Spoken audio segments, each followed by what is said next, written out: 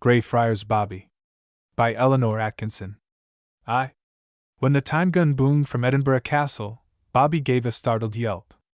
He was only a little country dog, the very youngest and smallest and shaggiest of Skye Terriers, bred on a heathery slope of the Pentland Hills, where the loudest sound was the bark of a collie or the tinkle of a sheep bell.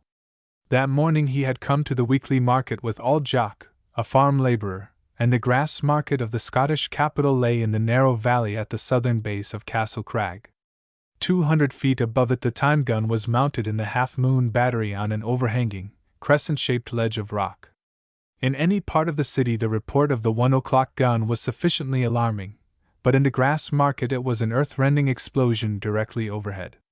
It needed to be heard but once there to be registered on even a little dog's brain. Bobby had heard it many times, and he never failed to yelp a sharp protest at the outrage to his ears. But, as the gunshot was always followed by a certain happy event, it started in his active little mind a train of pleasant associations.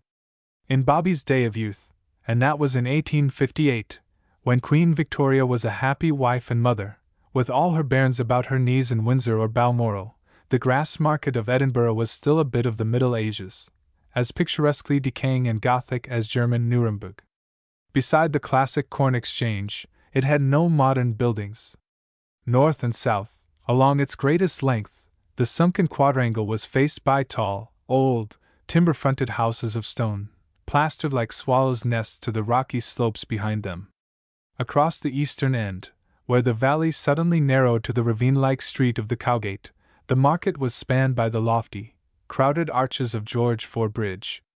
This high-hung, viaduct thoroughfare, that carried a double line of buildings within its parapet, leaped the gorge, from the tall, old, Gothic rookeries on High Street Ridge, just below the castle esplanade. It cleared the roofs of the tallest, oldest houses that swarmed up the steep banks from the Cowgate, and ran on, by easy descent, to the main gateway of Greyfriars Kirkyard at the lower top of the southern rise. Greyfriars' two kirks formed together, under one continuous roof, a long, low, buttressed building without tower or spire. The new kirk was of Queen Anne's day, but the old kirk was built before ever the Pilgrims set sail for America. It had been but one of several sacred buildings, set in a monastery garden that sloped pleasantly to the open valley of the grass market, and looked up the castle heights unhindered. In Bobby's day this garden had shrunk to a long, narrow, high-piled burying ground that extended from the rear of the line of buildings that fronted on the market, up the slope, across the hilltop, and to where the land began to fall away again, down the Burgmere. From the grass market, kirk and kirkyard lay hidden behind and above the crumbling grandeur of noble halls and mansions that had fallen to the grimiest tenements of Edinburgh's slums. From the end of the bridge approach there was a glimpse of massive walls, of pointed windows, and of monumental tombs through a double-leafed gate of wrought iron that was alcoved and wedged in between the ancient guildhall of the candlemakers and a row of prosperous little shops in Greyfriars Place.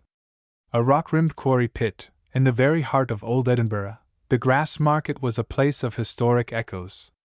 The yelp of a little dog there would scarce seem worthy of record. More in harmony with its stirring history was the report of the time gun. At 1 o'clock every day, there was a puff of smoke high up in the blue or grey or squally sky, then a deafening crash and a backfire fusillade of echoes. The oldest frequenter of the market never got used to it. On Wednesday, as the shot broke across the babel of shrill bargaining, every man in the place jumped, and not one was quicker of recovery than wee Bobby. Instantly ashamed, as an intelligent little dog who knew the import of the gun should be, Bobby denied his alarm in a tiny pink yawn of boredom. Then he went briskly about his urgent business of finding old Jock. The market was closed. In 5 minutes the great open space was as empty of living men as Greyfriars Kirkyard on a weekday. Drovers and hostlers disappeared at once into the cheap and noisy entertainment of the White Hart Inn that fronted the market, and set its squalid back against Castle Rock. Farmers rapidly deserted it for the clean country. Dwellers in the tenements darted up winds and blind closes, climbed twisting turnpike stairs to windy roosts under the gables, or they scuttled through noble doors into foul courts and hallways. Beggars and pickpockets swarmed under the arches of the bridge, to swell the evil-smelling human river that flowed at the dark and slimy bottom of the Cowgate. A chill November wind tore at the creaking iron cross of the Knights of St. John, on the highest gable of the Temple tenements, that turned its decaying back on the kirkyard of the Greyfriars. Low clouds were tangled and torn on the castle battlements. A few horses stood about, munching oats from feed boxes.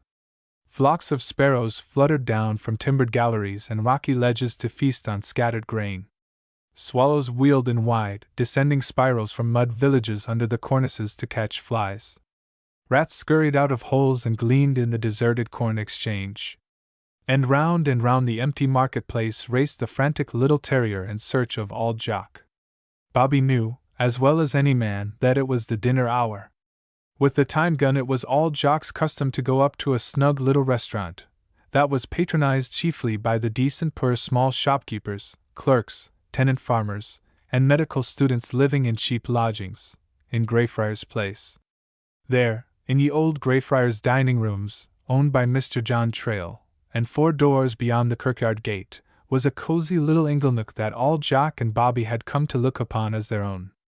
At its back, above a recessed oaken settle and a table, a tiny paned window looked up and over a retaining wall into the ancient place of the dead. The view of the heaped up and crowded mounds and thickets of old slabs and throughstones, girt all about by time-stained monuments and vaults, and shut in on the north and east by the backs of shops and lofty slum tenements, could not be said to be cheerful. It suited Old Jock, however, for what mind he had was of a melancholy turn. From his place on the floor, between his master's hobnailed boots, Bobby could not see the kirkyard, but it would not, in any case, have depressed his spirits. He did not know the face of death, and, a merry little ruffian of a terrier, he was ready for any adventure. On the stone gate pillar was a notice in plain English that no dogs were permitted in Greyfriars. As well as if he could read, Bobby knew that the kirkyard was forbidden ground. He had learned that by bitter experience. Once, when the little wicket gate that held the 2 tall leaves ajar by day chanced to be open, he had joyously chased a cat across the graves and over the western wall onto the broad green lawn of Harriet's hospital. There the little dog's escapade bred other mischief, for Harriet's hospital was not a hospital at all, in the modern English sense of being a refuge for the sick. Built and christened in a day when a Stuart king reigned in Holyrood Palace, and French was spoken in the Scottish court, Harriet's was a splendid pile of a charity school, all towers and battlements, and cheerful color, and countless beautiful windows. Endowed by a bereft and doublet goldsmith, Jinglin Geordie, Harriet, who had, "Nay, brave laddie o' his ain," it was devoted to the care and education of poor orphan and faterless boys. There it had stood for more than 2 centuries, in a spacious park, like the country seat of a lowland laird, but hemmed in by sordid markets and swarming slums. The region round about furnished an unfailing supply of poor orphan and faterless boys, who were as light-hearted and irresponsible as Bobby. Hundreds of the Harriet laddies were out in the noon recess, playing cricket and leapfrog, when Bobby chased that unlucky cat over the kirkyard wall. He could go no farther himself, but the laddies took up the pursuit, yelling like Highland clans of old in a foray across the border. The unholy din disturbed the sacred peace of the kirkyard. Bobby dashed back, barking furiously, in pure exuberance of spirits. He tumbled gaily over grassy hummocks, frisked saucily around terrifying old mausoleums, wriggled under the most enticing of low-set table tombs and sprawled, exhausted, but still happy and noisy, at Old Jock's feet. It was a scandalous thing to happen in any kirkyard. The angry caretaker was instantly out of his little stone lodge by the gate, and taking Old Jock sharply to task for Bobby's misbehavior. The pious old shepherd, shocked himself and publicly disgraced, stood, bonnet in hand, humbly apologetic. Seeing that his master was getting the worst of it, Bobby rushed into the fray, an animated little muff of pluck and fury, and nipped the caretaker's shins. There was a howl of pain, and a maced michty, word that made the ancient tombs stand aghast. Master and dog were hustled outside the gate, and into a rabble of jeering slum gamin. What a to-do about a miserable cat! To Bobby there was no logic at all in the denouement to this swift, exciting drama. But he understood Old Jock's shame and displeasure perfectly. Good-tempered as he was gay and clever, the little dog took his punishment meekly, and he remembered it. Thereafter, he passed the kirkyard gate decorously. If he saw a cat that needed harrying, he merely licked his little red chops, the outward sign of a desperate self-control. And a true sport, he bore no malice toward the caretaker. During that first summer of his life, Bobby learned many things. He learned that he might chase rabbits, squirrels and moorfowl, and seagulls and wops that came up to feed in plowed fields. Rats and mice around byre and dairy were legitimate prey, but he learned that he must not annoy sheep and sheepdogs, nor cattle, horses and chickens. And he discovered that, unless he hung close to old Jock's heels, his freedom was in danger from a wee lassie who adored him. He was no lady's lapdog. From the bairnie's soft cosseting he had fled to old Jock and the rough hospitality of the sheepfold. Being exact opposites in temperaments, but alike in tastes, Bobby and old Jock were inseparable. In the quiet corner of Mr. Trail's crowded dining room they spent the one idle hour of the week together, happily. Bobby had the leavings of a herring or haddie, for a rough little Skye will eat anything from smoked fish to moorfowl eggs, and he had the tidbit of a farthing bone to worry at his leisure. Old Jock smoked his cuddy pipe, gazed at the fire or into the kirkyard, and meditated on nothing in particular. In some strange way that no dog could understand, Bobby had been separated from old Jock that November morning. The tenant of Colbury Farm had driven the cart in, himself, and that was unusual. Immediately he had driven out again, leaving old Jock behind, and that was quite outside Bobby's brief experience of life. Beguiled to the lofty and coveted driver's seat where, with lolling tongue, he could view this interesting world between the horse's ears, Bobby had been spirited out of the city and carried all the way down and up to the hilltop toll-bar of Fairmillhead. It could not occur to his loyal little heart that this treachery was planned, nor, stanch little democrat that he was, that the farmer was really his owner, and that he could not follow a humbler master of his own choosing. He might have been carried to the distant farm, and shut safely in the byre with the cows for the night, but for an incautious remark of the farmer. With the first scent of the native heather the horse quickened his pace, and, at sight of the purple slopes of the Pentlands looming homeward, a fond thought at the back of the man's mind very naturally took shape in speech. Bobby, the wee lassie will be at the tap o' the brae to race ye hame." Bobby pricked his drop ears. Within a narrow limit, and concerning familiar things, the understanding of human speech by these intelligent little terriers is very truly remarkable. At mention of the wee lassie he looked behind for his rough old friend and unfailing refuge. Old Jock's absence discovered, Bobby promptly dropped from the seat of honor and from the cart tail, sniffed the smoke of Edinburgh town and faced right about. To the farmer's peremptory call he returned the spicy repartee of a cheerful bark. It was as much as to say, "Dinna fash yersel! I ken what I may boot." After an hour's hard run back over the dipping and rising country road and a long quarter circuit of the city, Bobby found the high-walled, winding way into the west end of the grass market. To a human being afoot there was a shorter cut, but the little dog could only retrace the familiar route of the farm carts.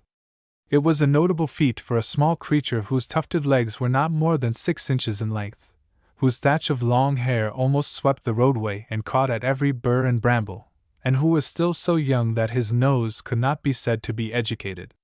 In the marketplace he ran here and there through the crowd, hopefully investigating narrow closes that were mere rifts and precipices of buildings, nosing outside stairs, doorways, stables, bridge arches, standing carts, and even hobnailed boots. He yelped at the crash of the gun, but it was another matter altogether that set his little heart to palpitating with alarm. It was the dinner hour, and where was old Jock? Ah! A happy thought! His master had gone to dinner! A human friend would have resented the idea of such base desertion and sulked. But in a little dog's heart of trust there is no room for suspicion. The thought simply lent wings to Bobby's tired feet. As the marketplace emptied he chased at the heels of laggards, up the crescent-shaped rise of Candlemaker's Row, and straight on to the familiar dining rooms.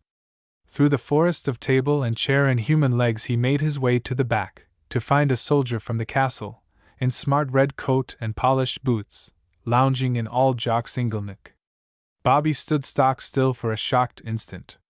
Then he howled dismally and bolted for the door.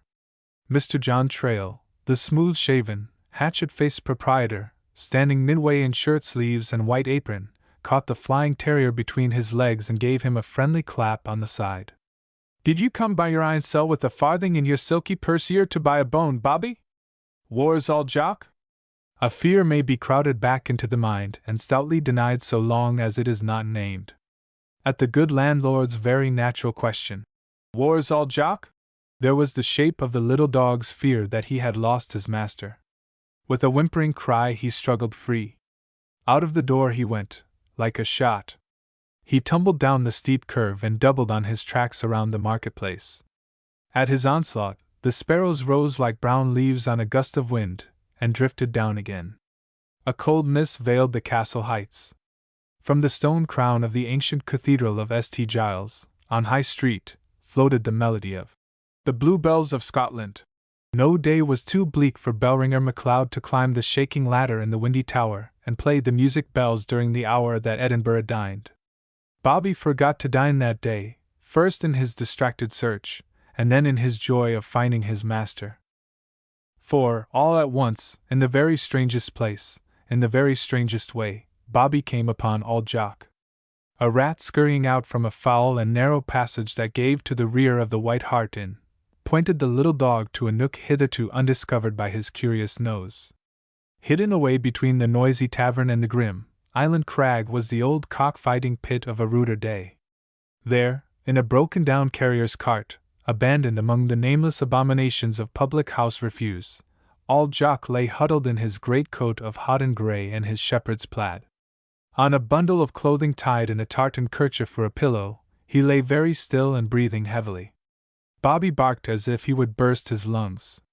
He barked so long, so loud, and so furiously, running round and round the cart and under it, and yelping at every turn, that a slatternly scullery maid opened a door and angrily bade him "No to die folk why is bladderin' dot." Old Jock she did not see at all in the murky pit, or, if she saw him, thought him some drunken foreign sailor from Leith Harbour. When she went in, she slammed the door and lighted the gas. Whether from some instinct of protection of his helpless master in that foul and hostile place, or because barking had proved to be of no use, Bobby sat back on his haunches and considered this strange, disquieting thing. It was not like old Jock to sleep in the daytime, or so soundly, at any time, that barking would not awaken him. A clever and resourceful dog, Bobby crouched back against the farthest wall, took a running leap to the top of the low boots, dug his claws into the stout, home-knitted stockings, and scrambled up over old Jock's legs into the cart. In an instant he poked his little black mop of a wet muzzle into his master's face and barked once, sharply, in his ear.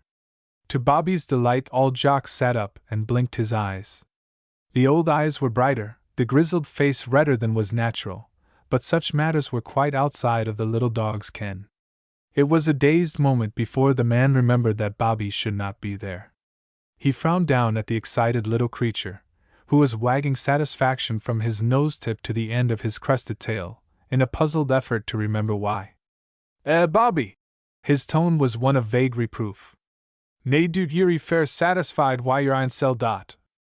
Bobby's feathered tail drooped, but it still quivered, all ready to wag again at the slightest encouragement.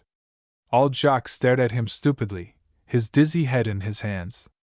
A very tired, very draggled little dog, Bobby dropped beside his master, panting, subdued by the reproach, but happy. His soft eyes, veiled by the silvery fringe that fell from his high forehead, were deep brown pools of affection. Old Jock forgot, by and by, that Bobby should not be there, and felt only the comfort of his companionship. "Weel, Bobby," he began again, uncertainly. And then, because his Scotch peasant reticence had been quite broken down by Bobby's shameless devotion, so that he told the little dog many things that he cannily concealed from humankind, he confided the strange weakness and dizziness in the head that had overtaken him. "Old Jock is juist fair silly the day, bonny wee laddie."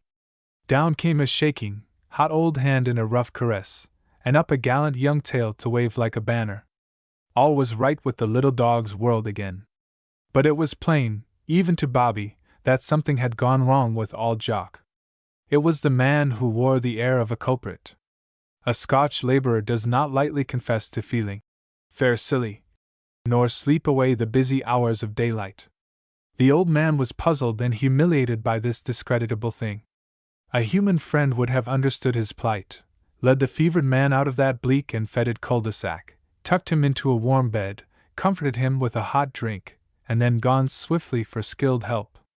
Bobby knew only that his master had unusual need of love. Very, very early a dog learns that life is not as simple a matter to his master as it is to himself. There are times when he reads trouble that he cannot help or understand in the man's eye and voice. Then he can only look his love and loyalty, wistfully, as if he felt his own shortcoming in the matter of speech. And if the trouble is so great that the master forgets to eat his dinner, forgets, also, the needs of his faithful little friend, it is the dog's dear privilege to bear neglect and hunger without complaint. Therefore, when old Jock lay down again and sank, almost at once, into sodden sleep, Bobby snuggled in the hollow of his master's arm and nuzzled his nose in his master's neck. 2. While the bells played, "There grows a bonny briarbush in our kail yard." Old Jock and Bobby slept. They slept while the tavern emptied itself of noisy guests, and clattering crockery was washed at the dingy, gas-lighted windows that overlooked the cockpit. They slept while the cold fell with the falling day, and the mist was whipped into driving rain. Almost a cave, between shelving rock and house wall, a gust of wind still found its way in now and then. At a splash of rain, old Jock stirred uneasily in his sleep. Bobby merely sniffed the freshened air with pleasure, and curled himself up for another nap. No rain could wet Bobby. Under his rough outer coat, that was parted along the back as neatly as the thatch along a cottage ridgepole, was a dense, woolly fleece that defied wind and rain, snow and sleet to penetrate. He could not know that nature had not been as generous in protecting his master against the weather. Although of a subarctic breed, fitted to live shelterless if need be, and to earn his living by native wit, Bobby had the beauty, the grace, and the charming manners of a lady's pet. In a litter of prick-eared, wire-haired puppies Bobby was a sport. It is said that some of the ships of the Spanish Armada, with French poodles in the officers' cabins, were blown far north and west, and broken up on the icy coasts of the Hebrides and Skye. Some such crossing of his faraway ancestry, it would seem, had given a greater length and a crisp wave to Bobby's outer coat, dropped and silkily fringed his ears, and powdered his useful, slate-gray color with silver frost. But he had the hardiness and intelligence of the sturdier breed, and the instinctive devotion to the working master. So he had turned from a soft-hearted bit lassie of a mistress, and the cozy chimney corner of the farmhouse kitchen, and linked his fortunes with this forlorn old laborer. A grizzled, gnarled little man was old Jock, of tough fibre, but worn out at last by 50 winters as a shepherd on the bleak hills of Midlothian and Fife, and a dozen more in the low stables and storm-buffeted garrets of Edinburgh. He had come into the world unaided in a shepherd's lonely cot. With little wit of mind or skill of hand, he had been a common tool, used by this master and that for the roughest tasks, when needed, put aside, passed on, and dropped out of mind. Nothing ever belonged to the man but his scant earnings. Wifeless, cotless, bairnless, he had slept, since early boyhood, under strange roofs, eaten the bread of the hireling, and sat dumb at other men's firesides. If he had another name, it had been forgotten. In youth he was Jock, in age old Jock. In his 63rd summer there was a belated blooming in old Jock's soul. Out of some miraculous caprice Bobby lavished on him a riotous affection. Then up out of the man's subconscious memory came words learned from the lips of a long-forgotten mother. They were words not meant for little dogs at all, but for sweetheart, wife and bairn. Old Jock used them cautiously, fearing to be overheard, for the matter was a subject of wonder and rough jest at the farm. He used them when Bobby followed him at the plough-tail or scampered over the heather with him behind the flocks. He used them on the market-day journeyings, and on summer nights, when the sea wind came sweetly from the broad firth and the two slept, like vagabonds, on a haycock under the stars. The purest pleasure old Jock ever knew was the taking of a bright farthing from his pocket to pay for Bobby's delectable bone in Mr. Trail's place. Given what was due him that morning and dismissed for the season to find such work as he could in the city, old Jock did not question the farmer's right to take Bobby back hame. Besides, what could he do with the noisy little rascal in an Edinburgh lodging? But duller of wit than usual, feeling very old and lonely, and shaky on his legs, and dizzy in his head, old Jock parted with Bobby and with his courage, together. With the instinct of the dumb animal that suffers, he stumbled into the foul nook and fell, almost at once, into a heavy sleep. Out of that Bobby roused him but briefly. Long before his master awoke, Bobby finished his series of refreshing little naps, sat up, yawned, stretched his short, shaggy legs, sniffed at old Jock experimentally, and trotted around the bed of the cart on a tour of investigation. This proving to be of small interest and no profit, he lay down again beside his master, nose on paws, and waited old Jock's pleasure patiently. A sweep of drenching rain brought the old man suddenly to his feet and stumbling into the marketplace. The alert little dog tumbled about him, barking ecstatically. The fever was gone and old Jock's head quite clear, but in its place was a weakness, an aching of the limbs, a weight on the chest, and a great shivering. Although the bell of St. Giles was just striking the hour of 5, it was already entirely dark. A lamplighter, with ladder and torch, was setting a double line of gas jets to flaring along the lofty parapets of the bridge. If the grass market was a quarry pit by day, on a night of storm it was the bottom of a reservoir. The height of the walls was marked by a luminous crown from many lights above the castle head, and by a student's dim candle, here and there, at a garret window. The huge bulk of the bridge cast a shadow, velvet black, across the eastern half of the market. Had not Bobby gone before and barked, and run back, again and again, and jumped up on old Jock's legs, the man might never have won his way across the drowned place, in the inky blackness and against the slanted blast of icy rain. When he gained the foot of Candlemaker's Row, a crescent of tall, old houses that curved upward around the lower end of Greyfriars Kirkyard, water poured upon him from the heavy timbered gallery of the Cunsey Nook, once the Royal Mint. The carting office that occupied the street floor was closed, or old Jock would have sought shelter there. He struggled up the rise, made slippery by rain and grime. Then, as the street turned southward in its easy curve, there was some shelter from the house walls. But old Jock was quite exhausted and incapable of caring for himself. In the ancient Guildhall of the Candlemakers, at the top of the row, was another carting office and harrow inn, a resort of country carriers. The man would have gone in there where he was quite unknown, or, indeed, he might even have lain down in the bleak court that gave access to the tenements above, but for Bobby's persistent and cheerful barking, begging and nipping. "Measter, measter," he said, as plainly as a little dog could speak, "dinna bide here. It's just a stap or two to food and fire in the cosy auld Inglenook." And then, the level roadway won at last, there was the railing of the bridge approach to cling to, on the one hand, and the upright bars of the kirkyard gate on the other. By the help of these and the urging of wee Bobby, old Jock came the short, steep way up out of the market, to the row of lighted shops in Greyfriars Place. With the wind at the back and above the housetops, Mr. Trail stood bareheaded in a dry haven of peace in his doorway, firelight behind him, and welcome in his shrewd grey eyes. If old Jock had shown any intention of going by, it is not impossible that the landlord of ye old Greyfriars dining rooms might have dragged him in bodily. The storm had driven all his customers home. For an hour there had not been a soul in the place to speak to, and it was so entirely necessary for John Trail to hear his own voice that he had been known, in such straits, to talk to himself. Old Jock was not an inspiring auditor, but a deal better than naething, and if he proved hopeless, entertainment was to be found in Bobby. So Mr. Trail bustled in before his guests, poked the open fire into leaping flames, and heaped it up skillfully at the back with fresh coals. The good landlord turned from his hospitable task to find old Jock streaming and shaking on the hearth. "Man, but you're wet!" he exclaimed. He hustled the old shepherd out of his dripping plaid and greatcoat and spread them to the blaze.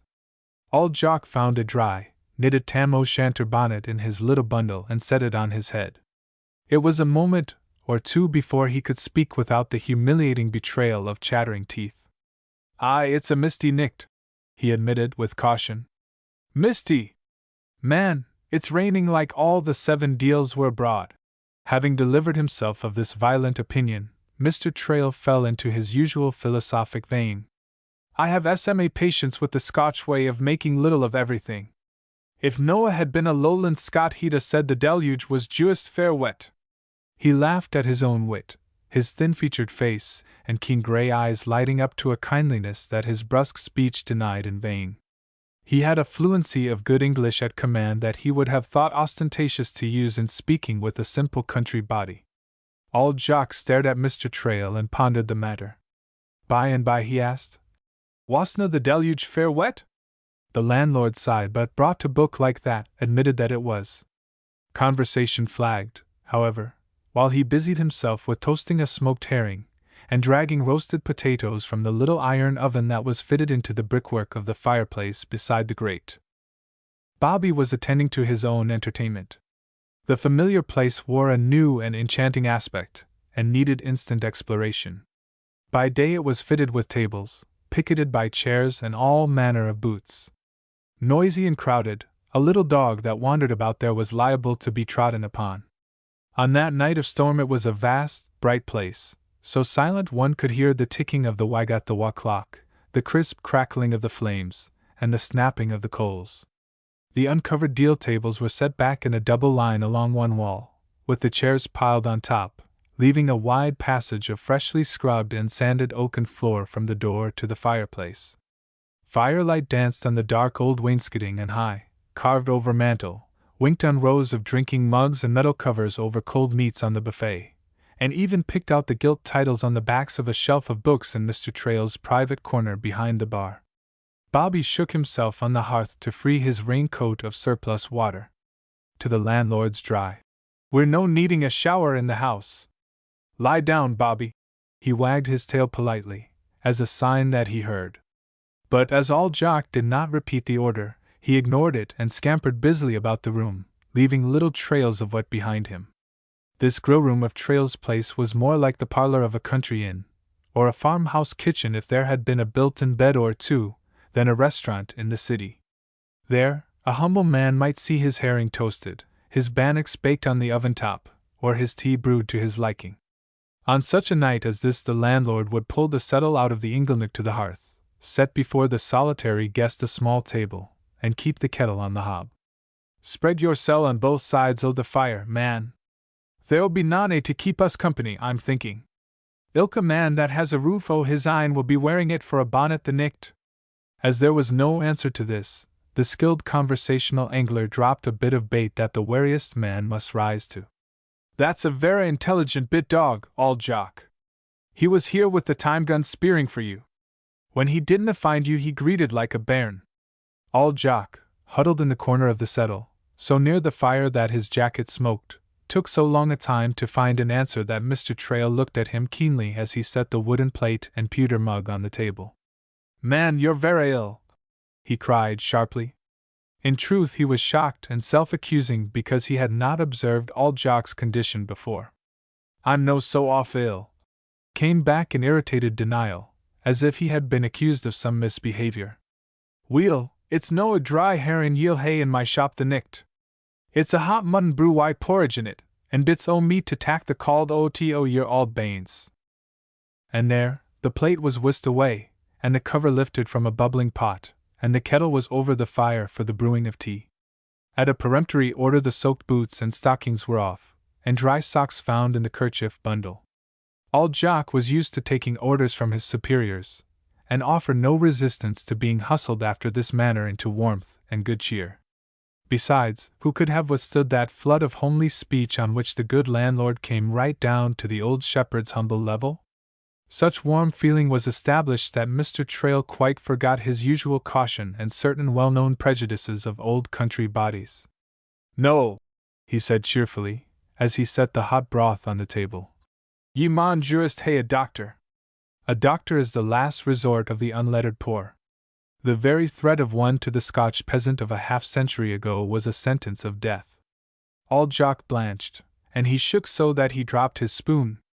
Mr. Trail hastened to undo the mischief. "It's no a doctor ye'll be needing, Ava, but a bit dose o' physic and a bed in the infirmary a day or twa. I wullna gang to the infirmary. It's just for puir toon bodies that are eiling in and dot. Fright and resentment lent the silent old man an astonishing eloquence for the moment. Ye wadna gang to the infirmary your eyesel, and tak charity. Would I know? I would go if I so much as cut my SMA finger, and I would let a student laddie bind it up for me. We'll ye're a soft ane, said old Jock. It was a terrible word. Soft! John Trail flushed darkly, and relapsed into discouraged silence. Deep down in his heart he knew that a regiment of soldiers from the castle could not take him alive, a free patient, into the infirmary. But what was one to do but leave, right heartily, for the good of this very sick, very poor, homeless old man on a night of pitiless storm? That he had lead to no purpose and got a soft name, for it was a blow to his pride.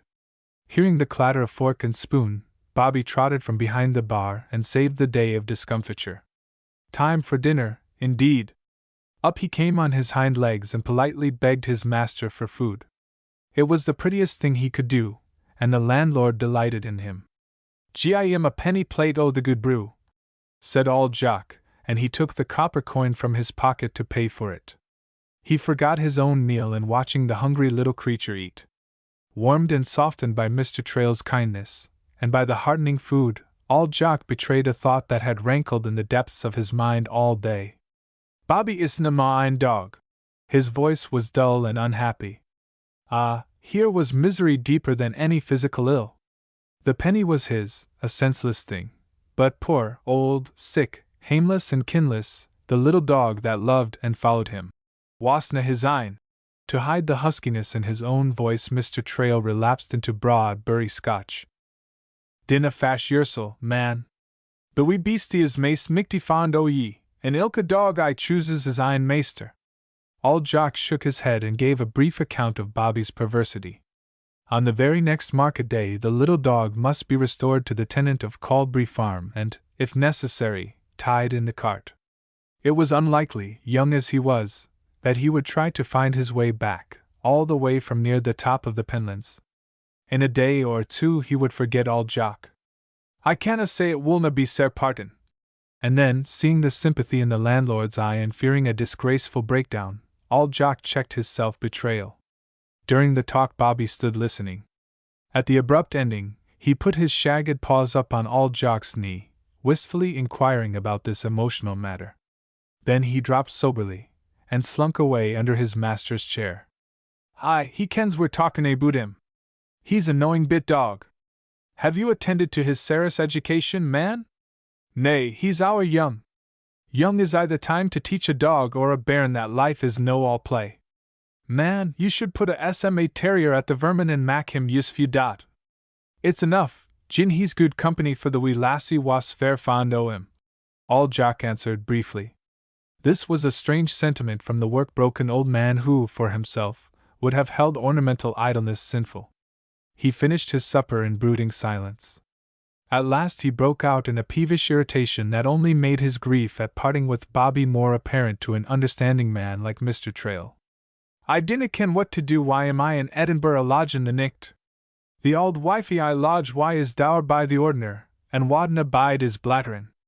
I couldna get him past Aldine, and they terriers are I barkin' aboot Nathan Ava." Mr. Trail's eyes sparkled at recollection of an appointment literary story to which Dr. John Brown had given currency. Like many Edinburgh shopkeepers, Mr. Trail was a man of superior education and an omnivorous reader. And he had many customers from the nearby university to give him a fund of stories of Scotch writers and other worthies. "You have a double plaid, man?" "Aye. Ilka's shepherd's got a TWA fold plaidie." It seemed a foolish question to old Jock, but Mr. Trail went on blithely. "There's a pocket in the plaid, an end left open at the side to mak a pouch? Nae doubt you've carried mony a thing in that pouch? Nay, no so mony. Juist the newborn lambs. Weel, Sir Walter had a shepherd's plaid, and there was a bit lassie he was vera fond of syne, when he had been at the riding o' the day, and was af his hide like, with too mony thoughts, he'd go across the town and fetch the bairnie to keep him company. She was a weel-born lassie, 6 or 7 years old, and SMA of her age, but no half as SMA as Bobby, I'm thinking. He stopped to let this significant comparison sink into old Jock's mind. The lassie had nae liking for the unmannerly wind and snaw of Edinburgh. So Sir Walter just happed her in the pouch of his plaid, and tumbled her out, snug as a lamb and none the wiser, in the big room whose walls were lined with books. Old Jock betrayed not a glimmer of intelligence as to the personal bearing of the story, but he showed polite interest. I ken naething aboot Sir Walter or ony o' the grand folk. Mr. Trail sighed, cleared the table in silence, and mended the fire. It was ill having no one to talk to but a simple old body who couldn't put 2 and 2 together and make 4. The landlord lighted his pipe meditatively, and he lighted his cruisy lamp for reading. Old Jock was dry and warm again, oh, very, very warm, so that he presently fell into a doze. The dining room was so compassed on all sides but the front by neighboring house and kirkyard wall, and by the floors above, that only a murmur of the storm penetrated it. It was so quiet, indeed, that a tiny, scratching sound in a distant corner was heard distinctly. A streak of dark silver, as of animated mercury, Bobby flashed past. A scuffle, a squeak, and he was back again, dropping a big rat at the landlord's feet and wagging his tail with pride. Weel done, Bobby! There's a bite and a bone for you here ony time o' day you call for it. Aye, a sensible bit dog will attend to his ain education and mak him so useful dat. Mr. Trail felt a sudden access of warm liking for the attractive little scrap of knowingness and pluck. He patted the tousled head, but Bobby backed away. He had no mind to be caressed by any man beside his master. After a moment the landlord took Guy Mannering down from the bookshelf. Knowing his Waverley by heart, he turned at once to the passages about Dandy Dinmont and his terriers, Mustard and Pepper and other spicy wee rascals. Aye, terriers are sonsie, leal dogs. Old Jock will have ein true mourner at his funeral. I would no mind if. On impulse he got up and dropped a couple of hard Scotch buns, very good dog biscuit, indeed, into the pocket of old Jock's greatcoat for Bobby. The old man might not be able to be out the morn. With the thought in his mind that someone should keep a friendly eye on the man, he mended the fire with such an unnecessary clattering of the tongs that old Jock started from his sleep with a cry. "Where is it you have your lodging, Jock?" the landlord asked, sharply, for the man looked so dazed that his understanding was not to be reached easily. He got the indefinite information that it was at the top of one of the tall, old tenements. "Just aft the Coo Gate. A lang climb for an auld man," John Trail said compassionately, then optimistic as usual. "But it's a lang climb or a foul smell, in the poor quarters of Edinburgh. Aye, it's weel abune the foul smell." With some comforting thought that he did not confide to Mr. Trail, but that ironed lines out of his old face, old Jock went to sleep again. Well, the landlord reflected, he could remain there by the fire until the closing hour or later, if need be, and by that time the storm might ease a bit, so that he could get to his lodging without another wetting. For an hour the place was silent, except for the falling clinkers from the grate, the rustling of book leaves, and the plumping of rain on the windows, when the wind shifted a point. Lost in the romance, Mr. Trail took no note of the passing time or of his quiet guests until he felt a little tug at his trouser leg. Laddie?" he questioned. Up the little dog rose in the begging attitude. Then, with a sharp bark, he dashed back to his master. Something was very wrong, indeed. Old Jock had sunk down in his seat. His arms hung helplessly over the end and back of the settle, and his legs were sprawled limply before him. The bonnet that he always wore, outdoors and in, had fallen from his scant grey locks, and his head had dropped forward on his chest. His breathing was labored, and he muttered in his sleep. In a moment Mr. Trail was inside his own greatcoat, storm boots and bonnet. At the door he turned back. The shop was unguarded. Although Greyfriars Place lay on the hilltop, with the sanctuary of the kirkyard behind it, and the university at no great distance in front, it was but a step up from the thief-infested gorge of the Cowgate. The landlord locked his money drawer, pushed his easy-chair against it, and roused old Jock so far as to move him over from the settle. The chief responsibility he laid on the anxious little dog, that watched his every movement. "Lie down, Bobby, and mind old Jock. And you're no a good dog if you canna bark to waken the dead in the kirkyard, if ony strange body comes about. Where are ye gangin'? Cried old Jock. He was wide awake, with burning, suspicious eyes fixed on his host. Sit you down, man, with your back to my siller. I'm going for a doctor. The noise of the storm, as he opened the door, prevented his hearing the frightened protest. Dinna jing! The rain had turned to sleet, and Mr. Trail had trouble in keeping his feet. He looked first into the famous book hunter's stall next door, on the chance of finding a medical student. The place was open, but it had no customers. He went on to the bridge, but there the sheriff's court, the martyr's church, the society halls, and all the smart shops were closed, their dark fronts lighted fitfully by flaring gas lamps. The bitter night had driven all Edinburgh to private cover. From the rear came a clear whistle.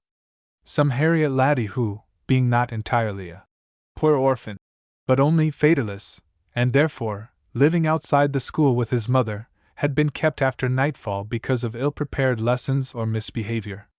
Mr. Trail turned, past his own door, and went on southward into Forest Road, that skirted the long arm of the kirkyard.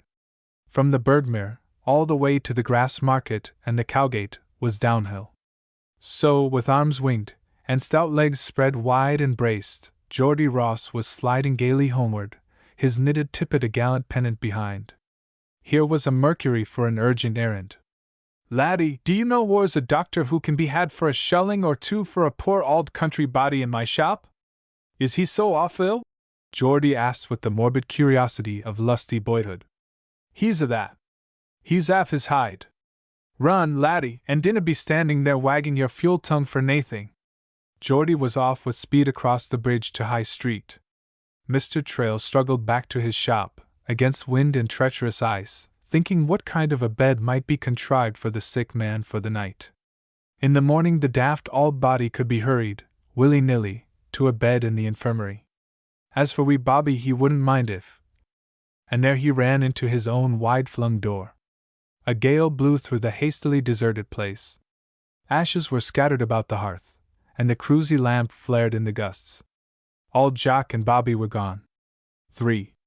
Although dismayed and self-accusing for having frightened old Jock into taking flight by his incautious talk of a doctor, not for an instant did the landlord of Greyfriars' dining rooms entertain the idea of following him. The old man had only to cross the street and drop down the incline between the bridge approach and the ancient chapel of St. Magdalene to be lost in the deepest, most densely peopled, and blackest gorge in Christendom. Well knowing that he was safe from pursuit, old Jock chuckled as he gained the last low level. Fever lent him a brief strength, and the cold damp was grateful to his hot skin. None were abroad in the Cowgate, and that was lucky for, in this black hole of Edinburgh, even so old and poor a man was liable to be set upon by thieves, on the chance of a few shillings or pence.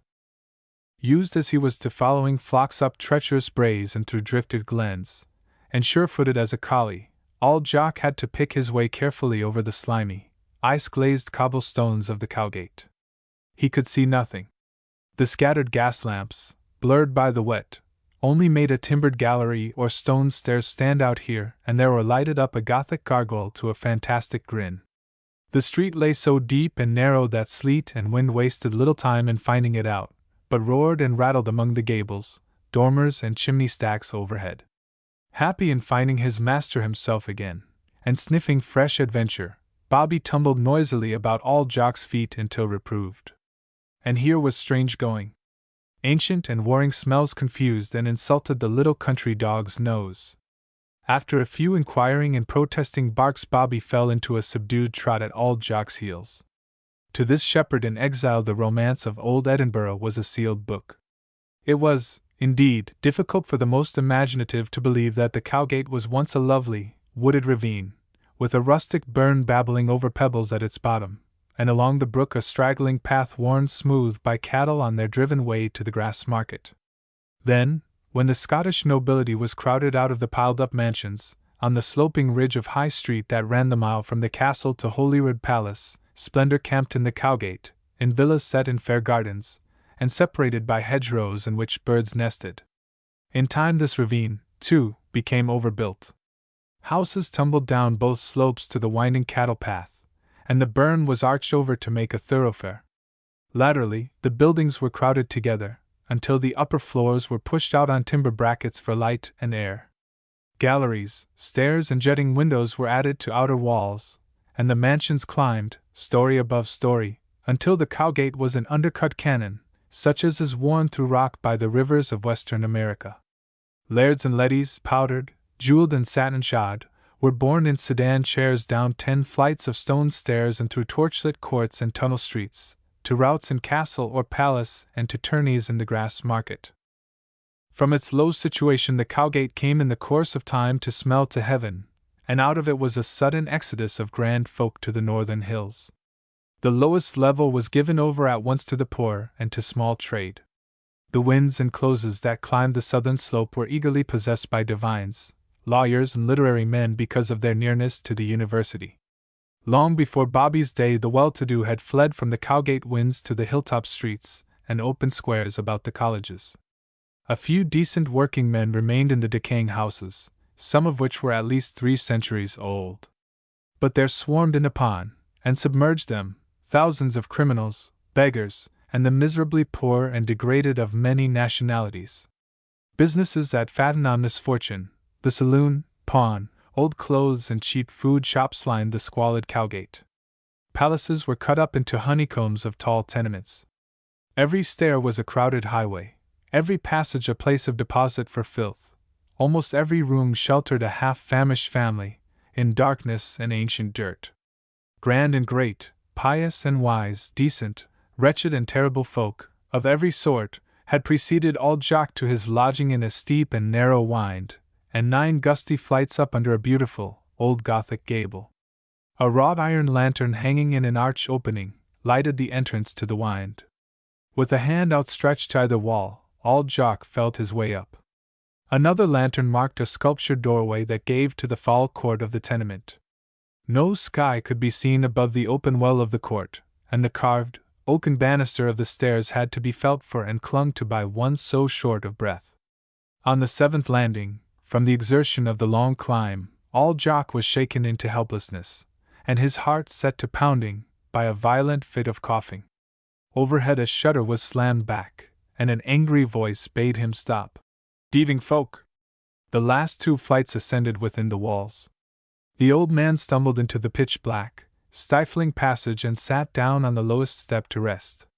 On the landing above he must encounter the auld wifey of a landlady, rousing her, it might be, and none too good-tempered, from sleep. Unaware that he added to his master's difficulties, Bobby leaped upon him and licked the beloved face that he could not see. Laddie, I dinna ken what to do wi' ye. We maun just hae to sleep o'. It did not occur to old Jock that he could abandon the little dog. And then there drifted across his memory a bit of Mr. Traill's talk that, at the time, had seemed to no purpose. Sir Walter happed the wee lassie in the pocket of his plaid. He slapped his knee in silent triumph.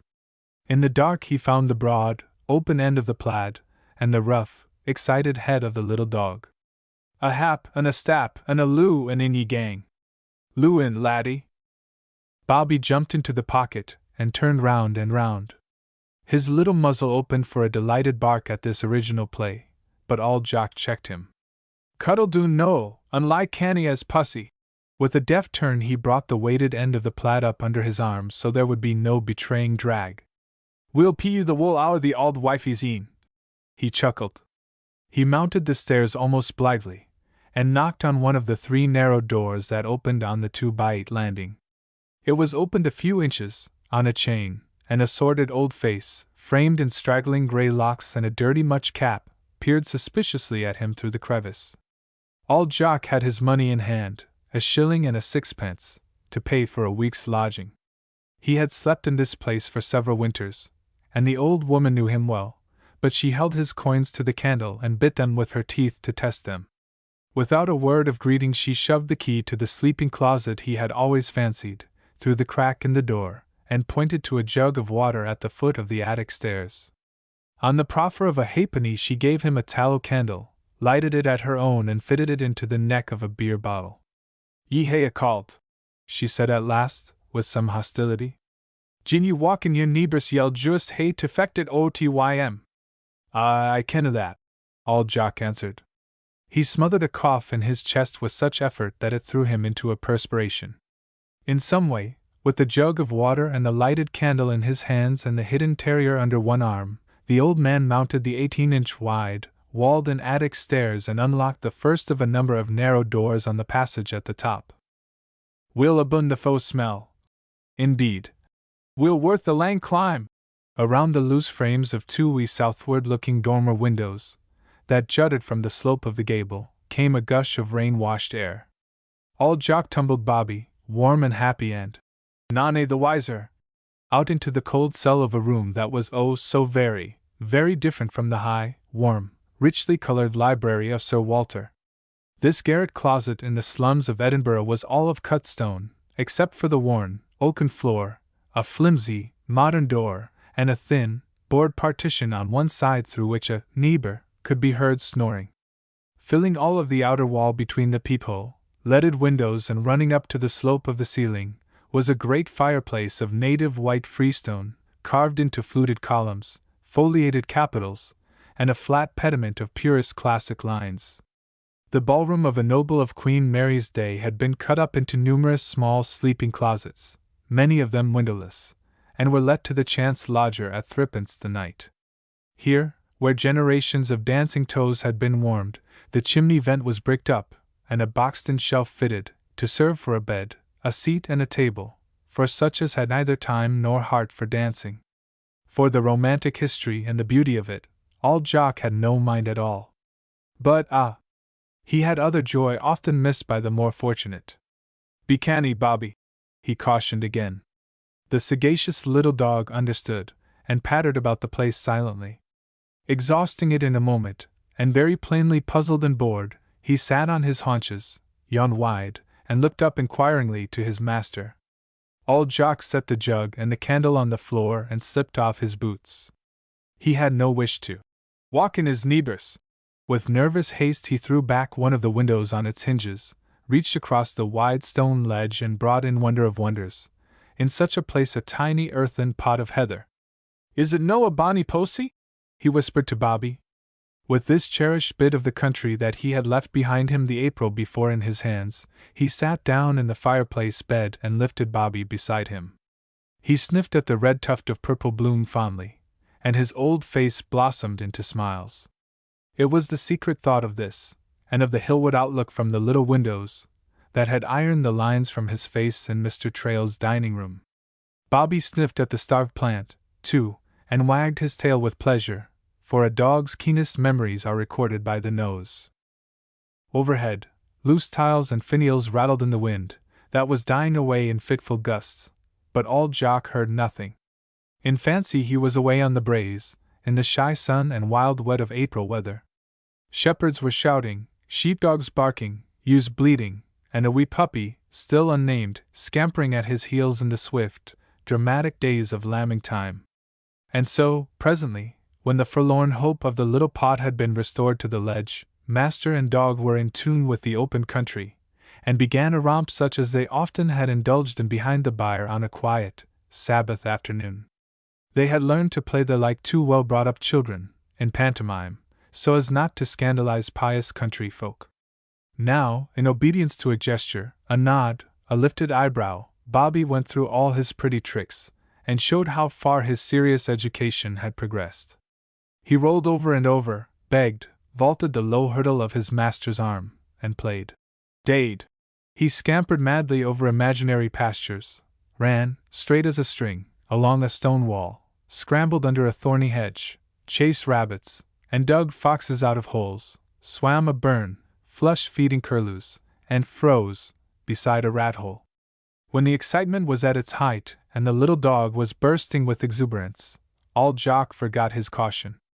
Holding his bonnet just out of reach, he cried aloud, "Lou, Bobby!" Bobby jumped for the bonnet, missed it, jumped again and barked the high-pitched, penetrating yelp of the terrier. Instantly their little house of joy tumbled about their ears. There was a pounding on the thin partition wall, an oath and a shout. "Whar's the deal o' a dog?" Bobby flew at the insulting clamor, but old Jock dragged him back roughly.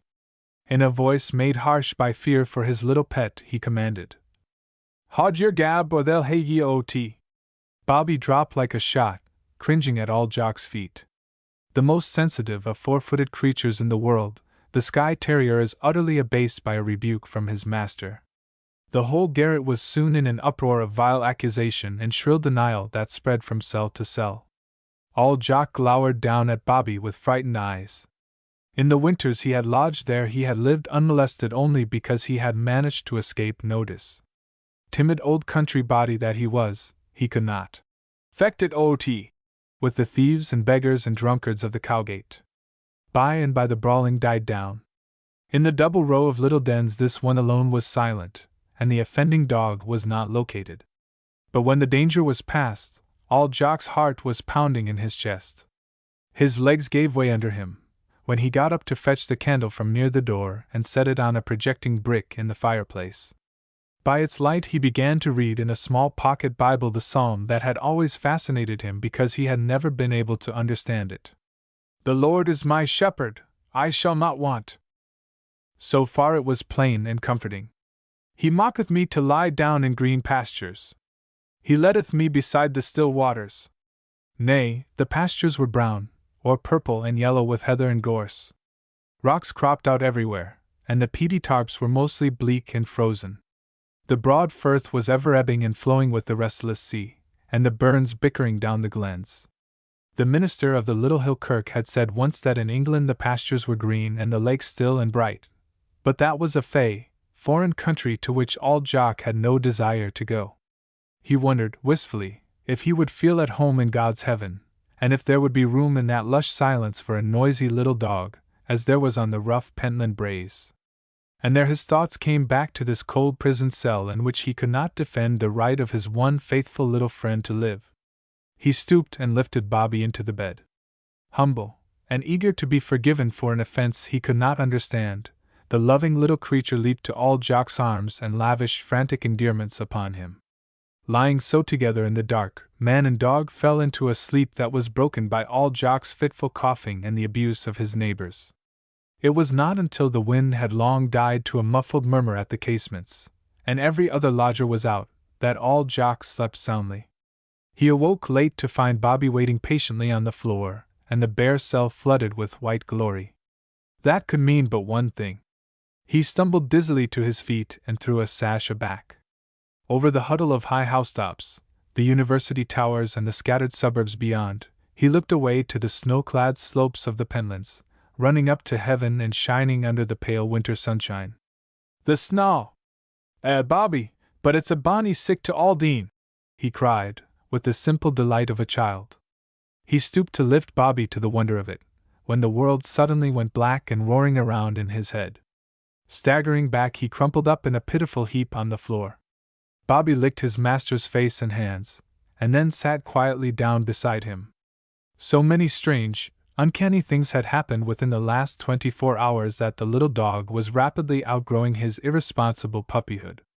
After a long time, old Jock opened his eyes and sat up. Bobby put his paws on his master's knees in anxious sympathy. Before the man had got his wits about him, the time gun boomed from the castle.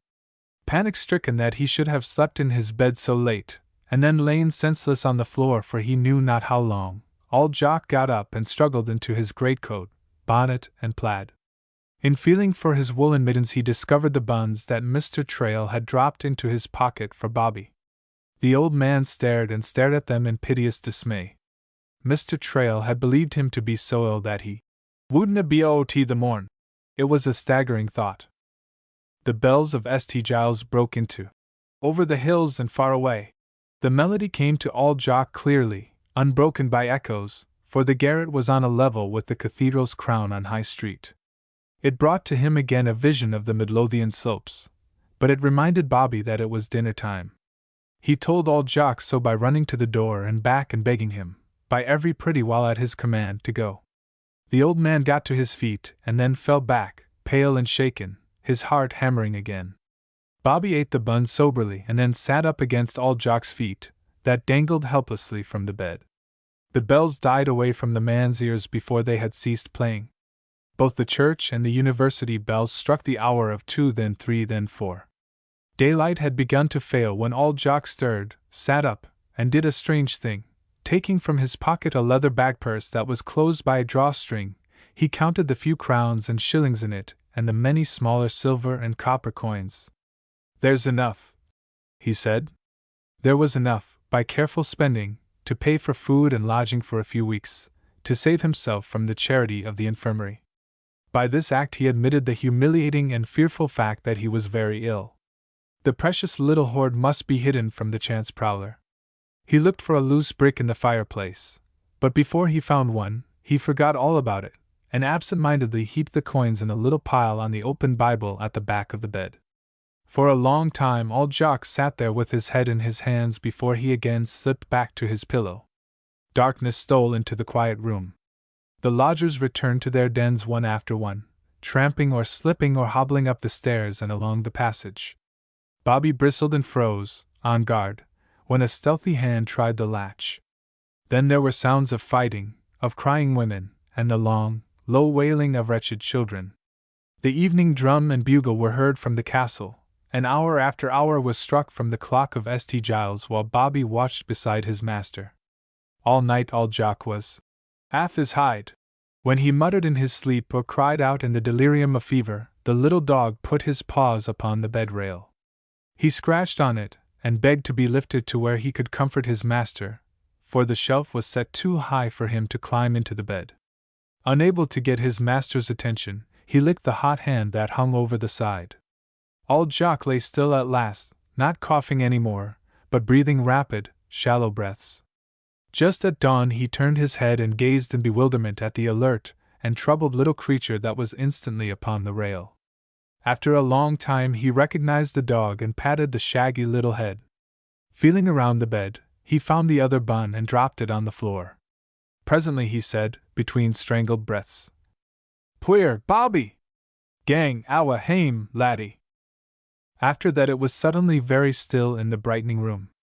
Bobby gazed and gazed at his master, one long, heartbroken look, then dropped to all fours and stood trembling.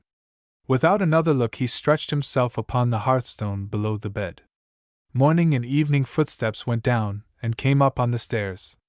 Throughout the day, the babble of crowded tenement strife, the crying of fishwives and faggot vendors in the court, the striking of the hours, the boom of the time gun and sweet clamor of music bells, the failing of the light and the soaring note of the bugle, he watched motionless beside his master.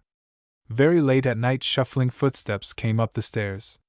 The auld wifey kept a sharp eye on the comings and goings of her lodgers. It was no canny that this old man, with a cold in his chest, had gone up full 2 days before and had not come down again.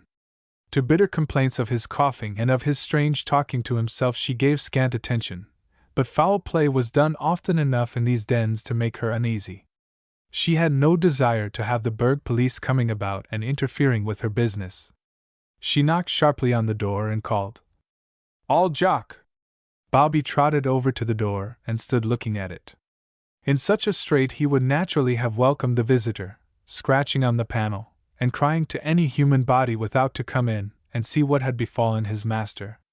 But old Jock had bade him haud his gab, there, as in Greyfriars kirkyard. So he held to loyal silence, although the knocking and shaking of the latch was insistent and the lodgers were astir. The voice of the old woman was shrill with alarm. "Old Jock, can ye no walkin'?"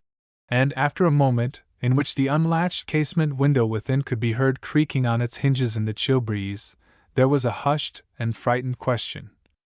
"Are you dead?" The footsteps fled down the stairs, and Bobby was left to watch through the long hours of darkness. Very early in the morning the flimsy door was quietly forced by authority. The first man who entered, an officer of the crown from the sheriff's court on the bridge, took off his hat to the majesty that dominated that bare cell. The Cowgate region presented many a startling contrast, but such a one as this must seldom have been seen. The classic fireplace, and the motionless figure and peaceful face of the pious old shepherd within it, had the dignity and beauty of some monumental tomb and carved effigy in old Greyfriars kirkyard. Only less strange was the contrast between the marks of poverty and toil on the dead man, and the dainty grace of the little fluff of a dog that mourned him. No such men as these, officers of Her Majesty the Queen, burgh policemen, and learned doctors from the Royal Infirmary, had ever been aware of Old Jock, living, dead, and no needing them any more. They stood guard over him, and inquired sternly as to the manner in which he had died. There was a hysterical breath of relief from the crowd of lodgers and tenants when the little pile of coins was found on the Bible. There had been no foul play. Old Jock had died of heart failure, from pneumonia and worn-out old age. "There's enough," a burgh policeman said when the money was counted.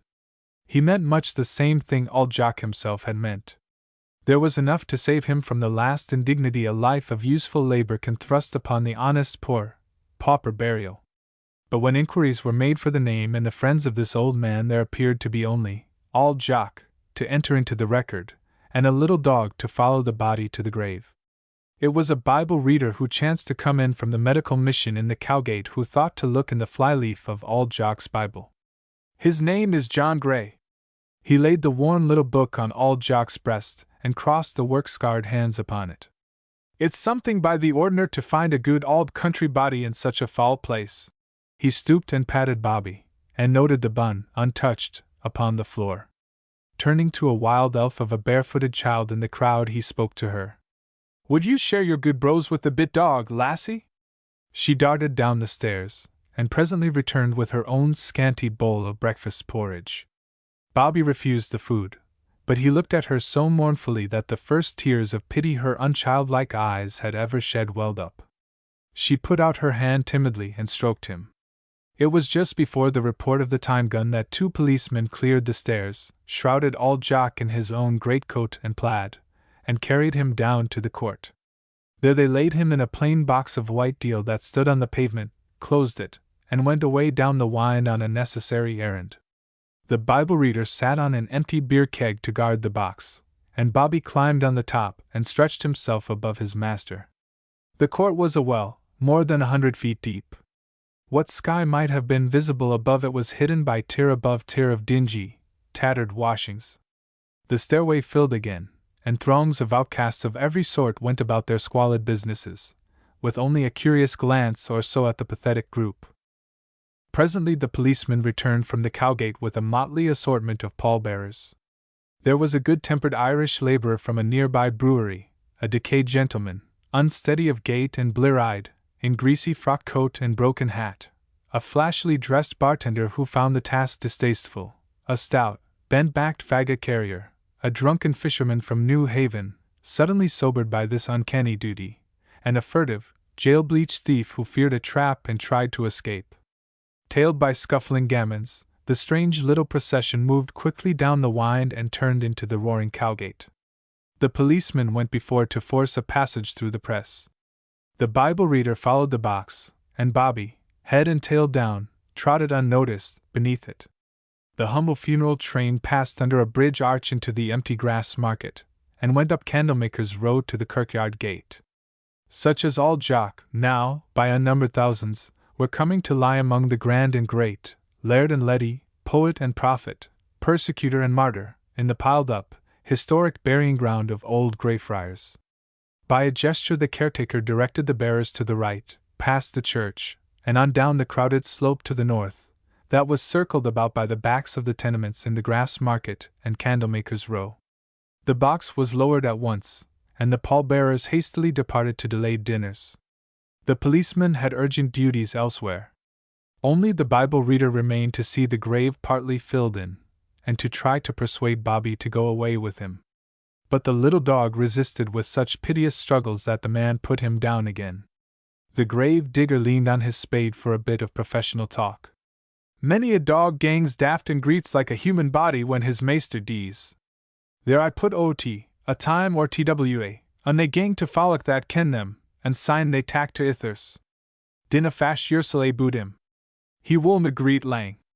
Since Bobby would not go, there was nothing to do but leave him there, but it was with many a backward look and disturbing doubt that the good man turned away. The gravedigger finished his task cheerfully, shouldered his tools, and left the kirkyard. The early dark was coming on when the caretaker, in making his last rounds, found the little terrier flattened out on the new-made mound. "Gang awa ot," he ordered. Bobby looked up pleadingly and trembled, but he made no motion to obey. James Brown was not an unfeeling man, and he was but doing his duty. From an impulse of pity for this bonny wee bit of loyalty and grief, he picked Bobby up, carried him all the way to the gate, and set him over the wicket on the pavement. "Gang awa hame, no," he said kindly. "A kirkyardy isna a place for a bit dog to be leave in dot." After nightfall, when the lamps were lighted on the bridge, when Mr. Trail had come out to stand idly in his doorway, looking for someone to talk to, and James Brown had locked the kirkyard yard gate for the night and gone into his little stone lodge to supper, Bobby came out of hiding and stretched himself prone across Old Jock's grave. 15 minutes after the report of the time gun on Monday, when the bells were playing their merriest and the dining rooms were busiest, Mr. Trail felt such a tiny tug at his trouser leg that it was repeated before he gave it attention. In the press of hungry guests, Bobby had little more than room to rise in his pretty, begging attitude. The landlord was so relieved to see him again, after 5 conscience-stricken days, that he stooped to clap the little dog on the side and to greet him with jocose approval. "Good dog to fetch, Old Jock." With a faint and piteous cry that was heard by no one but Mr. Trail, Bobby toppled over on the floor. It was a limp little bundle that the landlord picked up from underfoot and held on his arm a moment, while he looked around for the dog's master. Shocked at not seeing Old Jock, by a kind of inspiration he carried the little dog to the inglenook and laid him down under the familiar settle. Bobby was little more than breathing, but he opened his silkily veiled brown eyes and licked the friendly hand that had done this refinement of kindness. It took Mr. Trail more than a moment to realize the nature of the trouble. A dog with so thick a fleece of wool, under so crisply waving an outer coat as Bobby's, may perish for lack of food and show no outward sign of emaciation. "The Sansi, why, he's all but starved." Pale with pity, Mr. Trail snatched a plate of broth from the hands of a gaping waiter laddie, set it under Bobby's nose, and watched him begin to lap the warm liquid eagerly. In the busy place the incident passed unnoticed. With his usual, brisk decision, Mr. Trail turned the backs of a couple of chairs over against the nearest table, to signify that the corner was reserved, and he went about his duties with unwonted silence. As the crowd thinned, he returned to the inglenook to find Bobby asleep, not curled up in a tousled ball, as such a little dog should be, but stretched on his side and breathing irregularly. If Bobby was in such straits, how must it be with Old Jock? This was the 5th day since the sick old man had fled into the storm. With new disquiet, Mr. Trail remembered a matter that had annoyed him in the morning, and that he had been inclined to charge to mischievous Harriet boys. Low down on the outside of his freshly varnished entrance door were many scratches that Bobby could have made. He may have come for food on the Sabbath day when the place was closed. After an hour, Bobby woke long enough to eat a generous plate of that delectable and highly nourishing Scotch dish known as haggis. He fell asleep again in an easier attitude that relieved the tension on the landlord's feelings. Confident that the devoted little dog would lead him straight to his master, Mr. Trail closed the door securely, that he might not escape unnoticed, and arranged his own worldly affairs so he could leave them to hirelings on the instant. In the idle time between dinner and supper he sat down by the fire, lighted his pipe, repented his unruly tongue, and waited. As the short day darkened to its close, the sunset bugle was blown in the castle. At the first note, Bobby crept from under the settle, a little unsteady on his legs as yet, wagged his tail for thanks, and trotted to the door. Mr. Trail had no trouble at all in keeping the little dog in sight to the kirkyard gate, for in the dusk his coat shone silvery white. Indeed, by a backward look now and then, Bobby seemed to invite the man to follow, and waited at the gate, with some impatience, for him to come up. Help was needed there. By rising and tugging at Mr. Trail's clothing and then jumping on the wicket, Bobby plainly begged to have it opened. He made no noise, either barking nor whimpering, and that was very strange for a dog of the terrier breed, but each instant of delay he became more insistent, and even frantic, to have the gate unlatched. Mr. Trail refused to believe what Bobby's behavior indicated, and reproved him in the broad Scotch to which the country dog was used. "Nay, Bobby, be a good dog. Gang doon to the Coogate Knoll, and find all Jock. Uttering no cry at all, Bobby gave the man such a woebegone look and dropped to the pavement, with his long muzzle as far under the wicket as he could thrust it, that the truth shot home to Mr. Trail's understanding. He opened the gate. Bobby slipped through and stood just inside a moment, and looking back as if he expected his human friend to follow. Then, very suddenly, as the door of the lodge opened and the caretaker came out, Bobby disappeared in the shadow of the church. A big-boned, slow-moving man of the best country house gardener type, serviceably dressed in corduroy, wool bonnet, and ribbed stockings, James Brown collided with the small and wiry landlord, to his own very great embarrassment. Maister Trail, ye jide me a turn. It's no canny to be polin' aboot the kirkyard I the gloamin' dot. Where did the bit dog go, man? Demanded the peremptory landlord. Dog? There's no ony dog I the kirkyard. It isna permeated. Gin it's a pussy ye'ry needin' no. But Mr. Trail brushed this irrelevant pleasantry aside. Aye, there's a dog. I let him in my ain cell dot. The caretaker exploded with wrath. Sign I'll hae the law on ye. Can ye no read, man? Tut, tut, James Brown. Don't stand there arguing. It's a good and necessary regulation, but it's no the law o' the land. I turned the dog in to settle a matter with my ain conscience, and John Knox would have done the same thing in the bonny face o' Queen Mary. What it is nae beesiness of yours. The dog was a young terrier of the Highland breed, but with a drop to his ears and a crinkle in his frosty coat, no just an ordinary dog. I know him weel.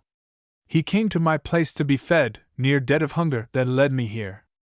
If his master lies in this kirkyard, I'll tak the bit dog awa with me. Mr. Trail's astonishing fluency always carried all walls of resistance before it with men of slower wit and speech. Only a superior man could brush time-honored rules aside so curtly, and stand on his human rights so surely. James Brown pulled his bonnet off deferentially, scratched his shock head and shifted his pipe. Finally he admitted, Weel, there was a bit tyke I the kirkyard twa days syne. I put him ot, and hae na seen him aboot ony main. He offered, however, to show the new-made mound on which he had found the dog. Leading the way past the church, he went on down the terrace slope, prolonging the walk with conversation, for the guardianship of an old churchyard offers very little such lively company as John Trail's. I mind, no, it was some poor body frae the Coogate. Why no ony mourners but the SMA terrier aneath the coffin? I let him pass, no to mak a disturbance at a burying. The deal box was fetched up by the police, and carried by sic a crew o' jailbirds as wad mak ye turn ouring your ain God's hole. But he paid for his burying wy his ain siller, and no lies as canny as the nobility.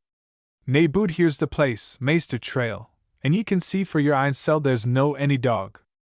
Aye, that would be all Jock and Bobby would no be leaving him, insisted the landlord, stubbornly. He stood looking down at the rough mound of frozen clods heaped in a little space of trampled snow.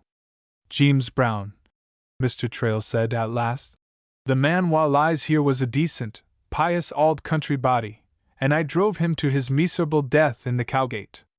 Man, ye dinna ken what ye're sayin', was the shocked response. Do I know? I'm canny by the ordiner, but my fuel tongue will get me into trouble with the magistrates one of these days. It I wags at both ends, and is no tied in the middle. Then, stanch Calvinist that he was, and never dreaming that he was indulging in the sinful pleasure of confession, Mr. Trail poured out the story of all Jock's plight and of his own shortcomings. It was a bitter, upbraiding thing that he, an uncommonly capable man, had meant so well by a humble old body, and done so ill. And he had failed again when he tried to undo the mischief. The very next morning he had gone down into the perilous Cowgate, and inquired in every place where it might be possible for such a timid old shepherd to be known. But there! As well look for a burr thistle in a bin of oats, as look for a human atom in the Cowgate and the winds. Juristaff. Weel, no, ye couldna hae done neithing why the auld body, Ava, gin he wouldna gang to the infirmary. The caretaker was trying to console the self-accusing man. Could I know? Ye dinna ken me as weel as ye micht. The disgusted landlord tumbled into broad Scotch. Gie me to do it ance mare, and I charge all jock why thievin' ma siller, why a wink o' the e at the police to mak them ken I was leein', and syne they'd hae hustled them aff, willy-nilly, to a snug bed. The energetic little man looked so entirely capable of any daring deed that he fired the caretaker into enthusiastic search for Bobby. It was not entirely dark, for the sky was studded with stars, snow lay in broad patches on the slope, and all about the lower end of the kirkyard supper candles burned at every rear window of the tall tenements. The two men searched among the nearby slabs and table tombs and scattered thorn bushes. They circled the monument to all the martyrs who had died heroically, in the grass market and elsewhere, for their faith. They hunted in the deep shadows of the buttresses along the side of the old kirk and among the pillars of the octagonal portico to the new. At the rear of the long, low building, that was clumsily partitioned across for two pulpits, stood the ornate tomb of Bloody Mackenzie. But Bobby had not committed himself to the mercy of the hanging judge, nor yet to the care of the doughty minister, who, from the pulpit of Greyfriars Auld Kirk, had flung the blood and tear-stained covenant in the teeth of persecution. The search was continued past the modest Scott family burial plot and on to the west wall. There was a broad outlook over Harriet's hospital grounds, a smooth and shining expanse of unsullied snow about the early Elizabethan pile of buildings. Returning, they skirted the lowest wall below the tenements, for in the circling line of courtyard vaults, where the nobility of Scotland lay haughtily apart under time-stained marbles, were many shadowy nooks in which so small a dog could stow himself away. Skulking cats were flushed there, and sent flying over aristocratic bones, but there was no trace of Bobby. The second tier of windows of the tenements was level with the kirkyard wall, and several times Mr. Trail called up to a lighted casement where a family sat at a scant supper. "Have you seen a bit dog, man?" There was much cordial interest in his quest, windows opening and faces staring into the dusk, but not until near the top of the row was a clue gained. Then, at the query, an unkempt, ill-clad lassie slipped from her stool and leaned out over the pediment of a tomb. She had seen a wee doggy jeekin amang the stains. It was on the Sabbath evening, when the well-dressed folk had gone home from the afternoon services. She was eating her porridge at the window by her lane, when he keeked up at her so knowing, and begged so bonny, that she balanced her bit bowl on a lath, and pushed it over on the kirkyard wall. As she finished the story, the big, blue eyes of the little maid, who doubtless had herself known what it was to be hungry, filled with tears. "The wee tyke couldna loo up to it, and a deal o' a pussy got it a. He was so bonny, like a leddy's pet, and syne he fell ower on the snaw and creepit awa. He didna cry o' tea, but he was a but dade why hunger." At the memory of it, soft-hearted Ailie Lindsay sobbed on her mother's shoulder. The tale was retold from one excited window to another, all the way around and all the way up to the gables, so quickly could some incident of human interest make a social gathering in the populous tenements. Most of all, the children seized upon the touching story. Eager and pinched little faces peered wistfully into the melancholy kirkyard. "Is he your ain dog?" crippled Tammy Barr piped out, in his thin treble. "Gin I had a bonny wee dog, I'd gie him ma ain bros, and cuddle him, and he couldna gang awa dat. Nay, laddie, he's no my dog.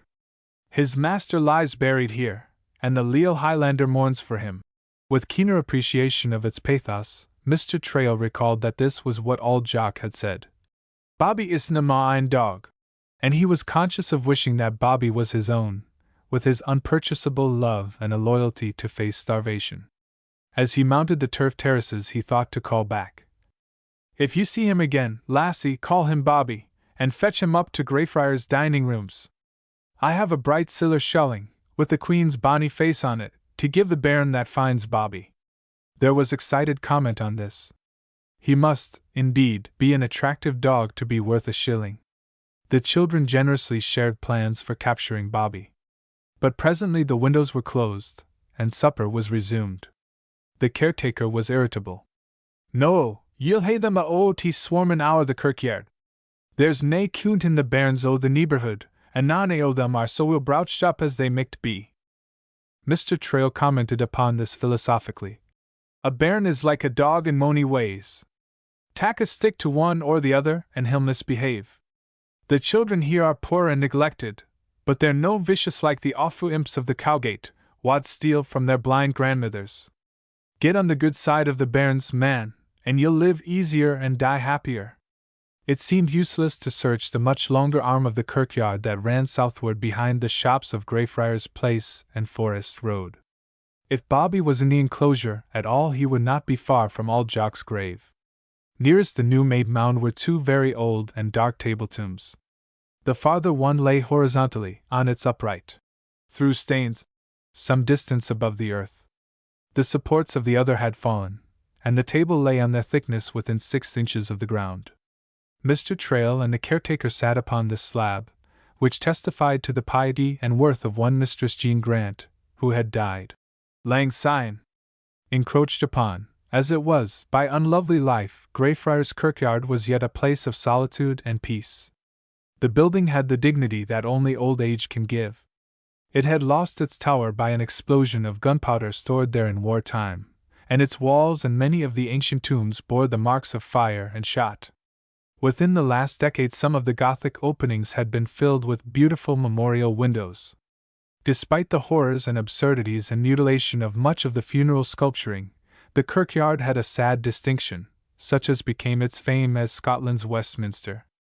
And there was one heavenward outlook and heavenly view. Over the tallest decaying tenement one could look up to the Castle of Dreams on the crag, and drop the glance all the way down the pinnacled crest of High Street, to the dark and deserted palace of Holyrood. After nightfall the turreted heights wore a luminous crown, and the steep ridge up to it twinkled with myriad lights. After a time the caretaker offered a well-considered opinion. The dog maun hae left the kirkyard. They terriers are aye barkin'. It'd be maist michty no, gin he'd be so lang i' the kirkyard, and no mak a bladderin' dot. As a man of superior knowledge, Mr. Trail found pleasure in upsetting this theory. The Highland breed are no like ordinary terriers. Noisy enough to deave one, by nature, give a bit sky a reason and he'll lie a' the day under a whin bush on the brae, as canny as a fox. You gave Bobby a reason for hiding here by turning him out. And Auld Jock was a vera religious man. It would no be surprising if he taught Bobby to hold his tongue in a kirkyard. Man, he did that vera thing.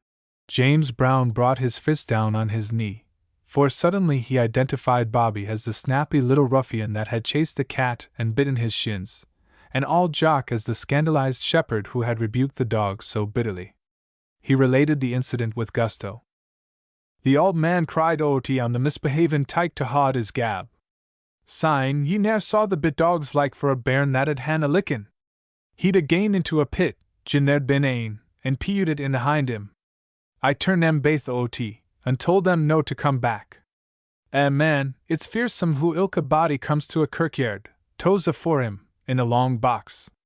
Mr. Brown was sobered by this grim thought, and then, in his turn, he confessed a slip to this tolerant man of the world. The wee deal o' a sparity dog nipped me, so I let oaty an eighth. Aye, that's Bobby. He would no be afraid of a nithing with hide or hair on it. Man, the Skye terriers go into dens of foxes and wildcats, and worry bulls till they tack to their heels. And Bobby's sagacious by the ordinary dot. He thought intently for a moment, and then spoke naturally, and much as Auld Jock himself might have spoken to the dog. Where are ye, Bobby? Come awa oaty, laddie. Instantly the little dog stood before him like some conjured ghost. He had slipped from under the slab on which they were sitting. It lay so near the ground, and in such a mat of dead grass, that it had not occurred to them to look for him there. He came up to Mr. Trail confidently, submitted to having his head patted, and looked pleadingly at the caretaker. Then, thinking he had permission to do so, he lay down on the mound. James Brown dropped his pipe. It's maist michty, he said. Mr. Trail got to his feet briskly. I'll just tak the dog with me, Mr. Brown. On market day I'll find the farmer that owns him and send him hame.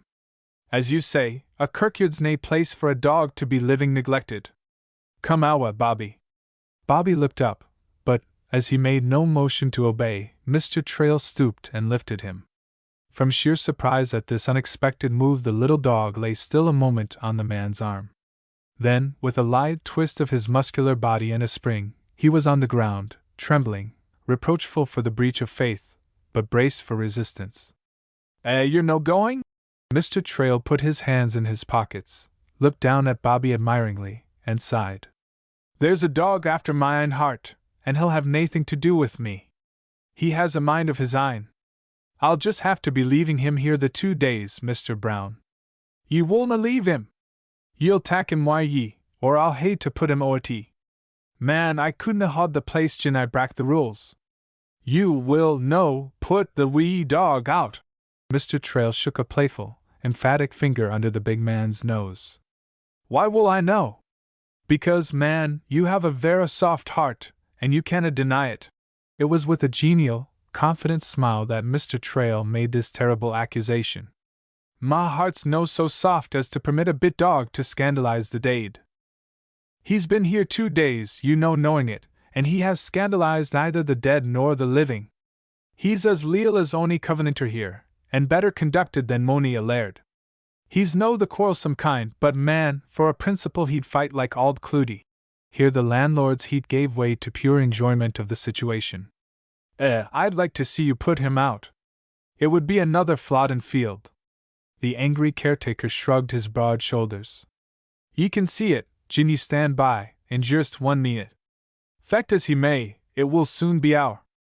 Mr. Trail laughed easily, and ventured the opinion that Mr. Brown's bark was worse than his bite. As he went through the gateway, he could not resist calling back a challenge. I dare you to do it.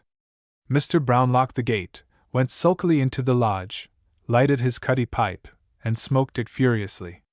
He read a psalm with deliberation, poked up an already bright fire, and glowered at his placid good wife. It was not to be borne, to be defied by a 10-inch high terrier, and dared by a man a third under his own weight, to do his duty. After an hour or so he worked himself up to the point of going out, and slamming the door. At 8 o'clock Mr. Trail found Bobby on the pavement outside the locked gate. He was not sorry that the fortunes of unequal battle had thrown the faithful little dog on his hospitality. Bobby begged piteously to be put inside, but he seemed to understand at last that the gate was too high for Mr. Trail to drop him over. He followed the landlord up to the restaurant willingly. He may have thought this champion had another solution of the difficulty, for when he saw the man settle comfortably in a chair he refused to lie on the hearth. He ran to the door and back, and begged and whined to be let out. For a long time he stood dejectedly. He was not sullen, for he ate a light supper and thanked his host with much polite wagging, and he even allowed himself to be petted. Suddenly he thought of something, trotted briskly off to a corner, and crouched there. Mr. Trail watched the attractive little creature with interest and growing affection. Very likely he indulged in a daydream that, perhaps, the tenant of Colbury Farm could be induced to part with Bobby for a consideration, and that he himself could win the dog to transfer his love from a cold grave to a warm hearth. With a spring the rat was captured. A jerk of the long head and there was proof of Bobby's prowess to lay at his good friend's feet. Made much of, and in a position to ask fresh favors, the little dog was off to the door with cheerful, staccato barks. His reasoning was as plain as print. I hae done ye a service, no tak me back to the kirkyard. Mr. Trail talked to him as he might have reasoned with a bright bairn. Bobby listened patiently, but remained of the same mind. At last he moved away, disappointed in this human person, discouraged, but undefeated in his purpose. He lay down by the door. Mr. Trail watched him, for if any chance late comer opened the door the masterless little dog would be out into the perils of the street. Bobby knew what doors were for and very likely expected some such release. He waited a long time patiently. Then he began to run back and forth. He put his paws upon Mr. Trail and whimpered and cried. Finally he howled. It was a dreadful, dismal, heartbroken howl that echoed back from the walls. He howled continuously, until the landlord, quite distracted, and concerned about the peace of his neighbors, thrust Bobby into the dark scullery at the rear, and bade him stop his noise. For fully 10 minutes the dog was quiet. He was probably engaged in exploring his new quarters to find an outlet. Then he began to howl again. It was truly astonishing that so small a dog could make so large a noise. A battle was on between the endurance of the man and the persistence of the terrier. Mr. Trail was speculating on which was likely to be victor in the contest, when the front door was opened and the proprietor of the book hunter's stall put in a bare, bald head and the abstracted face of the bookworm that is mildly amused. "Have you taken to a dog at your time o' life, Mr. Trail?" "Aye, man, and it would be all right if the bit dog would just tack to me." This pleasantry annoyed a good man who had small sense of humor, and he remarked testily, "The barkin' disturbs my customers so they canna read." The place was a resort for student laddies who had to be saving of candles. "That's no right," the landlord admitted, sympathetically. "Reading macth a full man. What a difference to the world if Robbie Burns had I preferred a book to a bottle." The bookseller refused to be beguiled from his just cause of complaint into the flowery meads of literary reminiscences and speculations. "You'll stop that dog's cleaving noise, Mr. Trail, or I'll appeal to the burg police." The landlord returned a bland and childlike smile. "You'd be well within your legal rights to do it, neighbor." The door was shut with such a businesslike click that the situation suddenly became serious. Bobby's vocal powers, however, gave no signs of diminishing.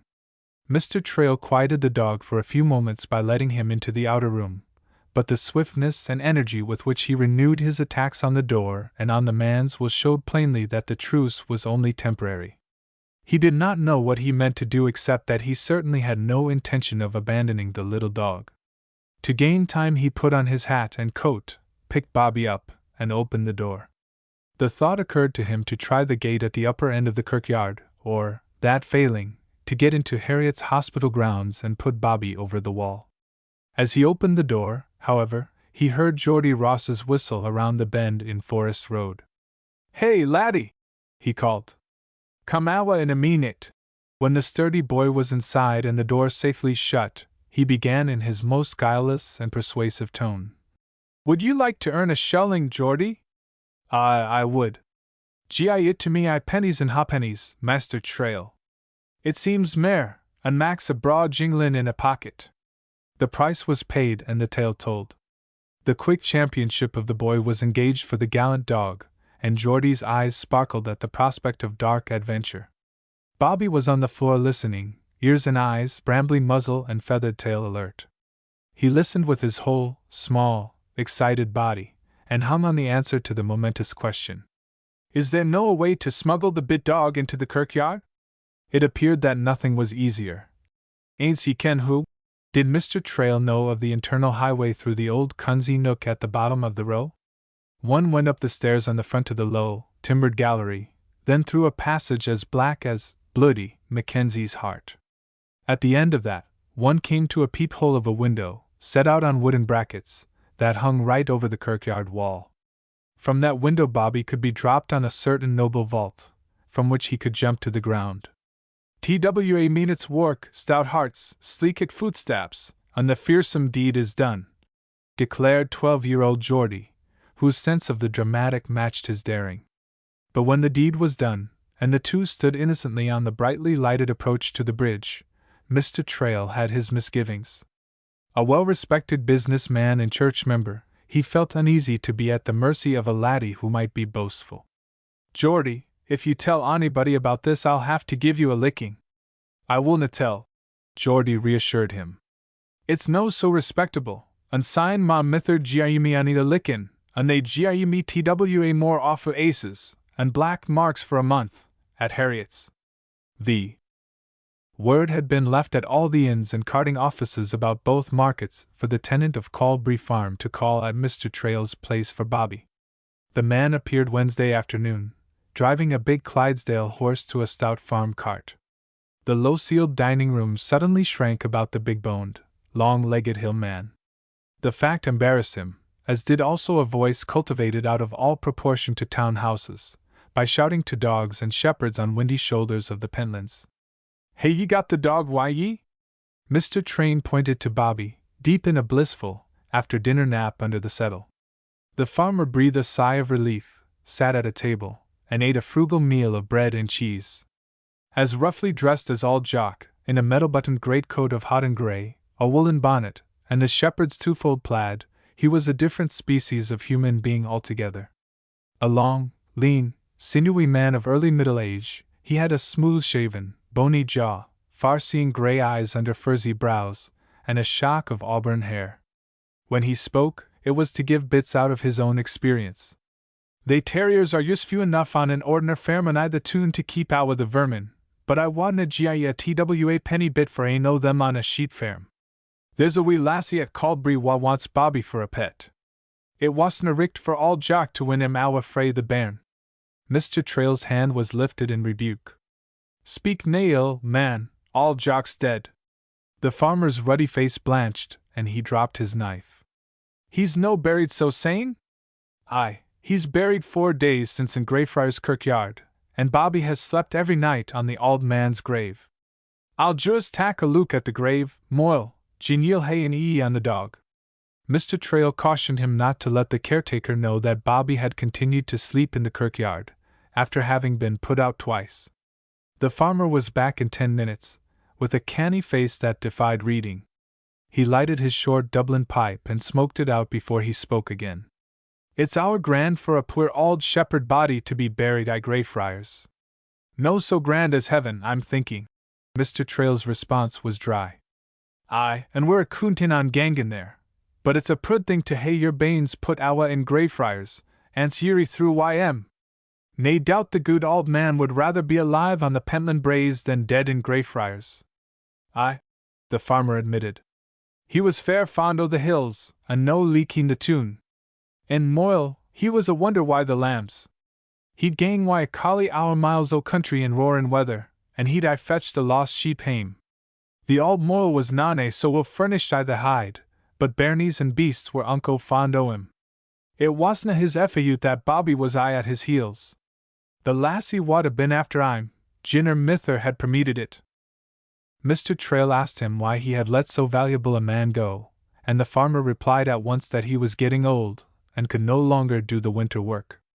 To any but a Scotchman brought up near the sheep country this would have sounded hard, but Mr. Trail knew that the farmers on the wild, tipped-up moors were themselves hard-pressed to meet rent and taxes. To keep a shepherd incapacitated by age and liable to lose a flock in a snowstorm was to invite ruin. And presently the man showed unwittingly how sweet a kernel the heart may lie under the shell of sordid necessity. "I didna ken the auld man was fair ill or he micht hae bided at the farm and taken his ain time to dee at his ease." As Bobby unrolled and stretched to an awakening, the farmer got up, took him unaware and thrust him into a covered basket. He had no intention of letting the little creature give him the slip again. Bobby howled at the indignity, and struggled and tore at the stout wickerwork. It went to Mr. Trail's heart to hear him, and to see the gallant little dog so defenseless. He talked to him through the lattice cover all the way out to the cart, telling him all Jock meant for him to go home. At that beloved name, Bobby dropped to the bottom of the basket, and cried in such a heartbroken way that tears stood in the landlord's eyes, and even the farmer confessed to a sudden called in his hide. "I gie him to ye, mon, gin it wasna that the bit lassie wad greet her bonny een ot gin I didna fetch him hame. Nae boot the bit tyke wad a dee gin ye hadna fed him. Man, he'll no bide with me, or I'd be bargaining for him. And he'll no be permitted to live in the kirkyard. I know naething in this life more pitiful than a masterless, hameless dog." And then, to delay the moment of parting with Bobby, who stopped crying and began to lick his hand in frantic appeal through a hole in the basket, Mr. Trail asked how Bobby came by his name. "It was a leddy o' the neighbourhood o' Swanston. She came drivin' by Caldbury I her bit cart wi' shaggy Shetlands to it and stapped at the dairy for a drink o' buttermilk frae the kern. Syne she saw the sonsie puppy Lupin at all Jock's heels, bonny as a poodle, but mair knowin'. The leddy gied me a pun note for him. I put him up on the seat, and she said that no she had a smart Hieland groom to match her Hieland steeds, and she flicked the pony's wire wup. Syne the bit dog was on the earth and flyin' awa doon the road like the deil was after him. And the leddy locked, and went awa yot him. At the foot o' the brae she was still louchin', and she cawed back, gie him the name o' Bobby, good mon he's left the ploughtail ends aft to Edinburgh to mak his fame and fortune. I didna ken what the leddy meant. Man, she meant he was like Bobby Burns." Here was a literary flavor that gave added attraction to a man who sat at the feet of the Scottish muses. The landlord sighed as he went back to the doorway, and he stood there listening to the clatter of the cart and rough-shod horse and to the mournful howling of the little dog, until the sounds died away in Forest Road. Mr. Trail would have been surprised to know, perhaps, that the confines of the city were scarcely passed before Bobby stopped protesting and grieving and settled down patiently to more profitable work. A human being thus kidnapped and carried away would have been quite helpless. But Bobby fitted his mop of a black muzzle into the largest hole of his wicker prison, and set his useful little nose to gathering news of his whereabouts. If it should happen to a dog in this day to be taken from ye old Greyfriars dining rooms and carried southward out of Edinburgh, there would be 2 miles or more of city and suburban streets to be traversed before coming to the open country. But a half-century or more ago one could stand at the upper gate of Greyfriars Kirkyard or Harriet's Hospital grounds and look down a slope dotted with semi-rustic houses, a village or two and watermills, and then cultivated farms, all the way to a stone-bridged burn and a toll-bar at the bottom of the valley. This hillside was the ancient Burgmere where King James of old gathered a great host of Scots to march and fight and perish on Flodden Field. Bobby had not gone this way homeward before, and was puzzled by the smell of prosperous little shops, and by the park-like odors from college campuses to the east, and from the well-kept residence park of George Square. But when the cart rattled across Lauriston Place he picked up the familiar sense of milk and wool from the cattle and sheep market, and then of cottage dooryards, of turned furrows and of farmsteads. The earth wears ever a threefold garment of beauty. The human person usually manages to miss nearly everything but the appearance of things. A few of us are so fortunate as to have ears attuned to the harmonies woven on the wind by trees and birds and water, but the tricky weft of odors that lies closest of all, enfolding the very bosom of the earth, escapes us. A little dog, traveling with his nose low, lives in another stratum of the world, and experiences other pleasures than his master. He has excitements that he does his best to share, and that send him flying in pursuit of phantom clues. From the top of the Birdmere it was easy going to Bobby. The snow had gone off in a thaw, releasing a multitude of autumnal aromas. There was a smell of birch and beech buds sealed up in gum, of berries clotted on the rowan trees, and of balsam and spice from plantations of highland firs and larches. The babbling water of the burn was scented with the dead bracken of glens down which it foamed. Even the leafless hedges had their woody odors, and stone dikes their musty smell of decaying mosses and lichens. Bobby knew the pause at the toll-bar in the valley, and the mixed odors of many passing horses and men there. He knew the smells of poultry and cheese at a dairy farm, of hunting dogs and riding leathers at a sportsman's trysting inn, and of grist and polluted water at a mill. And after passing the hilltop toll-bar of Fermalhead, dipping across a narrow valley and rounding the base of a sentinel peak, many tame odors were left behind. At the buildings of the large, scattered farms there were smells of sheep, and dogs and barnyards. But, for the most part, after the road began to climb over a high shoulder of the range, there was just one wild tang of heather and gorse and fern, tingling with salt air from the German Ocean. When they reached Caldbury Farm, high up on the slope, it was entirely dark. Lights in the small, deep-set windows gave the outlines of a low, steep-roofed, stone farmhouse. Out of the darkness a little wind-blown figure of a lassie fled down the brae to meet the cart, and an eager little voice, as clear as a hill-bird's piping, cried out, "Hey, ye got mine, Bobby Faither?" "Aye, lassie, I fetched him hame," the farmer roared back, in his big voice. Then the cart was stopped for the wee maid to scramble up over a wheel, and there were sweet little sounds of kissing and muffled little cuddlings under the warm plaid. When these soft endearments had been attended to there was time for another yearning. "May I haud wee Bobby Faither?" "Nay, lassie, a bonny bit bairnie couldna haud him in her SMA arms. Bobby's afore gangin' owa to leave in a grand kirkyard wi' auld Jock." A little gasp, and a wee sob, and an odd question. "Is good auld Jock day, Daddy?" Bobby heard it, and answered with a mournful howl. The lassie snuggled closer to the warm, beating heart, hid her eyes in the rough plaid, and cried for auld Jock and for the grieving little dog. "Nighest to Faither and Mither and Big Brither waddy I loe ye auld Jock and Bobby." The bairnie's voice was smothered in the plaidie. Because it was dark and none were by to see, the reticent Scot could overflow in tender speech. His arm tightened around this one little ewe lamb of the human fold on Cold Slope Farm. He comforted the child by telling her how they would mak it up to Bobby, and how very soon a wee dog forgets the keenest sorrow and is happy again. The sheep-dogs charged the cart with as deafening a clamor of welcome as if a homecoming had never happened before, and raced the horse across the level. The kitchen door flared open, a sudden beacon to shepherds scattered afar on these upland billows of heath. In a moment the basket was in the house, the door snecked, and Bobby released on the hearth. It was a beautiful, dark old kitchen, with a homely fire of peat that glowed up to smoke-stained rafters. Soon it was full of shepherds, come in to a supper of brose, cheese, milk, and bannocks.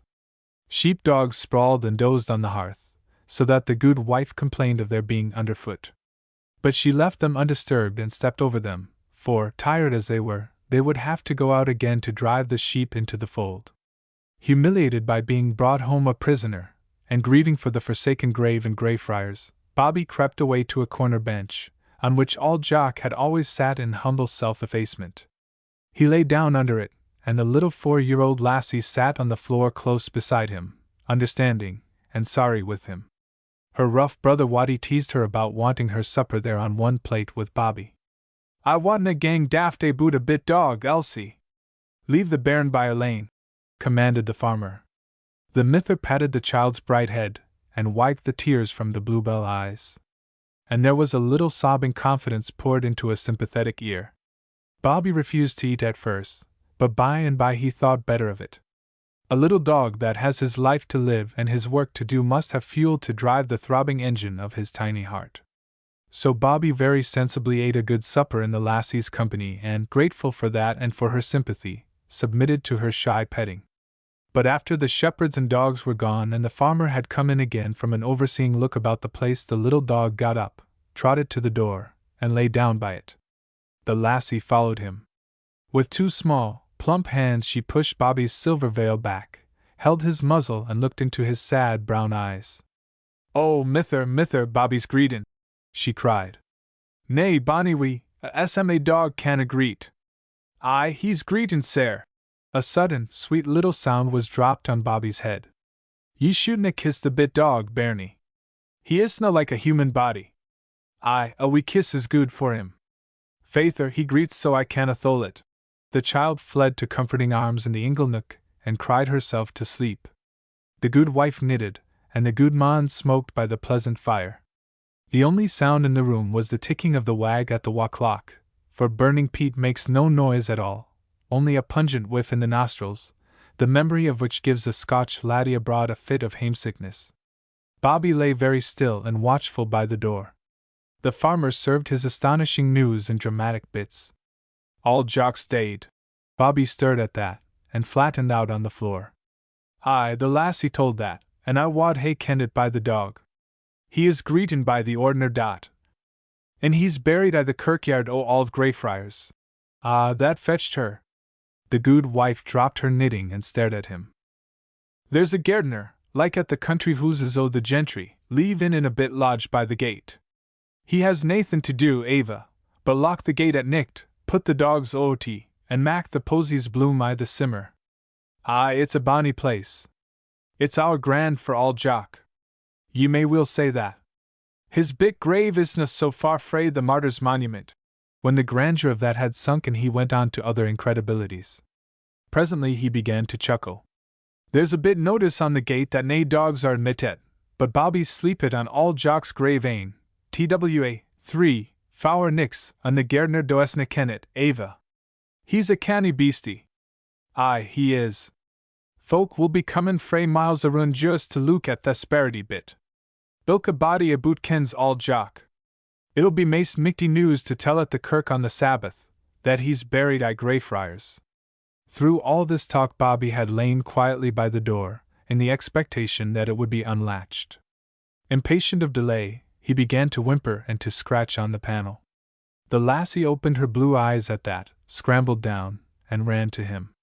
Instantly Bobby was up, tugging at her short little gown and begging to be let out. When she clasped her chubby arms around his neck and tried to comfort him, he struggled free and set up a dreadful howling. "Hoots, Bobby, stap your havers!" shouted the farmer. Lassie, he'll deave us a. We'll just hate to put him I the byre why the coos for the nicht, cried the distracted mither. I want Bobby I the bed why me. I'll cuddle him and lowy him till he staps greet and dot. Nay, bonny wee, he willna stap. The farmer picked the child up on one arm, gripped the dog under the other, and the gude wife went before with a lantern, across the dark farmyard to the cow barn. When the stout door was unlatched there was a smell of warm animals, of milk, and cured hay, and the sound of full, contented breathings that should have brought a sense of companionship to a grieving little creature. Bobby willna be lanely here why the coos, bairnie, and I the morn ye can tack a bit rope and haud it in a wee hand so he can a brack awa, unsign, in a day or twa, he'll be forgettin' all jock. Ye'll hae grand times why the sonsie doggy, rinnin' and loopin' on the braes. This argument was so convincing and so attractive that the little maid dried her tears, kissed Bobby on the head again, and made a bed of heather for him in a corner. But as they were leaving the byre fresh doubts assailed her. He'll gang awa gin ye dinna tie him snug the nicht, faither. Sic a foolish bairn. Why fower was around him, and a roof to his hide, and a floor to his foot, who could a SMA dog mak away ot? It was a foolish notion, bred of fond anxiety, and so, reassured, the child went happily back to the house and to rosy sleep in her little closet bed. Ah! Here was a warm place in a cold world for Bobby. A soft-hearted little mistress and merry playmate was here, generous food, and human society of a kind that was very much to a little farm dog's liking. Here was freedom, wide moors to delight his scampering legs, adventures with rabbits, foxes, hares and moorfowl, and great spaces where no one's ears would be offended by his loudest, longest barking. Besides, all Jock had said, with his last breath, "Gang awa hame, laddie!" It is not to be supposed Bobby had forgotten that, since he remembered and obeyed every other order of that beloved voice. But their self-interest, love of liberty, and the instinct of obedience, even, sank into the abysses of the little creature's mind. Up to the top rose the overmastering necessity of guarding the bit of sacred earth that covered his master. The byre was no sooner locked than Bobby began, in the pitch darkness, to explore the walls. The single promise of escape that was offered was an inch-wide crack under the door, where the flooring stopped short and exposed a strip of earth. That would have appalled any but a desperate little dog. The crack was so small as to admit but one paw, at first, and the earth was packed as hard as would by generations of trampling cattle. There he began to dig. He came of a breed of dogs used by farmers and hunters to dig small, burrowing animals out of holes, a breed whose courage and persistence know no limit. He dug patiently, steadily, hour after hour, enlarging the hole by inches. Now and then he had to stop to rest. When he was able to use both forepaws he made encouraging progress, but when he had to reach under the door, quite the length of his stretched legs, and drag every bit of earth back into the byre, the task must have been impossible to any little creature not urged by utter misery. But Skye Terriers have been known to labor with such fury that they have perished of their own exertions. Bobby's nose sniffed liberty long before he could squeeze his weasel-like body through the tunnel. His back bruised and strained by the struggle through a hole too small, he stood, trembling with exhaustion, in the windy dawn. An opening door, a barking sheep-dog, the shuffle of the moving flock, were signs that the farm day was beginning, although all the stars had not faded out of the sky. A little flying shadow, Bobby slipped out of the cowyard, past the farmhouse, and literally tumbled down the brae. From one level to another he dropped, several hundred feet in a very few minutes, and from the clear air of the breezy hilltop to another world that was buried fathoms deep in a sea fog as white as milk. Hidden in a deep fold of the spreading skirts of the range, and some distance from the road, lay a pool, made by damming a burn, and used, in the shearing season, for washing sheep. Surrounded by brushy woods, and very damp and dark, at other seasons it was deserted. Bobby found this secluded place with his nose, curled up under a hazel thicket, and fell sound asleep. And while he slept, a nipping wind from the far, northern highlands swooped down on the mist, and sent it flying out to sea. The lowlands cleared like magic.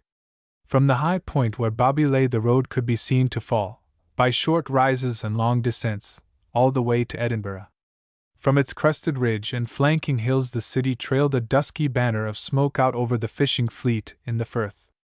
A little dog cannot see such distant views. Bobby could only read and follow the guideposts of odors along the way. He had begun the ascent to the toll bar when he heard the clatter of a cart and the pounding of hoofs behind him. He did not wait to learn if this was the Caldbury farmer in pursuit. Certain knowledge on that point was only to be gained at his peril.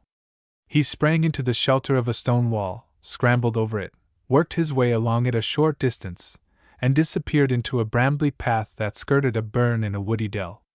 Immediately the little dog was lost in an unexplored country. The narrow glen was musical with springs, and the low growth was undercut with a maze of rabbit runs, very distracting to a dog of a hunting breed. Bobby knew, by much journeying with old Jock, that running water is a natural highway. Sheep drift along the lowest level until they find an outlet down some declivity, or up some foaming steep, to new pastures. But never before had Bobby found, above such a rustic brook, a many-chimneyed and gabled house of stone, set in a walled garden and swathed in trees. Today, many would cross wide seas to look upon Swanston Cottage, in whose odorous old garden a way-faced, wistful-eyed laddie dreamed so many brave and laughing dreams. It was only a farmhouse then, fallen from a more romantic history, and it had no attraction for Bobby. He merely sniffed at dead vines of clematis, sleeping briar bushes, and very live, bright hedges of holly, rounded a corner of its wall, and ran into a group of lusty children romping on the brae, below the very prettiest, thatch-roofed and hill-sheltered hamlet within many a mile of Edinburgh town. The bairns were lunching from grimy, mittened hands, gypsy fashion, life being far too short and playtime too brief for formal meals. Seeing them eating, Bobby suddenly discovered that he was hungry. He rose before a well-provided laddie and politely begged for a share of his meal. Such an excited shouting of admiration and calling on Mithras to come and see the bonny wee dog was never before heard on Swanston village green. Doors flew open and bare-headed women ran out. Then the babies had to be brought, and the old grandfathers and grandmothers. Everybody oed and ahed and clapped hands, and doubled up with laughter, for a tempting bit held playfully just out of reach. Bobby rose, again and again, jumped for it, and chased the teasing laddie. Then he bethought him to roll over and over, and to go through other winsome little tricks, as old Jock had taught him to do, to win the reward. All this had one quite unexpected result. A shrewd-eyed woman pounced upon Bobby and captured him. "He's no an ordinary dog. Some leddy has lost her pet. I'll just shut him up, and syne she'll pay a shillin' or twa to get him again." With a twist and a leap Bobby was gone.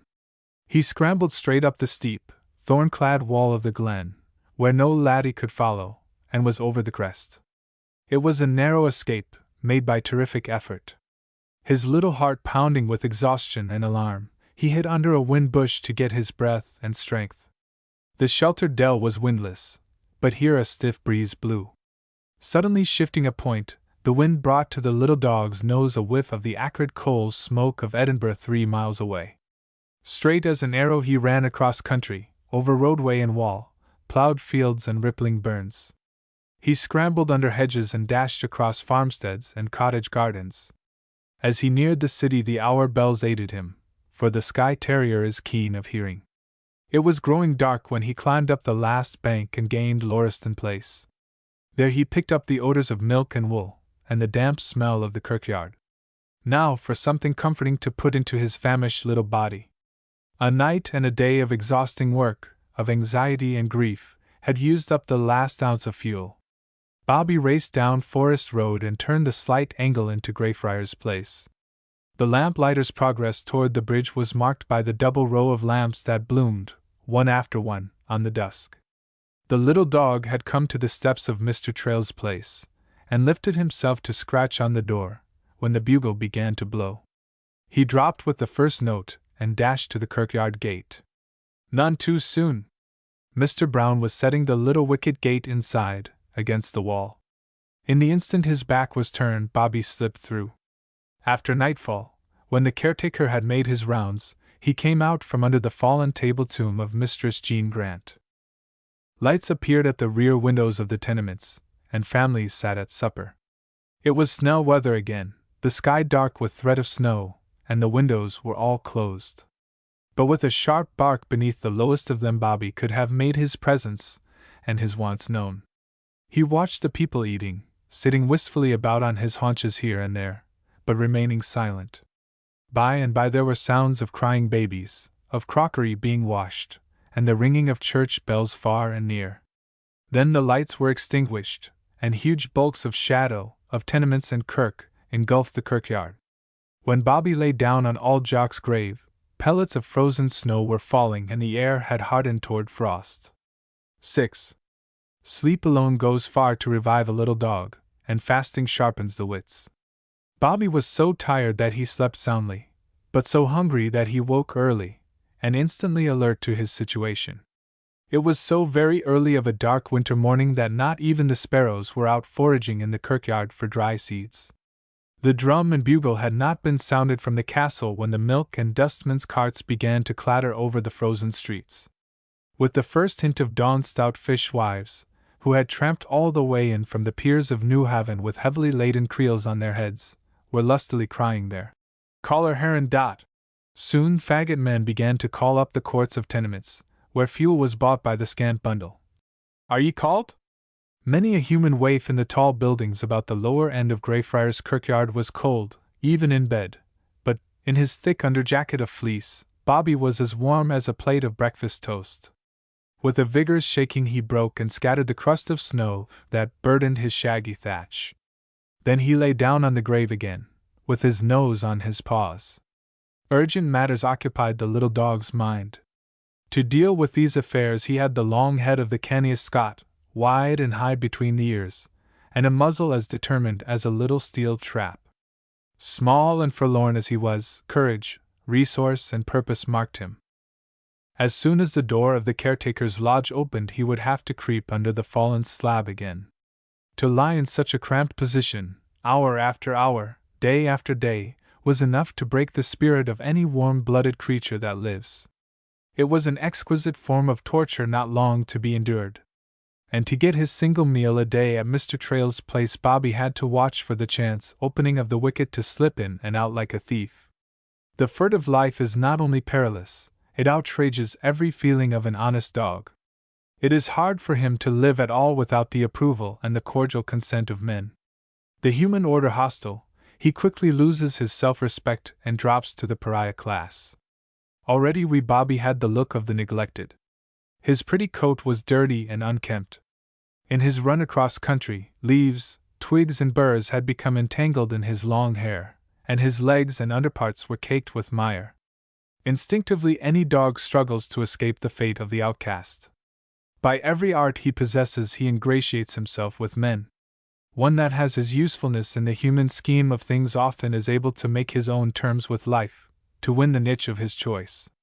Bobby's one talent that was of practical value to society was his hunting instinct for every small animal that burrows and prowls and takes toll of men's labor. In Greyfriars Kirkyard was work to be done that he could do. For quite 3 centuries rats and mice had multiplied in this old sanctuary garden from which cats were chased and dogs excluded. Every breeze that blew carried challenges to Bobby's offended nose. Now, in the crisp grey dawn, a big rat came out into the open and darted here and there over the powdering of dry snow that frosted the kirkyard. A leap, as if released from a spring, and Bobby captured it. A snap of his long muzzle, a jerk of his stoutly set head, and the victim hung limp from his grip. And he followed another deeply seated instinct when he carried the slain to Old Jock's grave. Trophies of the chase were always to be laid at the feet of the master. "Good dog! But ye're a bonny wee fector," Old Jock had always said after such an exploit, and Bobby had been petted and praised until he nearly wagged his crested tail off with happiness and pride. Then he had been given some choice tidbit of food as a reward for his prowess. The farmer of Colbury had on such occasions admitted that Bobby might be of use about barn and dairy, and Mr. Trail had commended his capture of prowlers in the dining room. But Bobby was our young and had not been put to the vermin as a definite business in life. He caught a rat, now and then, as he chased rabbits, merely as a diversion. When he had caught this one he lay down again, But after a time he got up deliberately, and trotted down to the encircling line of old courtyard tombs. There were nooks and crannies between and behind these along the wall into which the caretaker could not penetrate with sickle, rake and spade, that formed sheltered runways for rodents. A long, low, weasel-like dog that could flatten himself on the ground, Bobby squeezed between railings and pedestals, scrambled over fallen fragments of sculptured urns, trumpets, angels' wings, altars, skull and crossbones, and Latin-inscribed scrolls. He went on his stomach under holly and laurel shrubs, burdocks, thistles, and tangled dead vines. Here and there he lay in such rubbish as motionless as the effigies careen on marble biers. With the growing light grew the heap of the slain on old Jock's grave. Having done his best, Bobby lay down again, worse in appearance than before, but with a stouter heart. He did not stir, although the shadows fled. The sepulchres stood up around the field of snow, and slabs and shafts camped in ranks on the slope. Smoke began to curl up from high, clustered chimney pots. Shutters were opened, and scantily clad women had hurried errands on decaying gallery and reeling stairway. Suddenly the castle turrets were gilded with pale sunshine, and all the little cells in the tall, old houses hummed and buzzed and clacked with life. The university bell called scattered students to morning prayers. Pinched and elfish faces of children appeared at the windows overlooking the kirkyard. The sparrows had instant news of that, and the little winged beggars fluttered up to the lintels of certain deep-set casements, where ill-fed bairns scattered breakfasts of crumbs. Bobby watched all this without a movement. He shivered when the lodge door was heard to open and shut and heavy footsteps crunched on the gravel and snow around the church. Jurist fair silly. On his quaking legs he stood up, head and tail drooped. But he held his ground bravely, and when the caretaker sighted him he trotted to meet the man, lifted himself on his hind legs, his short, shagged forepaws on his breast, begging attention and indulgence. Then he sprawled across the great boots, asking pardon for the liberty he was taking. At last, all in a flash, he darted back to the grave, sniffed at it, and stood again, head up, plumy tail crested, all excitement, as much as to say, "Come our man, and look at the brave sicht." If he could have barked, his meaning would have carried more convincingly, but he howled his gab loyally. And alas, the caretaker was not to be beguiled. Mr. Trail had told him Bobby had been sent back to the hill farm, but here he was, persistent, little rascal, and making some sort of bid for the man's favor. Mr. Brown took his pipe out of his mouth in surprised exasperation, and glowered at the dog. "Gang awa oty ye!" But Bobby was back again, coaxing undauntedly, abasing himself before the angry man, insisting that he had something of interest to show. The caretaker was literally badgered and cajoled into following him. One glance at the formidable heap of the slain, and Mr. Brown dropped to a seat on the slab. "Preserve us a!" He stared from the little dog to his victims, turned them over with his stout stick and counted them, and stared again. Bobby fixed his pleading eyes on the man, and stood at strained attention, while fate hung in the balance. "Ga work! Ga work! A braw doggy, and an unco fector. Losh! But ye're a deal o' a bit dog!" All this was said in a tone of astonished comment, so non-committal a feeling that Bobby's tail began to twitch in the stress of his anxiety. When the caretaker spoke again, after a long, puzzled frowning, it was to express a very human bewilderment and irritation. "No, what am I gangin' to do ye?" Ah, that was encouraging. A moment before, he had ordered Bobby out in no uncertain tone. After another moment he referred the question to a higher court. "Jeannie woman, come awa oti a minute, will ye?" A hasty pattering of carpet-slippered feet on the creaking snow, around the kirk, and there was the neatest little apple-cheeked peasant woman in Scotland, snod, from her smooth, frosted hair, spotless linen mutch and lawn kerchief, to her white, lamb's wool stockings. "Here's the bit dog I was tellin' ye aboot, and see for yoursel what he's done noo. The wee beastie couldna do a that. It's as muckle as his een wecked in faux vermin," she cried. "Aye, he did. They terriers are sparity, by the ordiner. Ain o' them, led into the Corn Exchange a murky nicht, killed 60 in 10 minutes, and had to be dragged awa by the tail. No, what I am gangin' to do why the talking bit I dinna ken. It is very certain that simple Mistress Jean Brown had never heard of Mr. Dick's advice to Miss Betsy Trotwood on the occasion when young David Copperfield presented himself, travel-stained and weary, before his good aunt. But out of her experience of wholesome living she brought forth the same wise opinion. I'd gie him a good washin' first of a Jamie. He looks like some puir, gain a boot dog. And she drew her short, blue stuff gown back from Bobby's grateful attentions. Mr. Brown slapped his quarter-oblique knee and nodded his grizzled head. Richt ye are.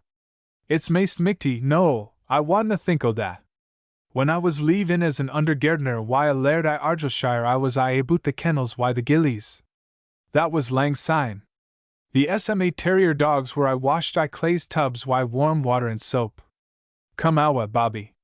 The caretaker got up stiffly, for such snell weather was apt to give him twinges in his joints. In him a youthful enthusiasm for dogs had suddenly revived. Besides, although he would have denied it, he was relieved at having the main issue, as to what was to be done with this four-footed trespasser, sidetracked for a time. Bobby followed him to the lodge at an eager trot, and he dutifully hopped into the bath that was set on the rear doorstep. Mr. Brown scrubbed him vigorously, and Bobby splashed and swam and churned the soapy water to foam. He scrambled out at once, when told to do so, and submitted to being dried with a big, tow linen towel. This was all a delightful novelty to Bobby. Heretofore he had gone into any convenient tam or burn to swim, and then dried himself by rolling on the heather and running before the wind. Now he was bundled up ignominiously in an old flannel petticoat, carried across a sanded kitchen floor and laid on a warm hearth. "Doon why ye!" was the gruff order. Bobby turned around and around on the hearth, like some little wild dog making a bed in the jungle, before he obeyed. He kept very still during the reading of a chapter and the singing of a psalm, as he had been taught to do at the farm by many a reminder from old Jock's boot.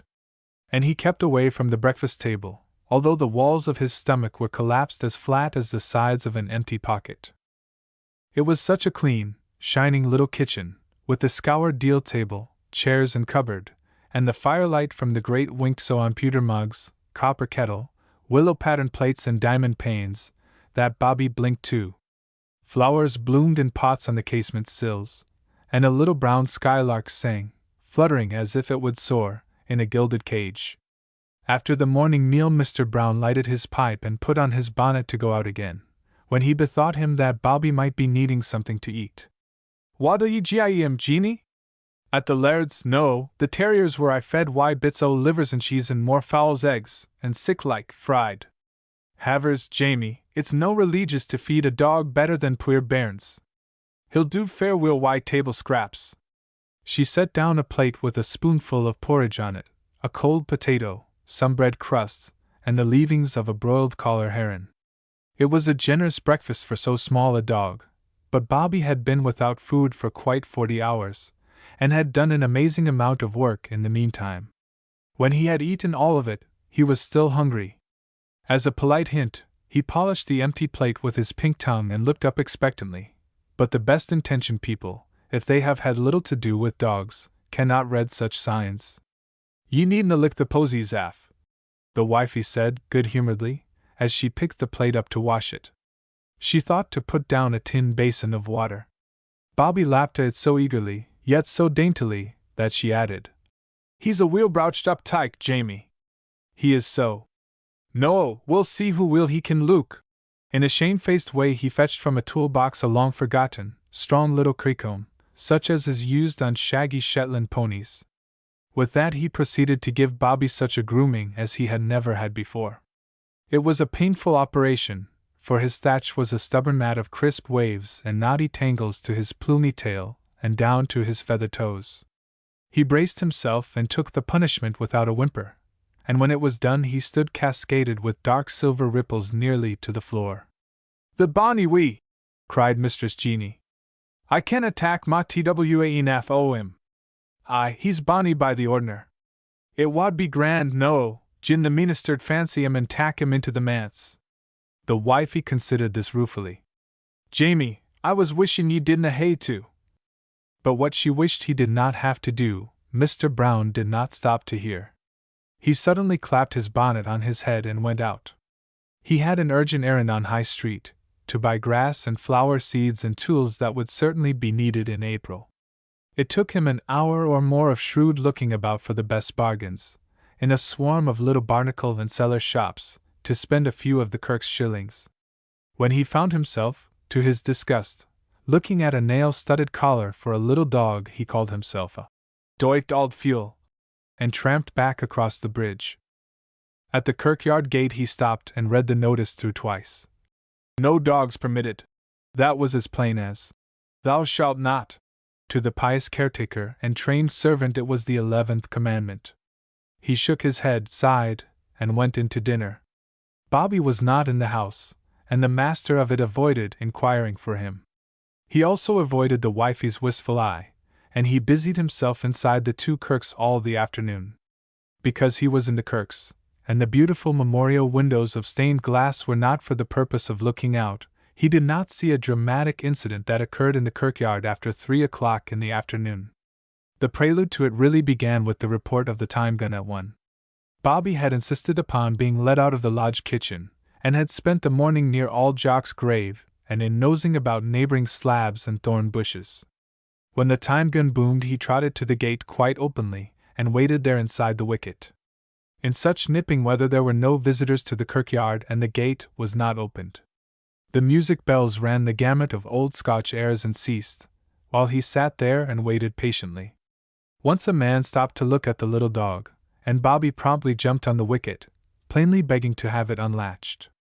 But the passer-by decided that some lady had left her pet behind, and would return for him. So he patted the attractive little Highlander on the head and went on about his business. Discouraged by the unpromising outlook for dinner that day, Bobby went slowly back to the grave. Twice afterward he made hopeful pilgrimages to the gate. For diversion he fell noiselessly upon a prowling cat and chased it out of the kirkyard. At last he sat upon the table tomb. He had escaped notice from the tenements all the morning because the view from most of the windows was blocked by washings, hung out and dripping, then freezing and clapping against the old tombs. It was 3:30 o'clock when a tiny, wizened face popped out of one of the rude little windows in the decayed cosy nook at the bottom of Candlemaker's Row. Crippled Tammy Barr called out in shrill excitement, "Ailey! Oh, Ailey Lindsay, there's the wee doggy!" War? The lassie's elfin face looked out from a low, rear window of the Candlemaker's Guildhall at the top of the row. "On the stane by the kirk wadat. I see him no. Isna he bonny? I wish Bobby could bide I the kirkyard, but they wadna let him. Tammy, gin ye tak him up to Maister Trail, he'll gie ye the shullin." "I couldna tak him by Ma Lane," was the pathetic confession. "Wad ye gan why me, Ailey? Ye could drap our and catch him, and I could come by the gate. Faith made me some grand crutches frae an auld chair back." Tears suddenly drowned the lassie's blue eyes and ran down her pinched little cheeks. "Nay, I couldna gang. I haena ony shoon to ma feet. It's no so called. Gin I had twa gal feet I could gang the bit way yot shoon." "I ken it isna so called," Ailey admitted, "but for a lassie it's no respectable to gang to a grand place bare feet." That was undeniable, and the eager children fell silent and tearful. But oh, necessity is the mother of makeshifts among the poor. Suddenly Ailey cried, "Bide a minute, Tammy," and vanished. Presently she was back, with the difficulty overcome. "Granny says I can wear her shoon. She doesna where am I the who's Ava." "I'll gie ye a saxpence, Ailey," offered Tammy. The sordid bargain shocked no feeling of these tenement bairns nor marred their pleasure in the adventure. Presently there was a tap-tap-tapping of crutches on the heavy gallery that fronted the cosy nook, and on the stairs that descended from it to the steep and curving row. The lassie draped a fragment of an old plaid deftly over her thinly clad shoulders, climbed through the window, to the pediment of the classic tomb that blocked it, and dropped into the kirkyard. To her surprise Bobby was there at her feet, frantically wagging his tail, and he raced her to the gate. She caught him on the steps of the dining room, and held his wriggling little body fast until Tammy came up. It was a tumultuous little group that burst in upon the astonished landlord, barking fluff of an excited dog, flying lassie in clattering big shoes, and we, tapping Tammy. They literally fell upon him when he was engaged in counting out his money. "Where did you find him?" asked Mr. Trail in bewilderment. 6-year-old Ailey slipped a shy finger into her mouth, and looked to the very much more mature 5-year-old crippled laddie to answer. "He was I the kirkyard. Sittin' upon a stane by his ain cell," added Ailey. "And no hidin' Ava. It was just like he was leavin' there. In sign, when I drapped o the window he looped at me so bonny, and I couldna keep up wyin' to the gate." Wonder of wonders! It was plain that Bobby had made his way back from the hill farm, and, from his appearance and manner, as well as from this account, it was equally clear that some happy change in his fortunes had taken place. He sat up on his haunches listening with interest and lolling his tongue. And that was a thing the bereft little dog had not done since his master died. In the first pause in the talk he rose and begged for his dinner. "No, what am I to pay? It took ane twa 3 ye to fetch ane SMA dog. A saxpence for the laddie, a saxpence for the lassie, and a bit meal for Bobby." While he was putting the plate down under the settle, Mr. Trail heard an amazed whisper. "He's gien the doggie a chucky bane." The landlord switched the plate from under Bobby's protesting little muzzle and turned to catch the hungry look on the faces of the children. Chicken, indeed, for a little dog, before these ill-fed bairns. Mr. Trail had a brilliant thought. "Preserve me! I dinna think to eat mine dinner. I hae so muckle to eat I canna eat it by ma lane." The idea of having too much to eat was so preposterously funny that Tammy doubled up with laughter and nearly tumbled over his crutches. Mr. Trail set him upright again. "Did ye ever gang on a picnic, bairnies? And what was a picnic?" Tammy ventured the opinion that it might be some kind of a cart for lame laddies to ride in. "A picnic is when ye gang gypsying in the summer," Mr. Trail explained. "Ye walk to a bonny green brae, and sit doon under a hawthorn tree a covered wi' posies, by a babblin' burn, and ye eat o' your ain hands. And syne ye hear a throstle or a redbreast singin' a saucy blackbird whustle." "Could ye tak a dog?" asked Tammy. "Ye could that, Manny. It's no a picnic wyo a sonsie doggie to rin on the brae wi' ye." "Oh!" Ailey's blue eyes slowly widened in her pallid little face. "But ye couldna hae a picnic i' the snowy weather."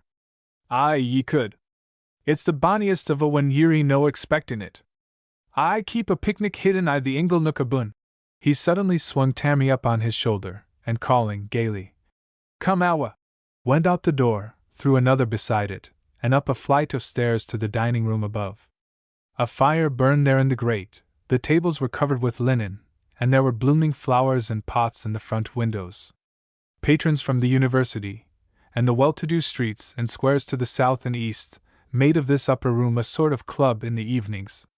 At 4 o'clock in the afternoon there were no guests. "No," said Mr. Trail, when his overcome little guests were seated at a table in the ingle nook. "A picnic is whar ye hae anything ye fancy to eat, good things ye wulna be haein ilka day, ye mind." He rang a call bell, and a grinning waiter laddie popped up so quickly the lassie caught her breath. "Enough brew for ains," said Tammy. "Porridge that isna burned," suggested Ailey. "Such pitiful poverty of the imagination." "Nay, it's bread and butter and strawberry jam, and ty cream and sugar, and called chucky at a snawy picnic," announced Mr. Trail. And there it was, served very quickly and silently, after some manner of magic. Bobby had to stand on the 4th chair to eat his dinner, and when he had dispatched it he sat up and viewed the little party with the liveliest interest and happiness. "Tammy," Ailey said, when her shyness had worn off, "it's like the grand tales ye mak up I your hide." "Preserve me! Does the wee mannie mak up stories? It's just foolish things, a boot hain mare to eat, and a sonsie doggie to play wi', and twa good legs to tak me a boot. I think mot at nicht when I canna sleep. Laddie, do ye know?" Mr. Trail suddenly had a terrible called in his hide that made his eyes water. "Who auld are ye?" "5, gangin' on 6. "Losh! I thought she wore 50, gangin' on 60. Laughter saved the day from overmoist emotions. And presently Mr. Trail was able to say in a businesslike tone, We'll hae to tak ye to the infirmary. And if they canna mak your legs ower, you'll get a pair o' braw crutches that are the nighest thing to good legs. And syne we'll see if there's no a place in Harriet's for a SMA laddie that maks up bonny tales o' his ain in the murky auld cunzy nook. Now the gay little feast was eaten, and early dark was coming on. If Mr. Trail had entertained the hope that Bobby had recovered from his grief and might remain with him, he was disappointed. The little dog began to be restless. He ran to the door and back, he begged, and he scratched on the panel. And then he yelped. As soon as the door was opened, he shot out of it, tumbled down the stairway, and waited at the foot impatiently for the lower door to be unlatched. Ailey's thin, swift legs were left behind when Bobby dashed to the kirkyard. Tammy followed at a surprising pace on his rude crutches, and Mr. Trail brought up the rear. If the children could not smuggle the frantic little dog inside, the landlord meant to put him over the wicket, and, if necessary, to have it out with the caretaker, and then to go before the kirk minister and officers with his plea. He was still concealed by the buildings, from the alcoved gate, when he heard Mr. Brown's gruff voice taking the frightened bairns to task. "Gie me the dog, and dinna ye tak him ot ony mair yot spirin me." The children fled. Peeping around the angle of the book hunter's stall, Mr. Trail saw the caretaker lift Bobby over the wicket to his arms, and start with him toward the lodge. He was perishing with curiosity about this astonishing change of front on the part of Mr. Brown, but it was a delicate situation in which it seemed best not to meddle. He went slowly back to the restaurant, begrudging Bobby to the luckier caretaker. His envy was premature. Mr. Brown set Bobby inside the lodge kitchen and announced briefly to his wife, "The bit dog will sleep I the who's the nicht," and he went about some business at the upper end of the kirkyard. When he came in an hour later, Bobby was gone. "I couldna keep him in, Jamie. He didna bladder, but he greeted so sair to be let ot, and syne he scratched o' the paint aff the door." Mr. Brown glowered at her in exasperation. "Woman, they'll hae me up afore kirk sessions for braakin' the rules, and syne they'll turn us a ot I the cauld world together." He slammed the door and stormed angrily around the kirk. It was still light enough to see the little creature on the snowy mound, and, indeed, Bobby got up and wagged his tail in friendly greeting. At that all the bluster went out of the man, and he began to argue the matter with the dog. "Come awa, Bobby. Ye canna be leavin' at the kirkyard." Bobby was of a different opinion. He turned around and around, thoughtfully, several times, then sat up on the grave. Entirely willing to spend a social hour with his new friend, he fixed his eyes hospitably upon him. Mr. Brown dropped to the slab, lighted his pipe, and smoked for a time, to compose his agitated mind. By and by he got up briskly and stooped to lift the little dog. At that Bobby dug his claws in the clods and resisted with all his muscular body and determined mind.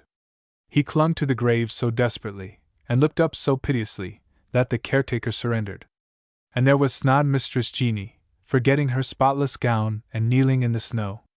"Poor Bobby! Poor wee Bobby!" she cried, and her tears fell on the little tousled head. The caretaker strode abruptly away and waited for the wifey in the shadow of the auld kirk. Bobby lifted his muzzle and licked the caressing hand. Then he curled himself up comfortably on the mound and went to sleep. 8. In no part of Edinburgh did summer come up earlier, or with more lavish bloom, than in old Greyfriars kirkyard.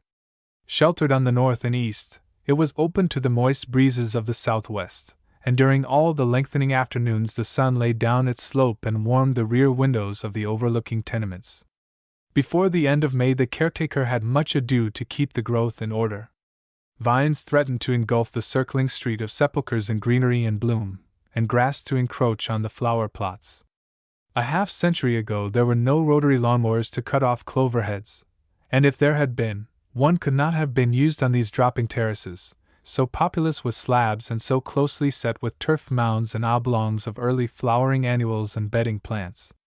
Mr. Brown had to get down on his hands and knees, with gardener's shears, to clip the turf borders and banks, and take a sickle to the hummocks. Thus he could dig out a root of dandelion with the trowel kept ever in his belt, consider the spreading crocuses and valley lilies, whether to spare them, give a country violet its blossoming time, and leave a screening burdock undisturbed until fledglings were out of their nests in the shrubbery. Mistress Jeanie often brought out a little old milking stool on balmy mornings, and sat with knitting or mending in one of the narrow aisles, to advise her goodman in small matters. Bobby trotted quietly about, sniffing at everything with the liveliest interest, head on this side or that alertly. His business, learned in his first summer in Greyfriars, was to guard the nests of foolish skylarks, song thrushes, redbreasts and wrens, that built low in lilac, laburnum, and flowering currant bushes, in crannies of wall and vault, and on the ground. It cannot but be a pleasant thing to be a wee young dog, full of life and good intentions, and to play one's dramatic part in making an old garden of souls tuneful with bird song. A cry of alarm from parent or nestling was answered instantly by the tiny, tousled policeman, and there was a prowler the less, or a skulking cat was sent flying over tomb and wall. His duty done, without noise or waste of energy, Bobby returned to lie in the sun on Old Jock's grave. Over this beloved mound a coverlet of rustic turf had been spread as soon as the frost was out of the ground, and a bonny briar bush planted at the head. Then it bore nature's own tribute of flowers, for violets, buttercups, daisies, and clover blossoms opened there, and later, a spike or so of wild foxglove and a knot of heather. Robin redbreasts and wrens foraged around Bobby, unafraid. Swallows swooped down from their mud villages, under the dizzy dormers and gables, to flush the flies on his muzzle, and whole flocks of little blue titmice fluttered just overhead, in their rovings from holly and laurel to newly tasseled firs and yew trees. The click of the wicket gate was another sort of alarm altogether. At that the little dog slipped under the fallen table tomb and lay hidden there until any strange visitor had taken himself away. Except for 2 more forced returns and ingenious escapes from the sheep farm on the Pentlands, Bobby had lived in the kirkyard undisturbed for 6 months. The caretaker had neither the heart to put him out nor the courage to face the minister and the kirk officers with a plea for him to remain. The little dog's presence there was known, apparently, only to Mr. Trail, to a few of the tenement dwellers, and to the Harriet boys. If his life was clandestine in a way, it was as regular of hour and duty and as well ordered as that of the garrison in the castle. When the time gun boomed, Bobby was let out for his midday meal at Mr. Trail's and for a noisy run about the neighborhood to exercise his lungs and legs. On Wednesdays he haunted the grass market, sniffing at horses, carts, and mired boots. Edinburgh had so many shaggy little Skye and Scotch terriers that one more could go about unremarked. Bobby returned to the kirkyard at his own good pleasure. In the evening he was given a supper of porridge and brew, or milk, at the kitchen door of the lodge, and the nights he spent on Old Jock's grave.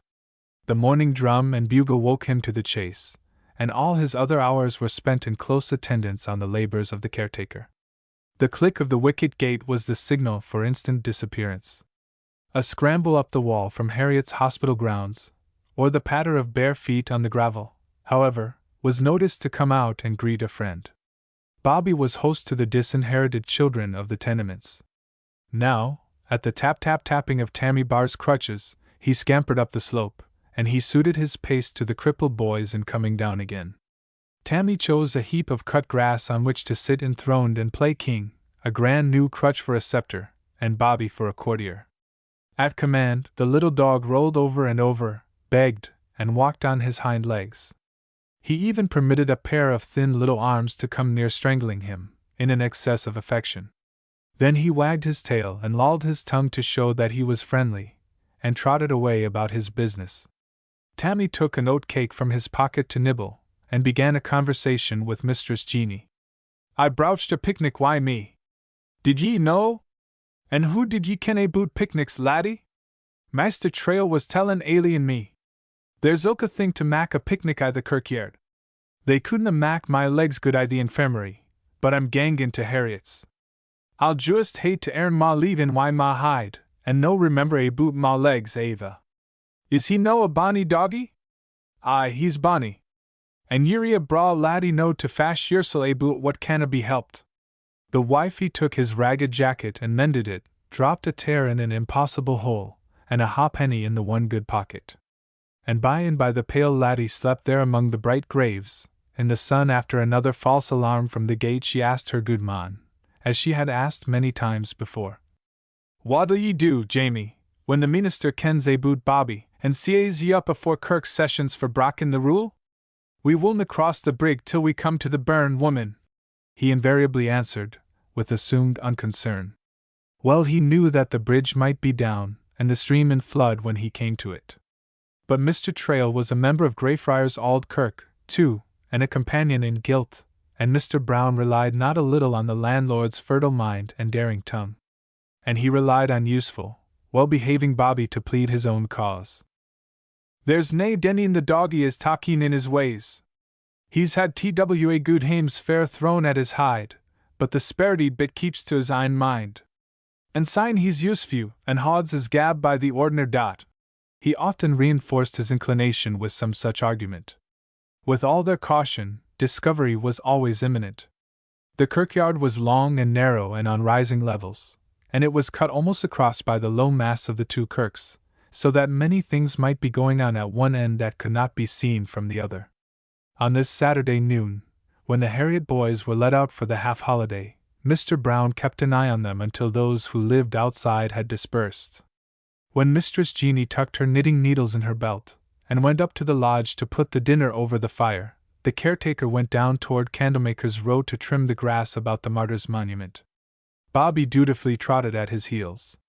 Almost immediately a half-dozen laddies, led by Geordie Ross and Sandy McGregor, scaled the wall from Harriet's grounds and stepped down into the kirkyard, that lay piled within nearly to the top.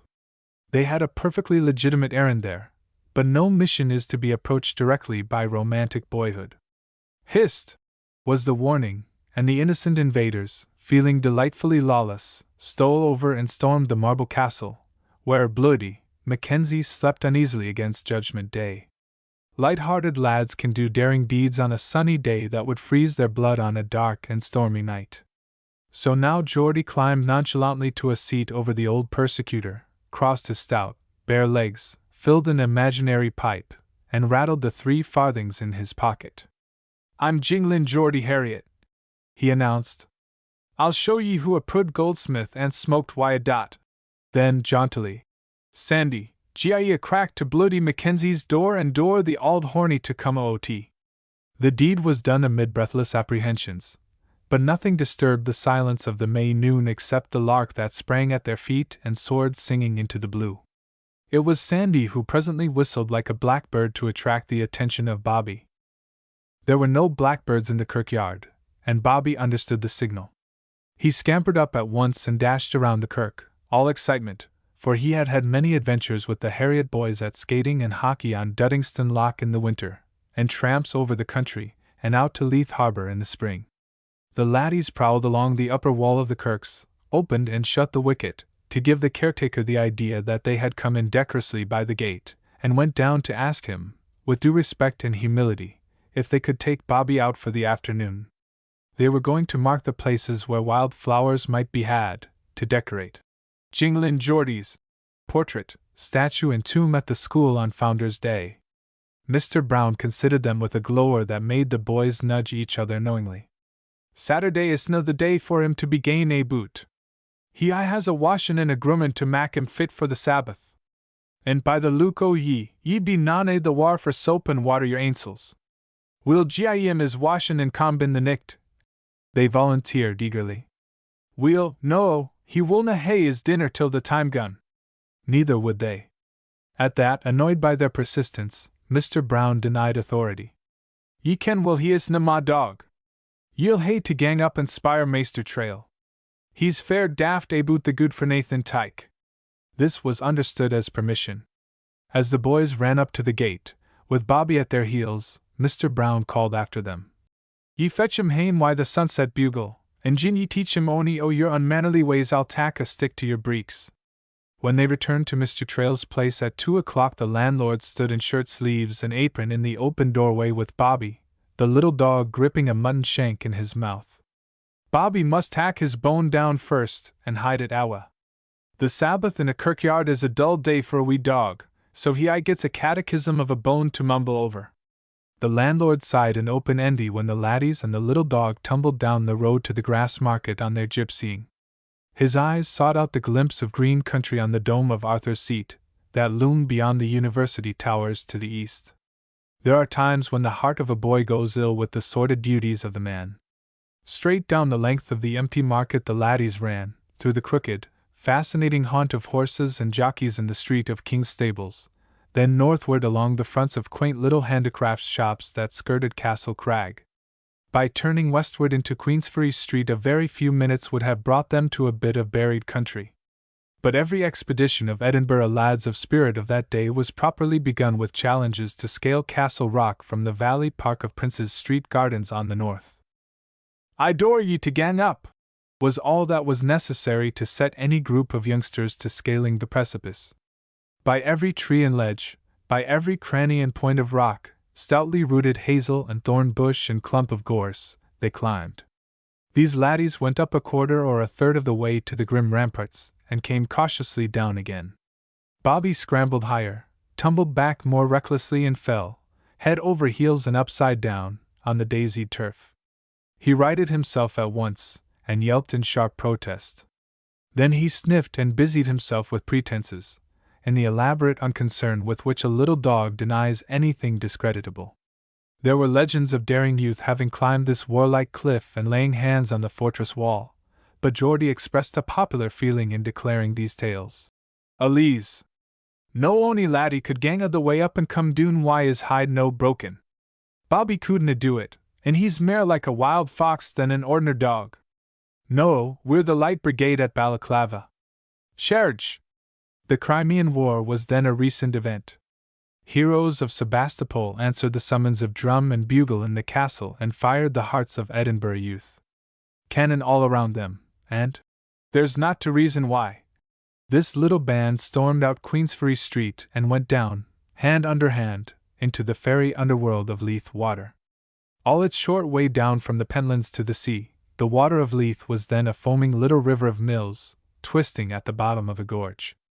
One cliff-like wall or the other lay to the sun all day, so that the way was lined with a profusion of every wild thing that turns green and blooms in the lowlands of Scotland.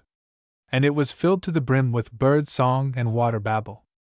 A crowd of laddies had only to go inland up this gorge to find wild and tame bloom enough to bury Jinglin' Geordie all over again every year.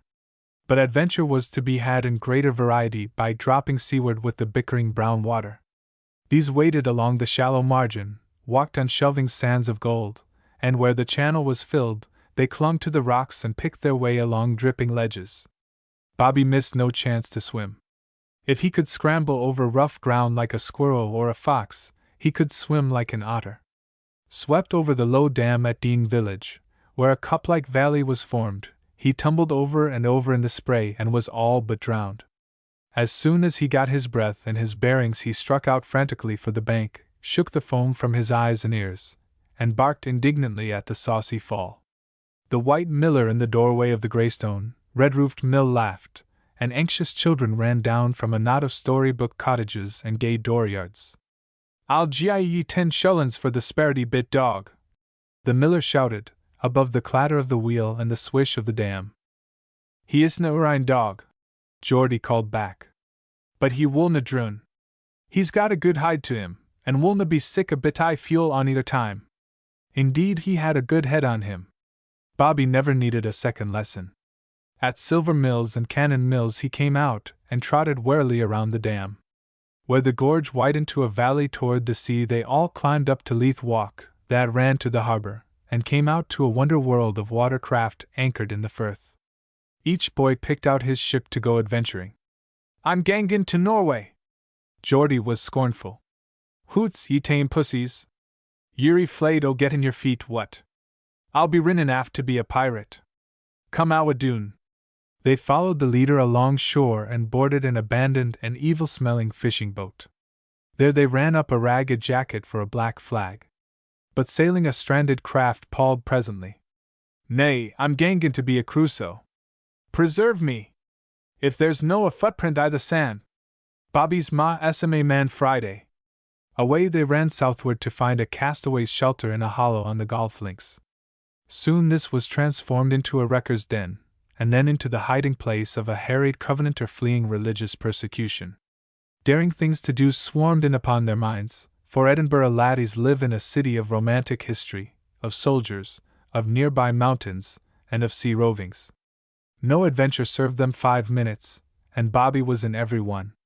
Ah, lucky Bobby, to have such gay playfellows on a sunny afternoon, and underfoot the open country! And fortunate laddies to have such a merry rascal of a wee dog with them. To the mile they ran, Bobby went 5, scampering in wide circles and barking and looping at butterflies and wasps. He made a detour to the right to yelp saucily at the red-coated sentry who paced before the Gothic gateway to the deserted palace of Holyrood, and as far to the left to harry the hoofs of a regiment of cavalry drilling before the barracks at Piers Hill. He raced on ahead and swam out to scatter the fleet of swans sailing o'er the blue mirror of Duddingston Loch. The tired boys lay blissfully up the sunny side of Arthur's Seat in a thicket of hazel, while Geordie carried out a daring plan for which privacy was needed. Bobby was solemnly arraigned before a court on the charge of being a seditious Covenanting minister, and was required to take the oath of loyalty to English king and church on pain of being hanged in the Grassmarket. The oath had been duly written out on paper and greased with mud and tallow to make it more palatable. Bobby licked the fat off with relish. Then he took the paper between his sharp little teeth and merrily tore it to shreds. And having finished it, he barked cheerful defiance at the court. The lads came near rolling down the slope with laughter, and they gave 3 cheers for the little hero. Sandy remarked, "Ye wadna think, no, sic a sonsie dog ye wad believe in I the murky auld kirkyard." Bobby had learned the lay of the tipped-up and scooped-out and jumbled auld tune, and he led the way homeward along the southern outskirts of the city. He turned up Nicholson Street, that ran northward, past the university and the old infirmary. To get into Greyfriars Place from the east at that time one had to descend to the Cowgate, and climb out again. Bobby darted down the first of the narrow wynds. Suddenly he turned round and round in bewilderment, then shot through a sculptured doorway, into a well-like court, and up a flight of stone stairs. The slamming of a shutter overhead shocked him to a standstill on the landing and sent him dropping slowly down again. What memories surged back to his little brain, what grief gripped his heart, as he stood trembling on a certain spot in the pavement where once a long deal box had rested. "What ails the bit-eyed dog?" There was something here that sobered the thoughtless boys. "Come oua, Bobby!" At that he came obediently enough. But he trotted down the very middle of the wynd, head and tail low, and turned unheeding into the Saturday evening roar of the Cowgate. He refused to follow them up the rise between St. Magdalen's Chapel and the eastern parapet of the bridge, but kept to his way under the middle arch into the Grassmarket. By way of Candlemaker's Row he gained the kirkyard gate, and when the wicket was opened he disappeared around the church. When Bobby failed to answer calls, Mr. Brown grumbled, but went after him. The little dog submitted to his vigorous scrubbing and grooming, but he refused his supper. Without a look or a wag of the tail he was gone again. "No, what hae ye done to him? He's no like his ain sel Ava." They had done nothing, indeed. They could only relate Bobby's strange behavior in College Wynd and the rest of the way home. Mistress Jeanie nodded her head, with the wisdom of women that is of the heart. Jamie, that wad be war as maist deed 6 months syne." And having said it she slipped down the slope with her knitting and sat on the mound beside the mourning little dog. When the awestruck lads asked for the story Mr. Brown shook his head. "Ye spire Maister Trail. He kens a' aboot it, and syne he can talk like a buke."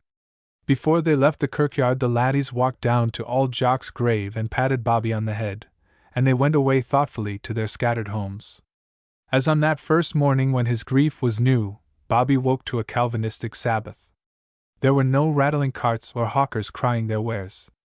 Steeped in sunshine, the castle loomed golden into the blue. Tenement dwellers slept late, and then moved about quietly.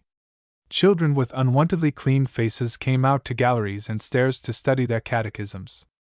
Only the birds were unaware of the seventh day, and went about their melodious business, and flower buds opened to the sun. In mid-morning there suddenly broke on the sweet stillness that clamor of discordant bells that made the wayfarer in Edinburgh stop his ears. All the way from Leith Harbour to the Birdmere 8 score of warring bells contended to be heard. Greyfriars alone was silent in that babblement, for it had lost tower and bell in an explosion of gunpowder. and when the din ceased at last there was a sound of military music. The castle gate swung wide, and a kilted regiment marched down High Street playing God Save the Queen. When Bobby was in good spirits the marching music got into his legs and set him to dancing scandalously. The caretaker and his wifey always came around the kirk on pleasant mornings to see the bonny sight of the gay soldiers going to church. To wee Bobby these good, comfortable, everyday friends of his must have seemed strange in their black garments and their serious Sunday faces. And the Sabbath must, indeed, have been a dull day to the little dog. He had learned that when the earliest comber clicked the wicket he must go under the table tomb and console himself with the extra bone that Mr. Trail never failed to remember. With an hour's respite for dinner at the lodge, between the morning and afternoon services, he lay there all day. The restaurant was closed, and there was no running about for good dogs. In the early dark of winter he could come out and trot quietly about the silent, deserted place. As soon as the crocuses pushed their green noses through the earth in the spring the congregation began to linger among the graves, for to see an old burying ground renew its life is a peculiar promise of the resurrection. By midsummer visitors were coming from afar, some even from oversea, to read the quaint inscriptions on the old tombs, or to lay tributes of flowers on the graves of poets and religious heroes. It was not until the late end of such a day that Bobby could come out of hiding to stretch his cramped legs. Then it was that tenement children dropped from low windows, over the tombs, and ate their suppers of oat cake there in the fading light. When Mr. Trail left the kirkyard in the bright evening of the last Sunday in May he stopped without to wait for Dr. Lee, the minister of Greyfriars Auld Kirk, who had been behind him to the gate. Now he was nowhere to be seen. With Bobby ever in the background of his mind, at such times of possible discovery, Mr. Trail re-entered the kirkyard. The minister was sitting on the fallen slab, tall silk hat off, with Mr. Brown standing beside him, uncovered and miserable of aspect, and Bobby looking up anxiously at this new element in his fate. "Do you think it seemly for a dog to be living in the churchyard, Mr. Brown?" The minister's voice was merely kind and inquiring, but the caretaker was in fault, and this good English was disconcerting. However, his conscience acquitted him of moral wrong, and his sturdy Scotch independence came to the rescue. "Gin a bit dog, wha hands is gab, isna seemly, they pussies are the deal zine bairns." The minister lifted his hand in rebuke. "Remember the Sabbath day. And I see no cats, Mr. Brown. You willna see ony as lang as the wee doggy is leave in I the kirkyard. And the vermin hae sneakit awa the first time sin Queen Mary's day. And syne there's mair singin' birdies than for mony a year." Mr. Trail had listened, unseen. Now he came forward with a gay challenge in broad Scotch to put the all but routed caretaker at his ease. "Doctor, I hae a question to spire ye. Which is mair unseemly, a weel-behavin' bit I tyke I the kirkyard or a scandalous organ I the kirk?" "Ah, Mr. Trail, I'm afraid you're a sad, irreverent young dog yourself, sir." The minister broke into a genial laugh. "Man, you've spoiled the bit of fun I was having with Mr. Brown, who takes his duties seriously." He sat looking down at the little dog until Bobby came up to him and stood confidingly under his caressing hand. Then he added, "I have suspected for some months that he was living in the churchyard. It is truly remarkable that an active, noisy little Skye could keep so still about it." At that Mr. Brown retreated to the Martyr's Monument to meditate on the unministerial behavior of this minister and professor of biblical criticism in the university. Mr. Trail, however, sat himself down on the slab for a pleasant probing into the soul of this courageous dominie, who had long been under fire for his innovations in the kirk services. "I heard of Bobby first early in the winter, from a Bible reader at the medical mission in the Cowgate, who saw the little dog's master buried. He sees many strange, sad things in his work, but nothing ever shocked him so as the lonely death of that pious old shepherd in such a picturesque den of vice and misery. Aye, he went from my place, fair ill, into the storm. I never knew where the auld man died." The minister looked at Mr. Trail, struck by the note of remorse in his tone.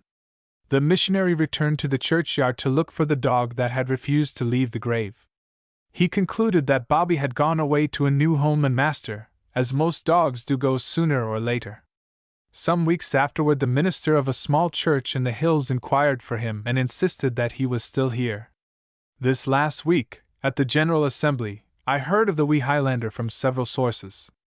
The tales of his escapes from the sheep farm have grown into a sort of odyssey of the Pentlands. I think, perhaps, if you had not continued to feed him, Mr. Trail, he might have remained at his old home. Nay, I'm no thinking so, and I was no willing to risk the starvation of the bonny, leal Highlander. Until the stars came out, Mr. Trail sat there telling the story. At mention of his master's name, Bobby returned to the mound and stretched himself across it. I will go before the Kirk officers, Dr. Lee, and tak full responsibility. Mr. Brown is no to blame. It would have taken a man with a heart of traprock to have turned the woeful bit dog out. He is well cared for and is of a hardy breed, so he is not likely to suffer. But a dog, no more than a man, cannot live on bread alone. His heart hungers for love. Losh! Cried Mr. Brown. Are ye thinking he isna getting it? Oor bairns are a o the hame nest, and ma woman, Jeanie, is fair daft aboot Bobby. I thinkin' he'll tak the measles. In sign, there's the tenement bairns cryin' on him ilka minute, and ain crippled laddie he ain lets fondle him. Still, it would be better if he belonged to some one master. Everybody's dog is nobody's dog, the minister insisted. I wish you could attach him to you, Mr. Trail. Aye, it's a disappointment to me that he'll no bide with me. Perhaps in time. It's nae use, Ava, Mr. Brown interrupted, and he related the incident of the evening before. He's cheerful enough maist o' the time, and likes to be wy the laddies as will as ony dog, but he isna forgettin' all jock. The wee doggy kem again to his maisters burying. Man, ye ne'er saw the like o' it. The wifey found him flattened ot to a furry doormat, and greetin' to brack his heart. It's a remarkable story, and he's a beautiful little dog, and a leal one. The minister stooped and patted Bobby, and he was thoughtful all the way to the gate. The matter need not be brought up in any formal way. I will speak to the elders and deacons about it privately, and refer those wanting details to you, Mr. Trail. Mr. Brown, he called to the caretaker who stood in the lodge door. It cannot be pleasing to God to see the little creature restrained. Give Bobby his liberty on the Sabbath. 8. It was more than 8 years after all Jock fled from the threat of a doctor that Mr. Trail's prediction, that his tongue would get him into trouble with the magistrates, was fulfilled, and then it was because of the least considered slip in speaking to a boyhood friend who happened to be a burgh policeman. Many things had tried the landlord of ye old Greyfriars dining rooms. After a series of soft April days, in which lilacs budded and birds sang in the kirkyard, squalls of wind and rain came up out of the sea-roaring east. The smoky old town of Edinburgh was so shaken and beaten upon, and icily drenched that rattling finials and tiles were torn from ancient gables and whirled abroad. Rheumatic pains were driven into the joints of the elderly. Mr. Brown took to his bed in the lodge, and Mr. Trail was touchy in his temper. A sensitive little dog learns to read the human barometer with a degree of accuracy rarely attained by fellow men and, in times of low pressure, wisely effaces himself. His rough thatch streaming, Bobby trotted in blithely for his dinner, ate it under the settle, shook himself dry, and dozed half the afternoon. To the casual observer the wee terrier was no older than when his master died. As swift of foot and as sound of wind as he had ever been, he could tear across country at the heels of a new generation of Harriet laddies and be as fresh as a daisy at nightfall. Silvery grey all over, the whitening hairs on his face and tufted feet were not visible. His hazel-brown eyes were still as bright and soft and deep as the sunniest pools of Leith water. It was only when he opened his mouth for a tiny, pink cavern of a yawn that the points of his teeth could be seen to be wearing down, and his after-dinner nap was more prolonged than of old. At such times Mr. Trail recalled that the longest life of a dog is no more than a fifth of the length of days allotted to man. On that snarling April day, when only himself and the flossy ball of sleeping sky were in the place, this thought added to Mr. Trail's discontent. There had been few guests. Those who had come in, soaked and surly, ate their dinner in silence and discomfort and took themselves away, leaving the freshly scrubbed floor as mucky as a moss-hag on the moor. Late in the afternoon a sergeant, risen from the ranks and cocky about it, came in and turned himself out of a dripping greatcoat, dapper and dry in his red tunic, pipe-clayed belt, and winking buttons. He ordered tea and toast and Dundee marmalade with an air of gay well-being that was no less than a personal affront to a man in Mr. Traill's frame of mind. Trouble brewed with the tea that Ailie Lindsay, a tall lassie of 15, but shy and elfish as of old, brought in on a tray from the scullery. When this spick-and-span non-commissioned officer demanded Mr. Traill's price for the little dog that took his eye, the landlord replied curtly that Bobby was not for sale. The soldier was insolently amused. "That's vera surprisin'. I thoucht an Edinburgh shopkeeper wad sell ilka thing he had, and tak the siller to bed wi' him to keep him snug the nicht." Mr. Traill returned, with brief sarcasm, that his lairdship had been misinformed. "Why will ye no sell the bit dog?" the man insisted. The badgered landlord turned upon him and answered at length, after the elaborate manner of a minister who lays his sermon off in sections. "First, he's no my dog to sell. Second, he's a dog of rare discrimination, and is no like to tak you for a master. Third, you soldiers I have with you a special brand of shilling-a-day impudence. And fourth and last, my brither, I'm no needing your siller, and I can manage to do fair will without your conversation." As this bombardment proceeded, the sergeant's jaw dropped. When it was finished he laughed heartily, and slapped his knee. "Man, come and brak bread wi' me or I'll hae to brak your stiff neck." A truce was declared over a cosy pot of tea, and the two became at least temporary friends. It was such a day that the landlord would have gossiped with a jailbird, and when a soldier who has seen years of service, much of it in strange lands, once admits a shopkeeper to equality, he can be affable and entertaining. By the ordner dot. Mr. Trail sketched Bobby's story broadly, and to a sympathetic listener, and the soldier told the landlord of the animals that had lived and died in the castle. Parrots and monkeys and strange dogs and cats had been brought there by regiments returning from foreign countries and colonies. But most of the pets had been native dogs, collies, spaniels and terriers, and animals of mixed breeds and of no breed at all, but just good dogs.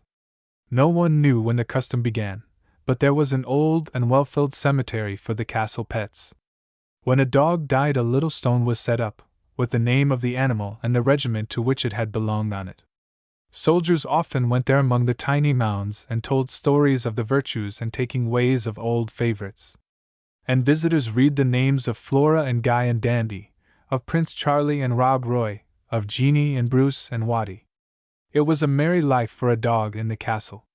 He was petted and spoiled by homesick men, and when he died there were 1,000 mourners at his funeral. Put it to the bit Sky Noel.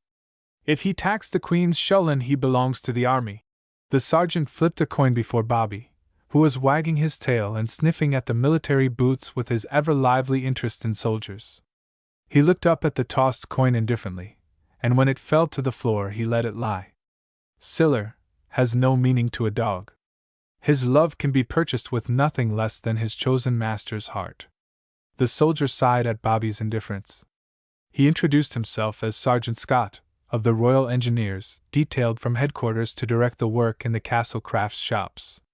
Engineers rank high in pay and in consideration, and it was no ordinary jack of all trades who had expert knowledge of so many skilled handicrafts. Mr. Traill's respect and liking for the man increased with the passing moments. As the sergeant departed he warned Mr. Traill, laughingly, that he meant to kidnap Bobby the very first chance he got. The castle pet had died, and Bobby was altogether too good a dog to be wasted on a mouldy old kirkyard and thrown on a dust cart when he came to die. Mr. Traill resented the imputation. "He'll no be thrown on a dust cart." The door was shut on the mocking retort. "Who do ye ken he willna?" And there was food for gloomy reflection. The landlord could not know, in truth, what Bobby's ultimate fate might be. But little over 9 years of age, he should live only 5 or 6 years longer at most. Of his friends, Mr. Brown was ill and aging, and might have to give place to a younger man. He himself was in his prime, but he could not be certain of living longer than this hardy little dog. For the first time he realized the truth of Dr. Lee's saying that everybody's dog was nobody's dog. The tenement children held Bobby in a sort of community affection. He was the special pet of the Harriet laddies, but a class was sent into the world every year and was scattered far. Not one of all the hundreds of bairns who had known and loved this little dog could give him any real care or protection. For the rest, Bobby had remained almost unknown. Many of the congregations of old and new Greyfriars had never seen or heard of him. When strangers were about, he seemed to prefer lying in his retreat under the fallen tomb. His Sunday afternoon naps he usually took in the lodge kitchen. And so, it might very well happen that his old age would be friendless, that he would come to some forlorn end, and be carried away on the dustman's cart. It might, indeed, be better for him to end his days in love and honor in the castle. But to this solution of the problem Mr. Trail himself was not reconciled. Sensing some shifting of the winds in the man's soul, Bobby trotted over to lick his hand. Then he sat up on the hearth and lolled his tongue, reminding the good landlord that he had one cheerful friend to bear him company on the blaw-weary day. It was thus they sat, companionably, when a burg policeman who was well known to Mr. Trail came in to dry himself by the fire. Gloomy thoughts were dispelled at once by the instinct of hospitality. "You're fair wet, man. Pull a chair to the hearth. And you have a bit smut on your nose, Davy. It's frae the railway engine." Edinburgh was a reeky tune enough afore the engines cam in and belched smuts in ilka body's faces. The policeman was disgusted and discouraged by 3 days of wet clothing, and he would have to go out into the rain again before he got dry. Nothing occurred to him to talk about but grievances. "Did ye ken the Laird Provost, Maister Chambers, is intending to knock a lang hole abune the tap o' the Coogate winds? It will mak a braid streak ye can look doon frae your doorway here. The good auld days gangin' doon in a muckle dust. Aye, the sun will peep into foul places it hasn't seen sin Queen Mary's day. And Davy, it would be more according to the good auld customs you're so fond of to call Mr. William Chambers Glenormiston for his bit country place. He's no a laird. Nay, but he'll be a laird the next time the Queen shows her bonny face north o' the Tweed. Tak a cup o' kindness with me, man. Hot tay will tak the called out of ver disposition." Mr. Trail pulled a bell-cord, and Ailey, unused as yet to bells, put her startled little face in at the door to the scullery. At sight of the policeman she looked more than ever like a scared rabbit, and her hands shook when she set the tray down before him.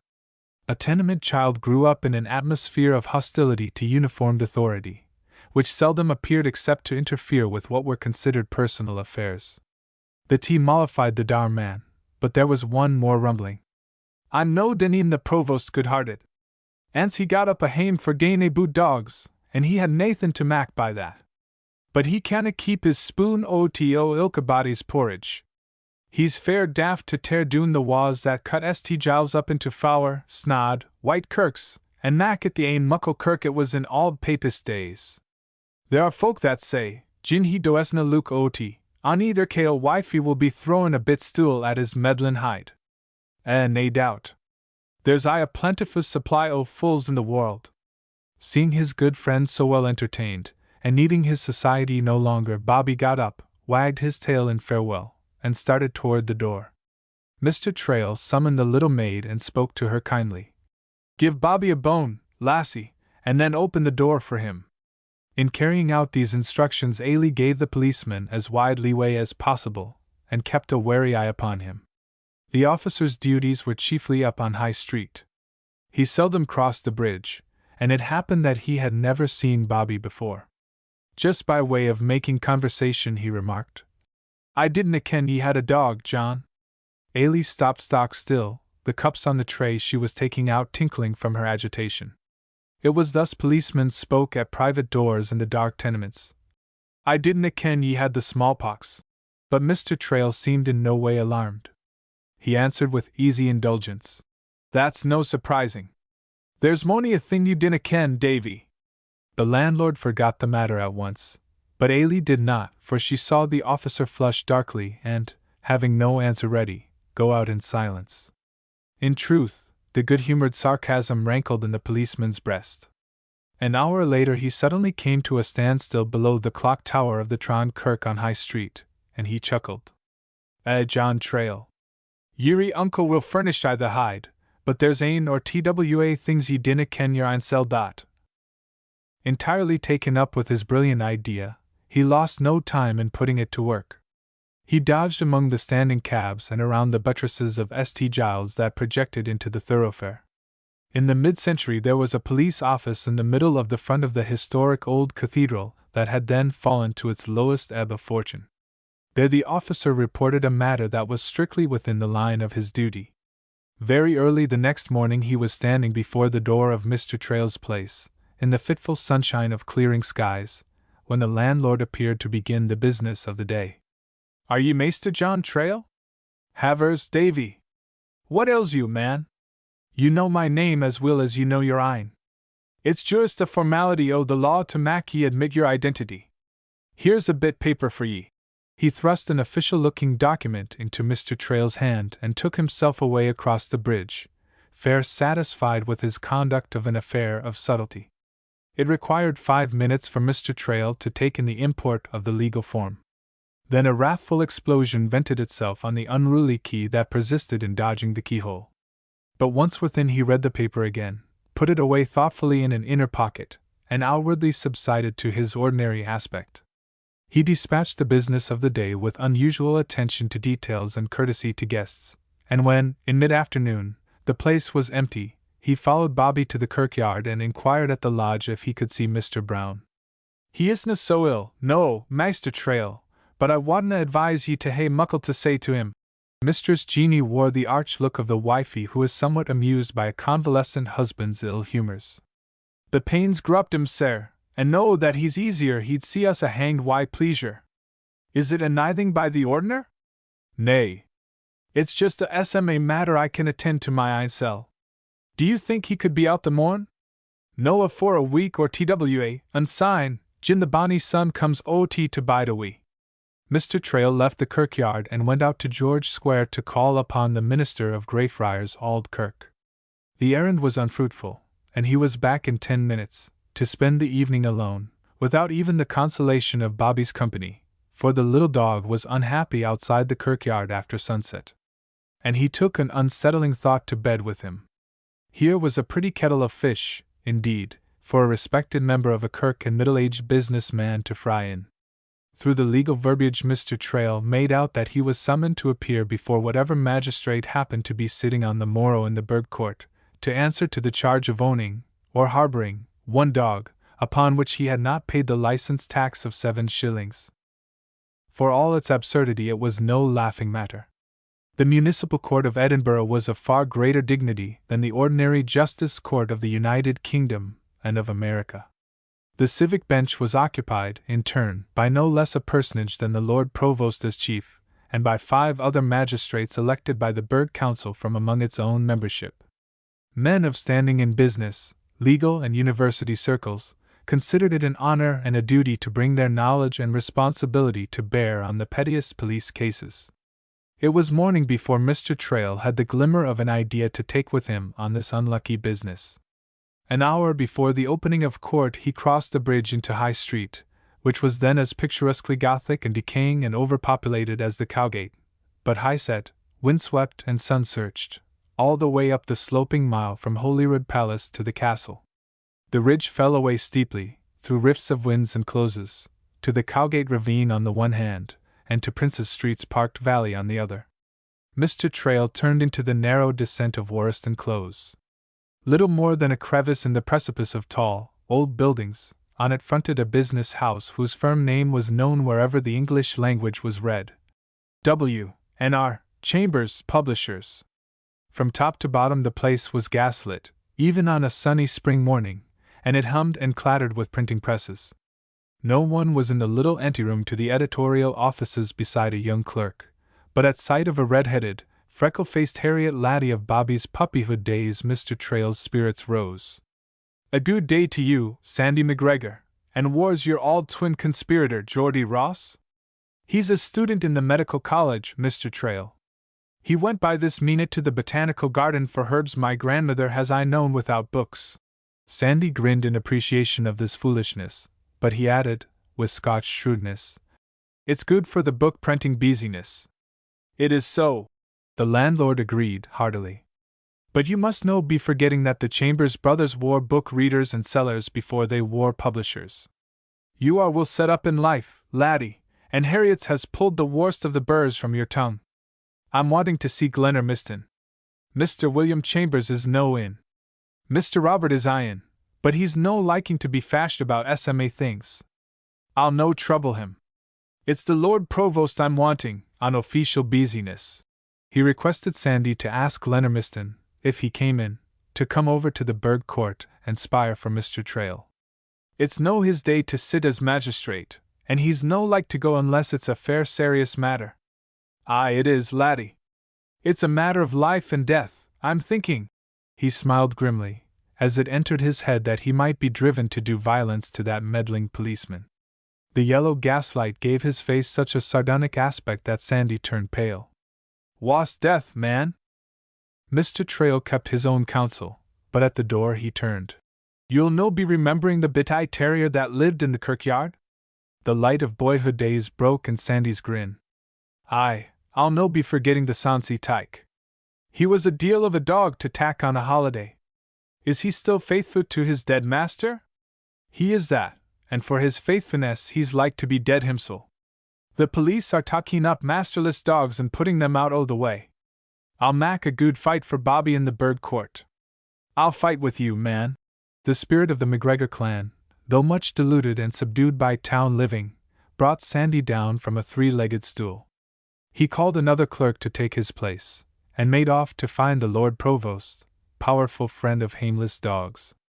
Mr. Trail hastened down to the Royal Exchange, below St. Giles and on the northern side of High Street. Less than a century old, this municipal building was modern among ancient rookeries. To High Street it presented a classic front of 4 stories, recessed by flanking wings, around 3 sides of a quadrangular courtyard. Near the entrance there was a row of barber shops and coffee rooms. Any one having business with the city offices went through a corridor between these places of small trade to the stairway court behind them.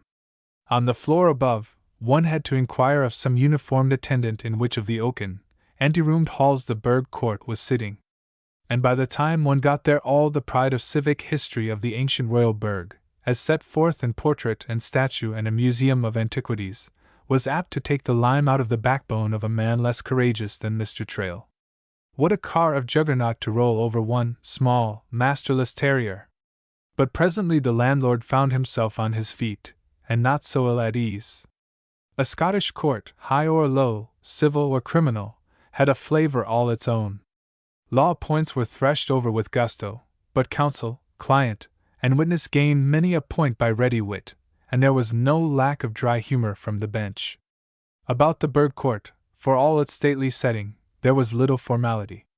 The magistrate of the day sat behind a tall desk, with a clerk of record at his elbow, and the officer gave his testimony briefly, Edinburgh being quite overrun by stray and unlicensed dogs. Orders had recently been given the Burgh police to report such animals.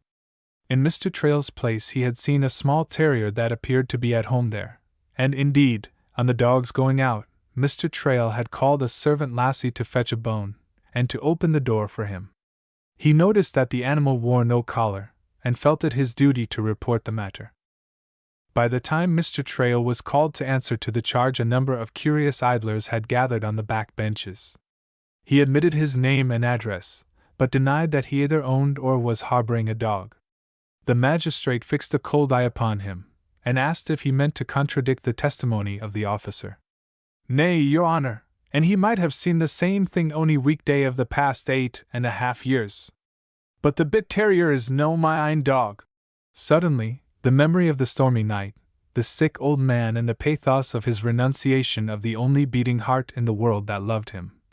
"Bobby isna ma ain dog," swept over the remorseful landlord. He was filled with a fierce championship of the wee Highlander, whose loyalty to that dead master had brought him to this strait. To the magistrate Mr. Trail's tossed-up head had the effect of defiance, and brought a sharp rebuke. "Don't split hairs, Mr. Trail. You are wasting the time of the court. You admit feeding the dog. Who is his master, and where does he sleep?" "His master is in his grave in Auld Greyfriars Kirkyard, and the dog has I slept there on the mound." The magistrate leaned over his desk. Man, no dog could sleep in the open for one winter in this climate. Are you fond of romancing, Mr. Trail? No, so over fond, Your Honor. The dog is of the subarctic breed of Skye Terriers, the kind with a thick underjacket of fleece, and a weather thatch that turns rain like a crofter's cottage roof. There should be witnesses to such an extraordinary story. The dog could not have lived in this strictly guarded churchyard without the consent of those in authority. The magistrate was plainly annoyed and skeptical, and Mr. Trail felt the sting of it. Aye, the caretaker has been his good friend, but Mr. Brown is ill of rheumatism, and can no come out. Nae doubt, if necessary, his deposition could be taken. Permission for the bit dog to live in the kirkyard was given by the minister of Greyfriars Auld Kirk, but Dr. Lee is in failing health and has gone to the south of France. The tenement children and the Harriet laddies have I made a pet of Bobby, but they would no be competent witnesses. You should have counsel. There are some legal difficulties here. I'm no needing a lawyer. The law in sic a matter can no be so complicated, and I have a tongue in my ain head that has I served me, Your Honor. The magistrate smiled, and the spectators moved to the nearer benches to enjoy this racy man. The room began to fill by that kind of telepathy that causes crowds to gather around the human drama. One man stood, unnoticed, in the doorway. Mr. Trail went on quietly. If the court permits me to do so, I shall be glad to pay for Bobby's license, but I'm thinking that carries responsibility for the bit dog. You are quite right, Mr. Trail. You would have to assume responsibility. Masterless dogs have become a serious nuisance in the city. I could no tak responsibility. The dog is no with me more than a couple of hours out of the 24. I understand that most of his time is spent in the kirkyard, in well-behaving, useful ways, but I could no be sure. But why have you fed him for so many years? Was his master a friend? Nay, just a customer, Your Honor, a simple auld shepherd who ate his market-day dinner in my place. I had the bit dog with him, and I was the last man to see the auld body before he went awa to his miserable death in a Cowgate wynd. Bobby came to me, near starved, to be fed, 2 days after his master's burial. I was taken by the wee Highlander's leal spirit. And that was all the landlord would say. He had no mind to wear his heart upon his sleeve for this idle crowd to gape at. After a moment the magistrate spoke warmly.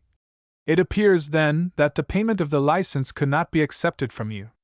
Your humanity is commendable, Mr. Trail, but technically you are in fault. The minimum fine should be imposed and remitted. At this utterly unlooked-for conclusion Mr. Trail seemed to gather his lean shoulders together for a spring, and his grey eyes narrowed to blades. With due respect to Your Honor, I must tack an appeal against sic a decision, to the Lord Provost and of the magistrates, and then to the Court of Sessions. You would get scant attention, Mr. Trail. The higher judiciary have more important business than reviewing dog cases. You would be laughed out of court. The dry tone stung him to instant retort. And in good company I'd be. 50 years syne Lord Erskine was laughed down in Parliament for proposing to give legal protection to dumb animals. But we're getting a bit more civilized. Tut tut, Mr. Trail, you're making far too much of a small matter. It's no SMA matter to be entered in the records of the Burgh Court as a petty lawbreaker. And if I continued to feed the dog I would be in contempt of court. The magistrate was beginning to feel badgered. The fine carries the interdiction with it, Mr. Trail, if you are asking for information. It was no for information, but just to mak plain my ain line of conduct. I'm no intending to abandon the dog.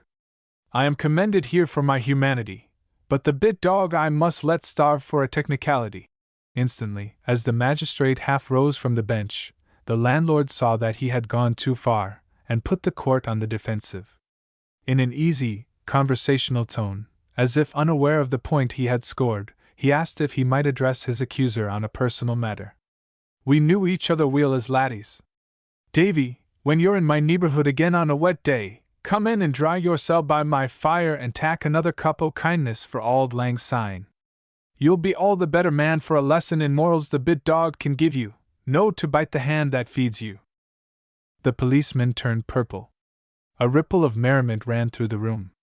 The magistrate put his hand up to his mouth, and the clerk began to drop pens. Before silence was restored, a messenger laddie ran up with a note for the bench. The magistrate read it with a look of relief, and nodded to the man who had been listening from the doorway, but who disappeared at once. The case is ordered continued. The defendant will be given time to secure witnesses, and notified when to appear. The next case is called. Somewhat dazed by this sudden turn, and annoyed by the delayed settlement of the affair, Mr. Trail hastened from the courtroom. As he gained the street, he was overtaken by the messenger with a second note. And there was a still more surprising turn that sent the landlord off up swarming High Street, across the bridge, and on to his snug little place of business, with the face and the heart of a schoolboy. When Bobby, draggled by 3 days of wet weather, came in for his dinner, Mr. Trail scanned him critically and in some perplexity. At the end of the day's work, as Ailey was dropping her quaint curtsy and giving her adored employer a shy "Good nicht," he had a sudden thought that made him call her back. "Did you ever give a bit dog a washing, lassie? Ye mean Bobby, Maister Trail?" "Nay, I didna." Her eyes sparkled. "But Tammy's howd him for Maister Brown, and he says it's sonsie to gie the bonny wi' a washing dot. Weel, Mr. Brown is fair ill, and there has been foul weather. Bobby's getting to look like a poor gane a boot dog. Have him at the kirkyard gate at 7:15 o'clock the morn looking like a leddy's pet, and I'll dance a Highland fling at your wedding. Are ye gangin' to tak Bobby on a picnic, Maister Trail?" He answered with a mock solemnity and a twinkle in his eyes that mystified the little maid. "Nay, lassie, I'm going to tak him to a meeting in a braw kirk." 9. When Ailey wanted to get up unusually early in the morning, she made use of Tammy for an alarm clock.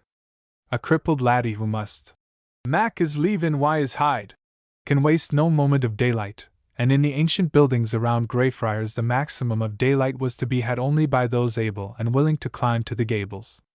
Tammy, having to live on the lowest, darkest floor of all, used the kirkyard for a study, by special indulgence of the caretaker, whenever the weather permitted. From a window he dropped his books and his crutches over the wall. Then, by clasping his arms around a broken shaft that blocked the casement, he swung himself out, and scrambled down into an enclosed vault yard. There he kept hidden Mistress Jeanie's milking stool for a seat, and a table tomb served as well, for the laddie to do his sums upon, as it had for the tearful signing of the covenant more than 200 years before. Bobby, as host, greeted Tammy with cordial friskings and waggings, saw him settled to his tasks, and then went briskly about his own interrupted business of searching out marauders. Many a spring dawn the quiet little boy and the swift and silent little dog had the shadowy garden all to themselves, and it was for them the song thrushes and skylarks gave their choicest concerts. On that mid-April morning, when the rising sun gilded the castle turrets and flashed back from the many beautiful windows of Harriet's Hospital, Tammy bundled his books under the table tomb of Mistress Jean Grant, went over to the rear of the Guildhall at the top of the row, and threw a handful of gravel up to Ailey's window. Because of a grandmother, Ailey, too, dwelt on a low level. Her eager little face, lighted by sleep-dazzled blue eyes, popped out with the surprising suddenness of the mannequins in a Punch and Judy show. "In just ain't mean it, Tammy," she whispered. "No to walk in the grandmother." It was in so very short a minute that the lassie climbed out onto the classic pediment of a tomb and dropped into the kirkyard that her toilet was uncompleted.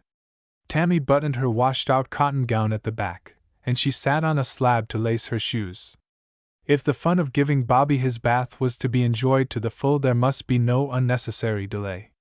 This consideration led Tammy to observe, "Ye're no needin' to comb your hair, Ailey. It looks bonny enough."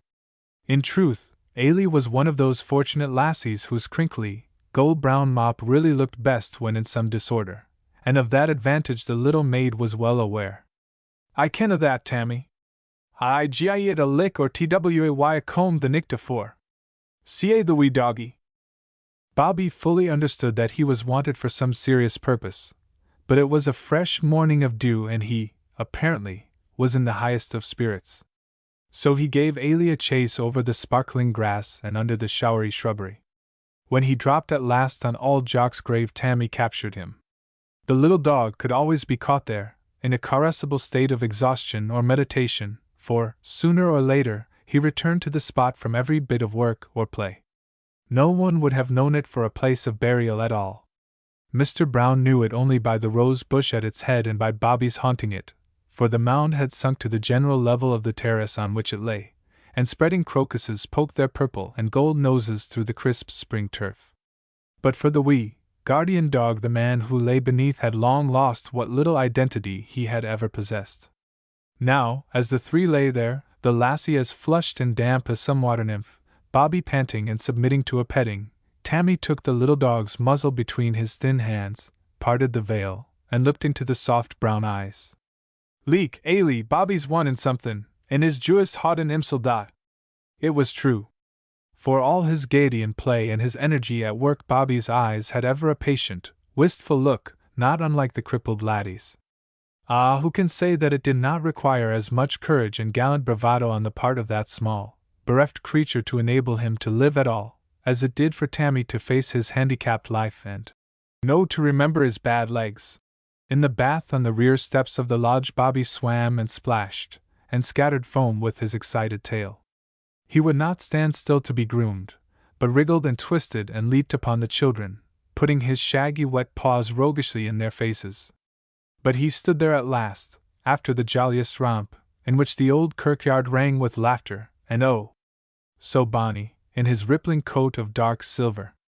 No sooner was he released than he dashed around the kirk and back again, bringing his latest bone in his mouth. To his scratching on the stone sill, for he had been taught not to scratch on the panel, the door was opened by snod and smiling Mistress Jeanie, who invited these slum bairns into such a cozy, spotless kitchen as was not possible in the tenements. Mr. Brown sat by the hearth, bundled in blue and white blankets of wonderfully blocked country weaving. Bobby put his 4 paws on the caretaker's chair and laid his precious bone in the man's lap. Ye talking bit rascal, Lou!" Bobby jumped to the padded knee, turned around and around on the soft bed that invited him, licked the beaming old face to show his sympathy and friendliness, and jumped down again. Mr. Brown sighed because Bobby steadily but amiably refused to be anybody's lapdog. The caretaker turned to the admiring children. "Ilka morn he fetches his bit bane up, thinking it a braw gifty for an ill man. And syne he visits me twa times i' the day, just biddin' a wee on the hearthstane, lollin' his tongue and waggin' his tail, cheerful like. Bobby has mair good sense in his hide than mony a man wha comes ben the hoose, while lang face, to let me ken I'm gangin' to dee. Gin I keep snug and canny it wulna gang to the heart. Jeanie, woman, fetch ma fife, will ye?" Then there were strange doings in the kirkyard lodge. James Brown wasna gangin' to dee. Before his time came, at any rate. In his youth, as under gardener on a Highland estate, he had learned to play the piccolo flute, and lately he had revived the pastoral art of piping just because it went so well with Bobby's delighted legs. To the sonsy air of Bonnie Dundee, Bobby hopped and stepped and looped, and he turned about on his hind feet. His shagged 4 paws drooped on his breast as daintily as the hands in the portraits of early Victorian ladies. The fire burned cheerily in the polished grate, and winked on every shining thing in the room. Primroses bloomed in the diamond-paned casement. The skylark fluttered up and sang in its cage. The fife whistled as gaily as a blackbird, and the little dog danced with a comic clumsiness that made them all double up with laughter. The place was so full of brightness, and of kind and merry hearts, that there was room for nothing else. Not one of them dreamed that the shadow of the law was even then over this useful and lovable little dog's head. A glance at the Wagatawa clock reminded Ailey that Mr. Trail might be waiting for Bobby. Curious about the mystery, the children took the little dog down to the gate, happily. They were sobered, however, when Mr. Trail appeared, looking very grand in his Sabbath clothes. He inspected Bobby all over with anxious scrutiny, and gave each of the bairns a threepenny bit, but he had no blithe greeting for them. Much preoccupied, he went off at once, with the animated little muff of a dog at his heels. In truth, Mr. Trail was thinking about how he might best plead Bobby's cause with the Lord Provost.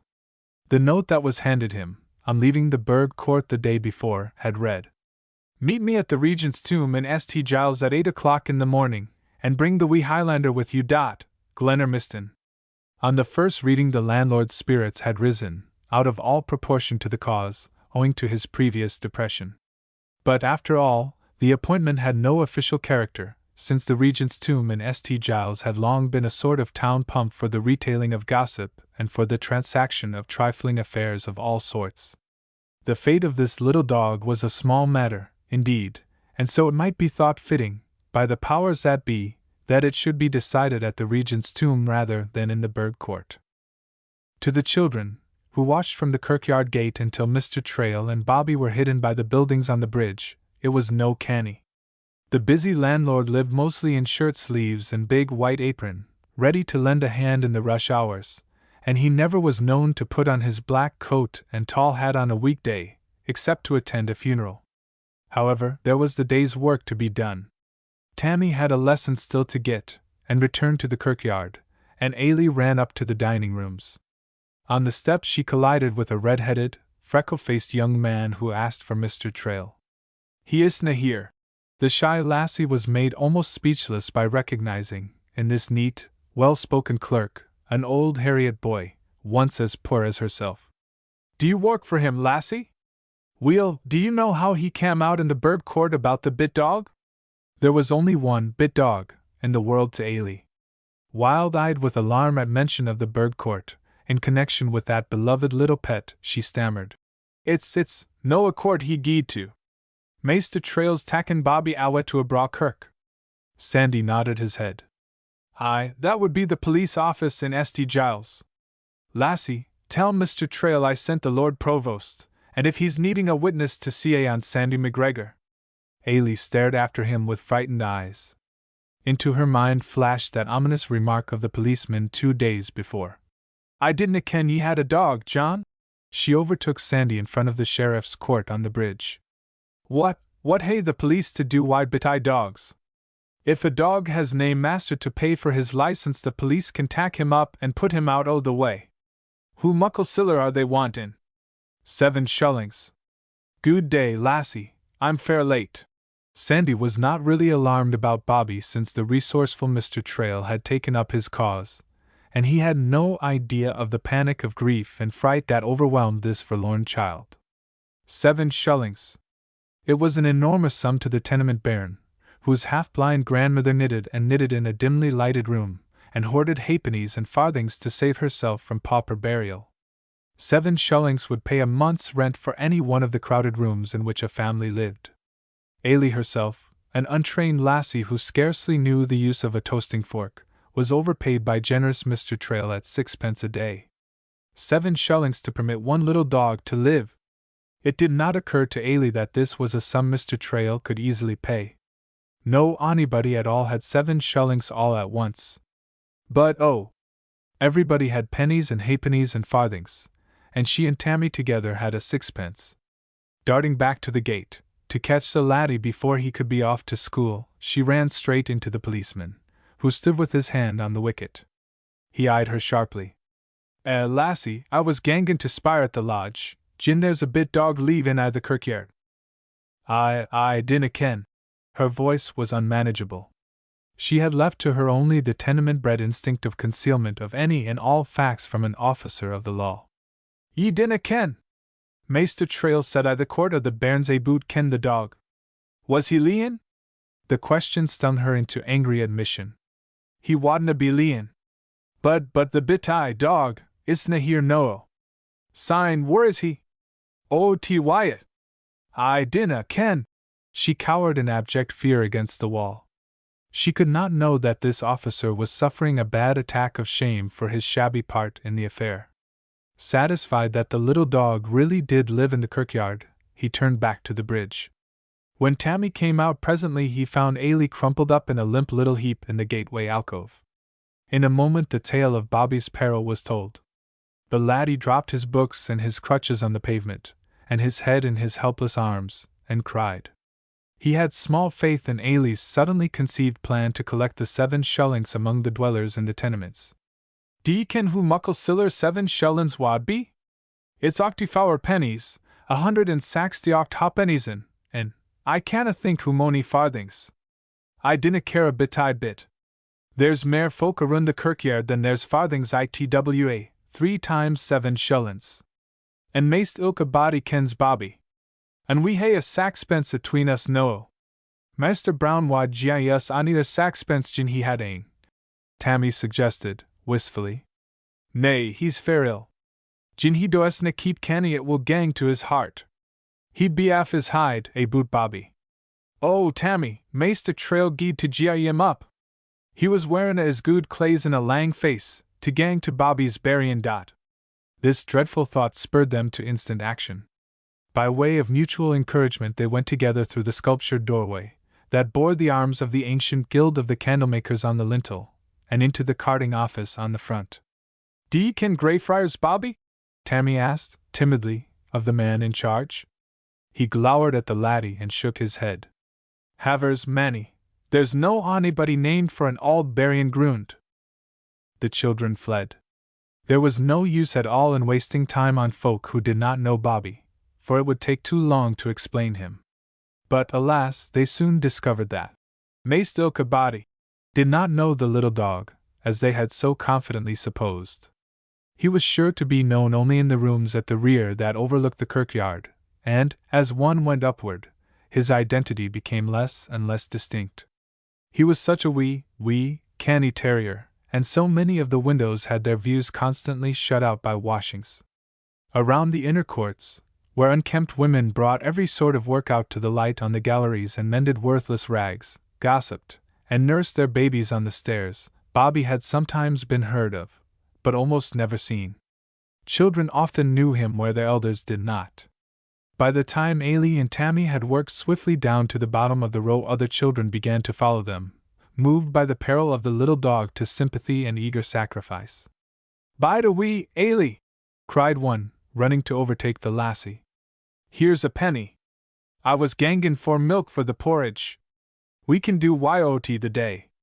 And there was the money for the broth bone, and the farthing that would have filled the good man's evening pipe, and the ha'penny for the grandmother's tea. It was the world-over story of the poor helping the poor. The progress of Ailey and Tammy through the tenements was like that of the piper through Hamelin. The children gathered and followed at their heels, until a curiously quiet mob of 80 or more crouched in the court of the old hall of the Knights of St. John, in the Grass Market, to count the many copper coins in Tammy's woolen bonnet. 5 shillings, 9 pence, and a ha'penny, Tammy announced. And then, after calculation on his fingers, "It'll tak a shillin' and 2 ha'penny mair." There was a gasping breath of bitter disappointment, and one wee laddie wailed for lost Bobby. At that Ailey dashed the tears from her own eyes and sprang up, spurred to desperate effort. She would storm the all but hopeless attic chambers.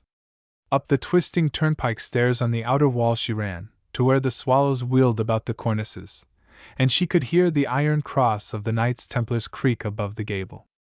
Then, all the way along a dark passage, at one door after another, she knocked, and cried, "D'ye ken Greyfriars Bobby?" At some of the doors there was no answer. At others students stared out at the bairn, not in the least comprehending this wild crying. Tears of anger and despair flooded the little maid's blue eyes when she beat on the last door of the row with her doubled fist. "D'ye ken Greyfriars Bobby? The police are gangin' to mak him be deid."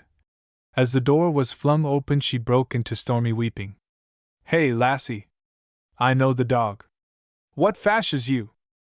There stood a tall student, a wet towel about his head, and behind him, the rafters of the dormer-lighted closet were as thickly hung with bunches of dried herbs from the botanical garden as any auld witch wife's kitchen. "Oh, are ye kennin' him? Isna he bonny and sonsie? Gie me the shillin' and 2 ha'penny we're needin', so the police woolna put him owa dot." "Losh! It's a license you're wanting? I wish I had as many shillings as I've had good times with Bobby, and naething to pay for his braw company." For this was Geordie Ross, going through the medical college with the help of Harriet's fund that, large as it was never quite enough for all the poor and ambitious youths of Edinburgh. And so, although provided for in all necessary ways, his pockets were nearly as empty as of old. He could spare a 6 if he made his dinner on a potato and a smoked herring. That he was very willing to do, once he had heard the tale, and he went with Ailey to the lodgings of other students, and demanded their siller with no explanation at all. "Give the lassie what you can spare, man, or I'll have to give you a licking," was his gay and convincing argument, from door to door, until the needed amount was made up. Ailey fled recklessly down the stairs, and cried triumphantly to the upward-looking, silent crowd that had grown and grown around Tammy, like some host of children crusaders. While Ailey and Tammy were collecting the price of his ransom, Bobby was exploring the intricately cut-up interior of old St. Giles, sniffing at the rifts and flimsily plastered partitions that the Lord Provost pointed out to Mr. Trail. Rats were in those crumbling walls. If there had been a hole big enough to admit him, the plucky little dog would have gone in after them.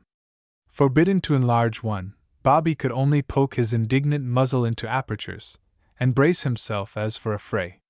And, at the very smell of him, there were such squeakings and scamperings in hidden runways as to be almost beyond a terrier's endurance. The Lord Provost watched him with an approving eye.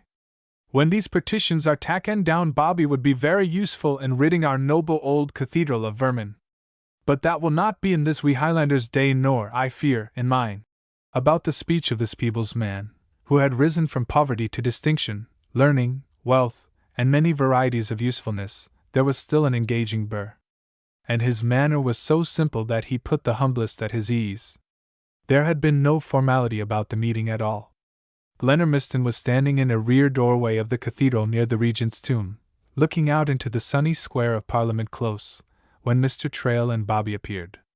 Near 70, at that time, a backward sweep of white hair and a downward flow of square-cut, white beard framed a boldly featured face and left a generous mouth uncovered. "Good morning, Mr. Trail. So that is the famous dog that has stood sentinel for more than 8 years.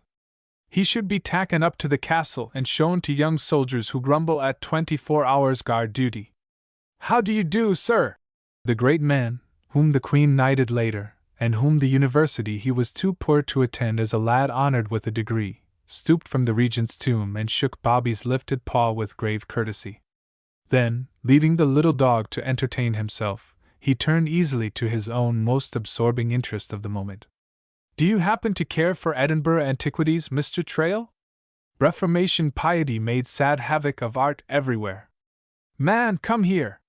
Down into the lime dust the Lord Provost and the landlord went, in their good black clothes, for a glimpse of a bit of sculpturing on a tomb that had been walled in to make a passage. A loose brick removed, behind and above it, the sun flashed through fragments of emerald and ruby glass of a saint's robe, in a bricked-up window. Such buried and forgotten treasure, Glenormiston explained, filled the entire south transept. In the high kirk, that then filled the eastern end of the cathedral, they went up a cheap wooden stairway, to the pew-filled gallery that was built into the old choir, and sat down.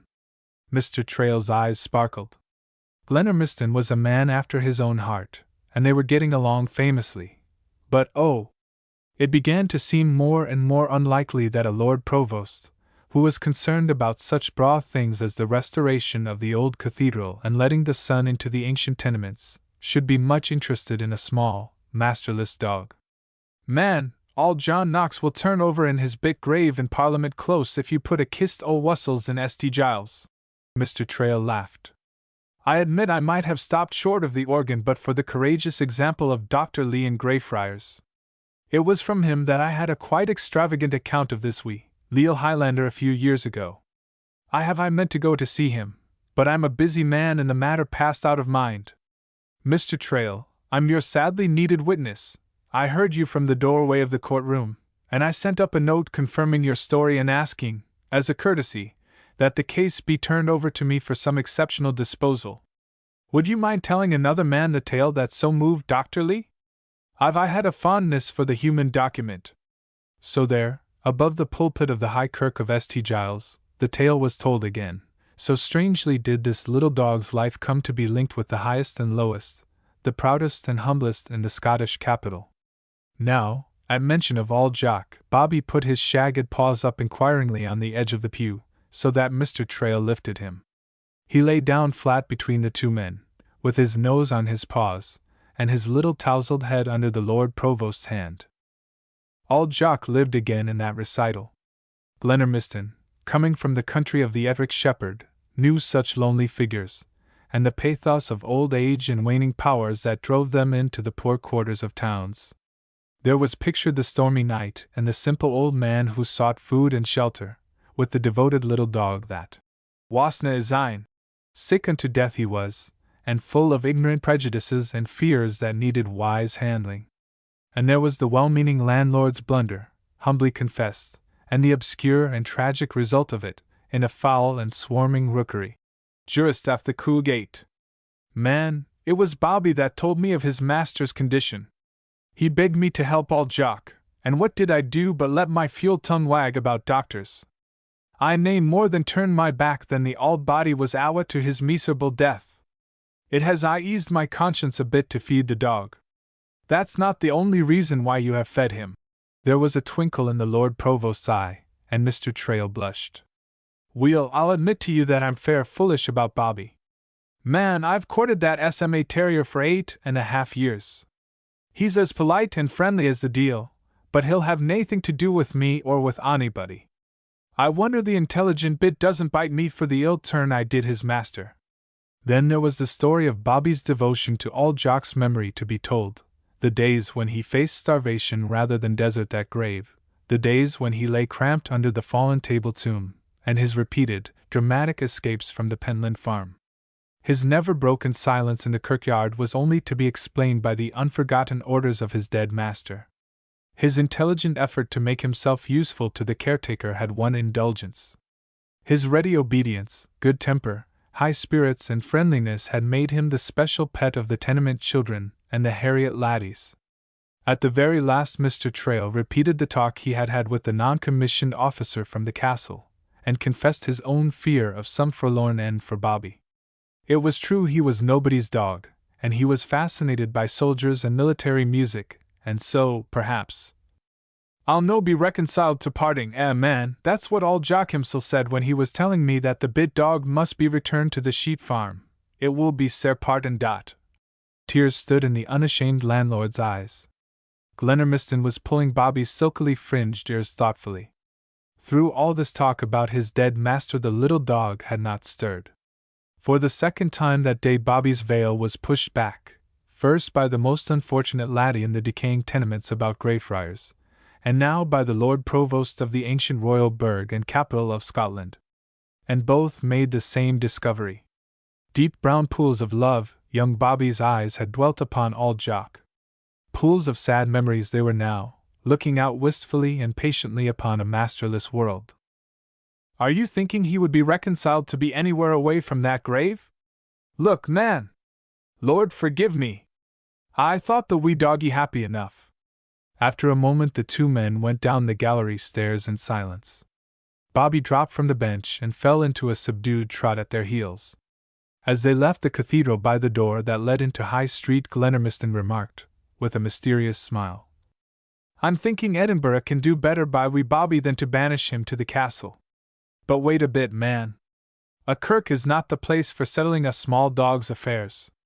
The Lord Provost led the way westward along the cathedral's front. On High Street, St. Giles had 3 doorways. The middle door then gave admittance to the police office. The western opened into the little kirk, popularly known as Hatto's Hole. It was into this bare, whitewashed chapel that Glenermiston turned to get some restoration drawings he had left on the pulpit. He was explaining them to Mr. Trail when he was interrupted by a murmur and a shuffle, as of many voices and feet, and an odd tapping in the vestibule. Of all the doorways on the north and south fronts of St. Giles, the one to the little kirk was nearest the end of George Ford Bridge. Confused by the vast size and imposing architecture of the old cathedral, these slum children, in search of the police office, went no farther, but ventured timidly into the open vestibule of Hatto's Hole. Any doubts they might have had about this being the right place were soon dispelled. Bobby heard them and darted out to investigate. And suddenly they were all inside, overwrought ailey on the floor, clasping the little dog and crying hysterically. Bobby's no dade! Bobby's no dade! Oh, Maister Trail, ye willna hae to gie him up to the police. Tammy's got the 7 shullins in his bonnet.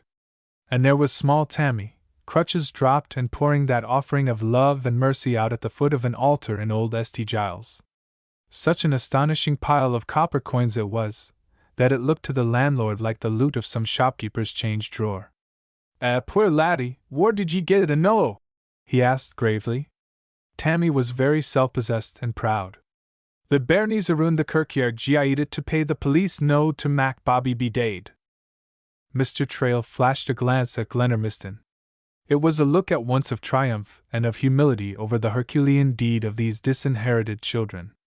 But the Lord Provost was gazing at that crowd of pale bairns, products of the old town's ancient slums, and feeling, in his own person, the civic shame of it. And he was thinking, that he must hasten that other project nearest his heart, of knocking holes in solid rows of foul cliffs, in the Cowgate, on High Street, and around Greyfriars. It was an incredible thing that such a flower of affection should have bloomed so sweetly in such sunless cells. And it was a new gospel, at that time, that a dog or a horse or a bird might have its mission in this world of making people kinder and happier. They were all down on the floor, in the space before the altar, unwashed, uncombed, unconscious of the dirty rags that scarce covered them, quite happy and self-forgetful in the charming friskings and friendly lollings of the well-fed, carefully groomed, beautiful little dog. Ailey, still so excited that she forgot to be shy, put Bobby through his pretty tricks. He rolled over and over, he jumped, he danced to Tammy's whistling of Bonnie Dundee. He walked on his hind legs and looked at a bonnet, he begged, he lifted his short shagged paw and shook hands. Then he sniffed at the heap of coins, looked up inquiringly at Mr. Trail, and concluding that here was some property to be guarded, stood by the siller, as stanchly as a soldier. It was just pure pleasure to watch him. Very suddenly the Lord Provost changed his mind. A sacred kirk was the very best place of all to settle this little dog's affairs. The offering of these children could not be refused. It should lie there, below the altar, and be consecrated to some other blessed work, and he would do now and here what he had meant to do elsewhere, and in a quite different way. He lifted Bobby to the pulpit so that all might see him, and he spoke so that all might understand. "Are ye kennin' what it is to gie the freedom o' the tune to grand folk? It's when the bonny queen comes and ye gie her the keys to the bird gates that are no here ony mair." Tammy, being in Harriet's, was a laddie of learning. "Weel done, laddie. Lang syne there was a war round Edinburgh wi' gates in it." Oh yes, all these bairnies knew that, and the fragment of it that was still to be seen outside and above the grass market, with its sentry tower by the old west port. "Gin a fey king or ith a grand visitor cam, the Laird Provost and the magistrates gied him the keys so he could gang in and out at his pleasure. The wa's are ado no, and the gates no here ony mair, but we hae the keys, and we mak a show o' gien em to visitors war vera grand or wise or good, or just useful by the ordinary dot." "Master Gladstane," said Tammy. "Aye, we honour the Queen's ministers, and Miss Nightingale, wha nursed the soldiers I the war, and Letty Burdett Coutts, wha gies her siller and her heart to poor folk and is aye kind to horses and dogs and singing birdies, and we gie the keys to heroes o' the war wha are brave and faithful. And no, there's a wee bit beastie. He's weel behavin', and isna makin' a blatterin' aye in auld kirkyard. He aye minds what he's bidden to do. He's cheerfu' and busy, keepin' the prowlin' pussies and vermin frae the SMA birdies aye the nests. He maks friends o' ilka body, and he's faithfu'. For a daid man he lo'ed he's gone hungry, and he hasna forgotten I'm or left him by his lane at nicht for mair years than some o' ye are auld. And gin ye find him lyin' canny, and ye tak a keek into his bonny brown een, ye can see he's aye greetin'. And so, ye didna ken why, but ye allowed the lanely wee Bobby!" It was an excited breath of a word from the wide-eyed bairns. "Bobby! Havers! A bit-eyed dog wadna ken what to do wi' keys." But Glenormiston was smiling, and these sharp-witted slum bairns exchanged knowing glances. "Where's that SMA?"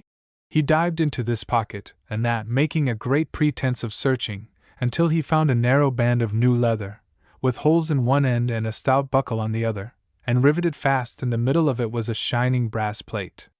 Tammy read the inscription aloud. The wonderful collar was passed from hand to hand in awed silence. The children stared and stared at this white-haired and bearded man, who wasna grand Ava. but who talked to them as simply and kindly as a grandfather. He went right on talking to them in his homely way to put them at their ease, telling them that nobody at all, not even the bonny queen, could be more than kind and well-behaving and faithful to duty. Wee Bobby was all that, and so. Gin dizens and dizens o' bairns war kennin' him, and wad fetch 7 shillings I their ha'pennies to a kirk, they could buy the richt for the broad doggie to be leave in, the care o' them I the auld kirkyard o' Greyfriars. And he maun hae the collar so the police will ken him and no ever tak him up for a puir, gain a boot dog. The children quite understood the responsibility they assumed, and their eyes shone with pride at the feeling that, if more fortunate friends failed, this little creature must never be allowed to go hungry. And when he came to die, oh, in a very, very few years, for they must remember that a doggy isna as lang leavin' as folk, they must not forget that Bobby would not be permitted to be buried in the kirkyard. We'll gie him a grand buryin', said Tammy. We'll find a green brae by a babblin' burn aneath a snawy hawthorn, where the throstle sings and the blackbird wustles. For the crippled laddie had never forgotten Mr. Traill's description of a proper picnic, and that must, indeed, be a wee dog's heaven. Aye, that will do fair weel. The collar had come back to him by this time, and the Lord Provost buckled it securely about Bobby's neck. The music of bagpipe, fife and drum brought them all out of Haddo's Hole into High Street. It was the hour of the morning drill, and the soldiers were marching out of the castle. From the front of St. Giles, that jutted into the steep thoroughfare, they could look up to where the street widened to the esplanade on Castle Hill. Rank after rank of scarlet coats, swinging kilts and sporrans, and plumed bonnets appeared. The sun flashed back from rifle barrels and bayonets, and from countless bright buttons. A number of the older laddies ran up the climbing street. Mr. Traill called Bobby back and, with a last grip of Glenormiston's hand, set off across the bridge. To the landlord the world seemed a brave place to be living in, the fabric of earth and sky and human society to be woven of kindness. Having urgent business of buying supplies in the markets at Broughton and Lauriston, Mr. Traill put Bobby inside the kirkyard gate and hurried away to get into his everyday clothing. After dinner, or tea, he promised himself the pleasure of an hour at the lodge, to tell Mr. Brown the wonderful news, and to show him Bobby's braw collar. When, finally, he was left alone, Bobby trotted around the kirk, to assure himself that all Jock's grave was unmolested. There he turned on his back, squirmed and rocked on the crocuses, and tugged at the unaccustomed collar. His inverted struggles, low growlings and furry contortions set the wrens to scolding and the redbreasts to making nervous inquiries. Much nest-building, tuneful courtship, and masculine blustering was going on, and there was little police duty for Bobby. After a time he sat up on the table-tomb, pensively. With Mr. Brown confined to the lodge, and Mistress Jeanie in close attendance upon him there, the kirkyard was a lonely place for a sociable little dog, and a soft, spring day given over to brooding beside a beloved grave was quite too heartbreaking a thing to contemplate. Just for cheerful occupation Bobby had another tussle with the collar. He pulled it so far under his thatch that no one could have guessed that he had a collar on at all, when he suddenly righted himself and scampered away to the gate. The music grew louder and came nearer. The first of the route marching that the castle garrison practiced on occasional, bright spring mornings was always a delightful surprise to the small boys and dogs of Edinburgh. Usually the soldiers went down High Street and out to Portobello on the sea. But a regiment of tough and wiry Highlanders often took, by preference, the mounting road to the Pentlands to get a whiff of heather in their nostrils. On they came, band playing, colours flying, feet moving in unison with the march, across the viaduct bridge into Greyfriars Place. Bobby was up on the wicket, his small, energetic body quivering with excitement from his muzzle to his tail. If Mr. Traill had been there he would surely have caught the infection, thrown care to this sweet April breeze for once, and taken the wee terrier for a run on the Pentland Braes. The temptation was going by when a preoccupied lady, with a sheaf of Easter lilies on her sable arm, opened the wicket. Her ample Victorian skirts swept right over the little dog, and when he emerged there was the gate slightly ajar. Widening the aperture with nose and paws, Bobby was off, skirmishing at large on the rear and flanks of the troops, down the Birdmere. It may never have happened, in the years since old Jock died and the farmer of Calbury gave up trying to keep him on the hills, that Bobby had gone so far back on this once familiar road, and he may not have recognized it at first, for the highways around Edinburgh were everywhere much alike. This one alone began to climb again. Up it toiled for 2 weary miles, to the hilltop tollbar of Fermalhead, and there the sounds and smells that made it different from other roads began. 5 miles out of the city the halt was called, and the soldiers flung themselves on the slope.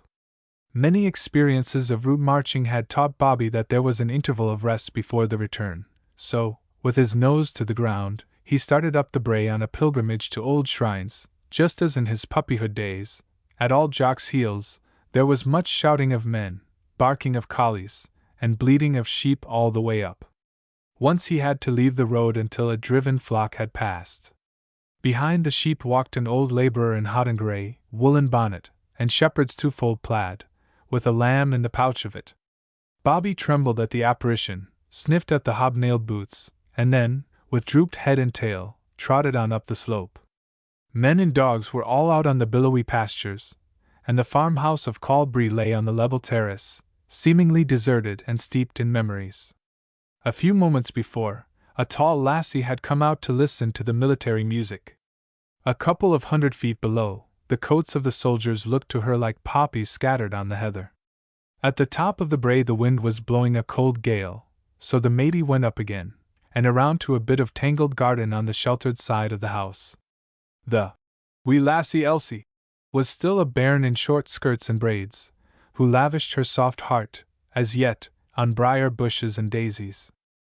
Bobby made a tour of the sheepfold, the cowyard and byre, and he lingered behind the byre, where old Jock had played with him on Sabbath afternoons.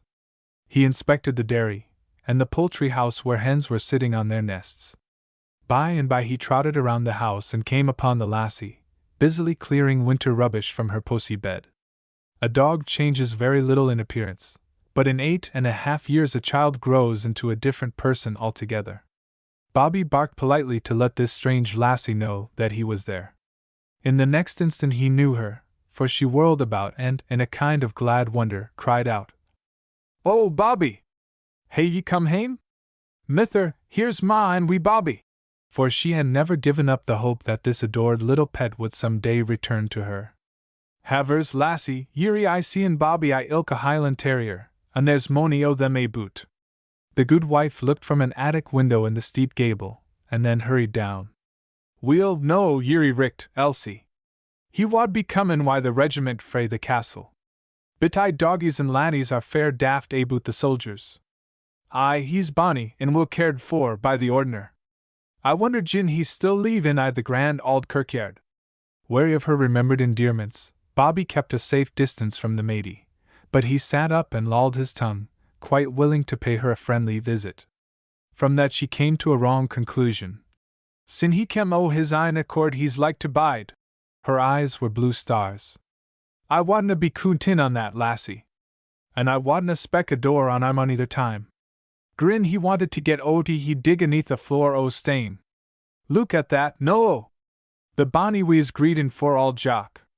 It was true, for, on entering the kitchen, Bobby went straight to the bench in the corner, and lay down flat under it. Elsie sat beside him, just as she had done of old. Her eyes overflowed so in sympathy that the mother was quite distracted. This would not do at all. "Lassie, are ye no rememberin' Bobby was fair fond o' moorhen's eggs fried wi' bits o' cheese? He wulna be gettin' they things, and it wad be maist michty, no, gin ye couldna win the biteye dog awa frae the reekie all tune. Gang o' to Wyam and rin on the brae and bid him find the nests aneath the winds." In a moment they were out on the heather, and it seemed, indeed, as if Bobby might be one. He frisked and barked at Elsie's heels, chased rabbits and flushed the grouse, and when he ran into a peat-darkened tarp, rimmed with moss, he had such a cold and splashy swim as quite to give a little dog a distaste for warm, soapy water in a clay tub. He shook and ran himself dry, and he raced the laughing child until they both dropped panting on the wind-rippled heath. Then he hunted on the ground under the gorse for those nests that had a dozen or more eggs in them. He took just one from each in his mouth, as old Jock had taught him to do. On the kitchen hearth he ate the savory meal with much satisfaction and polite waggings. But when the bugle sounded from below to form ranks, he pricked his drop ears and started for the door. Before he knew what had happened, he was inside the poultry house. In another instant he was digging frantically in the soft earth under the door. When the lassie lay down across the crack, he stopped digging, in consternation. His sense of smell told him what it was that shut out the strip of light, and a bairn's soft body is not a proper object of attack for a little dog, no matter how desperate the emergency. There was no time to be lost, for the drums began to beat the march. Having to get out very quickly, Bobby did a forbidden thing. Swiftly and noisily he dashed around the dark place, and there arose such wild squawkings and rushings of wings as to bring the good wife out of the house in alarm. "Lassie, I canna hae the bit-eyed dog and why the brood and chuckies." She flung the door wide. Bobby shot through, and into Elsie's outstretched arms. She held to him desperately, while he twisted and struggled and strained away, and presently something shining worked into view, through the disordered thatch about his neck. The mother had come to the help of the child, and it was she who read the inscription on the brazen plate aloud. "Preserve us a lassie, he's been taken by the Laird Provost and Jean the name o' the auld kirkyard. He's an our grand doggy. Ma poor bairnie dinna greet so sair." For the little girl suddenly released the wee Highlander and sobbed on her mother's shoulder. "He isna ma and Bobby ony mair." She couldna thole to watch him as he tumbled down the brae. On the outward march, among the many dogs and laddies that had followed the soldiers, Bobby escaped notice. But most of these had gone adventuring in Swanston Dell, to return to the city by the gorge of Leith Water. Now, traveling 3 miles to the soldiers' one, scampering in wide circles over the fields, swimming burns, scrambling under hedges, chasing wops into piping cries, barking and looping in pure exuberance of spirits, many eyes looked upon him admiringly, and discontented mouths turned upward at the corners. It is not the least of a little dog's missions in life to communicate his own irresponsible gaiety to men. If the return had been over George Fore Bridge, Bobby would, no doubt, have dropped behind at Mr. Trail's or at the kirkyard. But on the Birdmere the troops swung eastward until they rounded Arthur's Seat and met the cavalry drilling before the barracks at Piers Hill. Such pretty manoeuvring of horse and foot took place below Holyrood Palace as quite to enrapture a terrier. When the infantry marched up the Canongate and High Street, the mounted men following and the bands playing at full blast, the ancient thoroughfare was quickly lined with cheering crowds, and faces looked down from 10 tiers of windows on a beautiful spectacle. Bobby did not know when the bridge approach was passed, and then, on Castle Hill, he was in an unknown region. There the street widened to the great square of the Esplanade. The cavalry wheeled and dashed down High Street, but the infantry marched on and up, over the sounding drawbridge that spanned a dry moat of the Middle Ages, and through a deep arched gateway of masonry.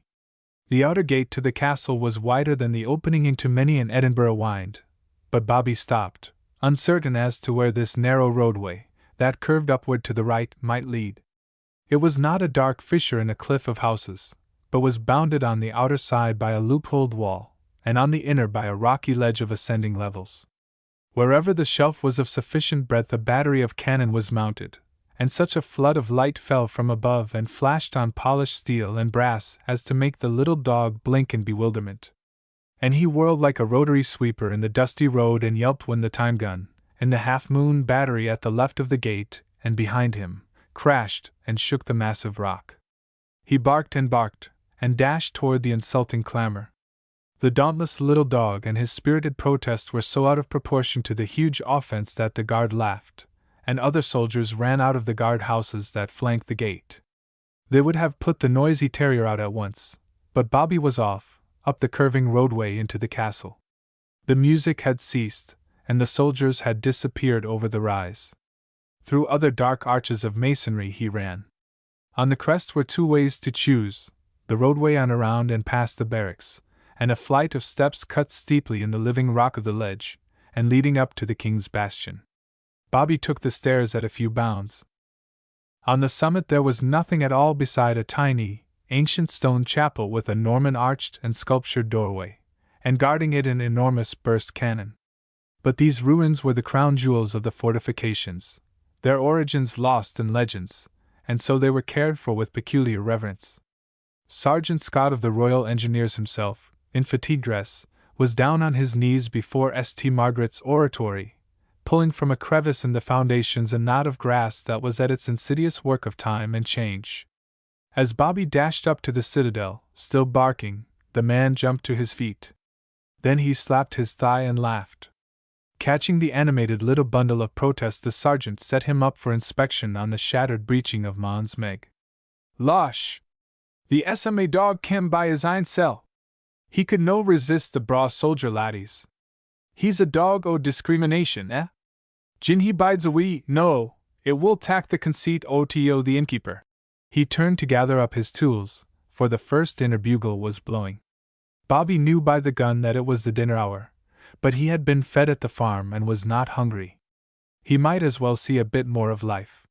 He sat upon the cannon, not in the least impressed by the honor, and lolled his tongue. In Edinburgh Castle there was nothing to alarm a little dog. A dozen or more large buildings, in 3 or 4 groups, and representing many periods of architecture, lay to the south and west on the lowest terraces, and about them were generous parked spaces. Into the largest of the buildings, a long, 4-storied barracks, the soldiers had vanished. And now, at the blowing of a second bugle, 100 orderlies hurried down from a modern cookhouse, near the summit, with cans of soup and meat and potatoes. The sergeant followed one of these into a room on the front of the barracks. In their serge fatigue tunics, the 16 men about the long table looked as different from the gay soldiers of the march as though so many scarlet and gold and bonnet butterflies had turned back into sad-colored grubs. Private McLean, he called to his batman who, for 1 and 6 a week, cared for his belongings. Tak chair Joe the dog, will ye, and fetch him to the non-com mess when ye come to put ma kid I good order. Before he could answer the bombardment of questions about Bobby, the door was opened again. The men dropped their knives and forks and stood at attention. The officer of the day was making the rounds of the 40 or 50 such rooms in the barracks to inquire of the soldiers if their dinner was satisfactory. He recognized at once the attractive little Skye that had taken the eyes of the men on the march, and asked about him. Sergeant Scott explained that Bobby had no owner. He was living, by permission, in Greyfriars Kirkyard, guarding the grave of a long-dead, humble master, and was fed by the landlord of the dining rooms near the gate. If the little dog took a fancy to garrison life, and the regiment to him, he thought Mr. Trail, who had the best claim upon him, might consent to his transfer to the castle. After orders, at sunset, he would take Bobby down to the restaurant himself. I wish you good luck, Sergeant. The officer whistled, and Bobby leaped upon him and off again, and indulged in many inconsequent friskings. Before you take him home, fetch him over to the officers' mess at dinner. It is guest night, and he is sure to interest the gentlemen. A loyal little creature who has guarded his dead master's grave for more than 8 years deserves to have a toast drunk to him by the officers of the Queen. But it's an extraordinary story, and it doesn't sound altogether probable. Jolly little beggar! He patted Bobby cordially on the side, and went out. The news of his advent and fragments of his story spread so quickly through the barracks that mess after mess swarmed down from the upper moors and out into the roadway to see Bobby. Private McLean stood in the door, smoking a cutty pipe, and grinning with pride in the merry little ruffian of a terrier, who met the friendly advances of the soldiers more than halfway. Bobby's guardian would have liked very well to have sat before the canteen in the sun and gossiped about his small charge. However, in the sergeant's sleeping quarters above the mess room, he had the little dog all to himself, and Bobby had the liveliest interest in the boxes and pots, brushes and sponges, and in the processes of polishing, burnishing, and pipe-claying a soldier's boots and buttons and belts. As he worked at his valeting, the man kept time with his foot to rude ballads that he sang in such a hissing Celtic that Bobby barked, scandalized by a dialect that had been music in the ears of his ancestors. At that Private McLean danced a Highland fling for him, and wee Bobby came near bursting with excitement. When the sergeant came up to make a magnificent toilet for tea and for the evening in town, the soldier expressed himself with enthusiasm. He is a devil of a dog, sir! He was thought to be a devil of a dog in the mess, where the non-com officers had tea at small writing and card tables. They talked and laughed very fast and loud, tried Bobby out on all the pretty tricks he knew, and taught him to speak and to jump for a lump of sugar balanced on his nose. They did not fondle him, and this rough, masculine style of pampering and petting was very much to his liking.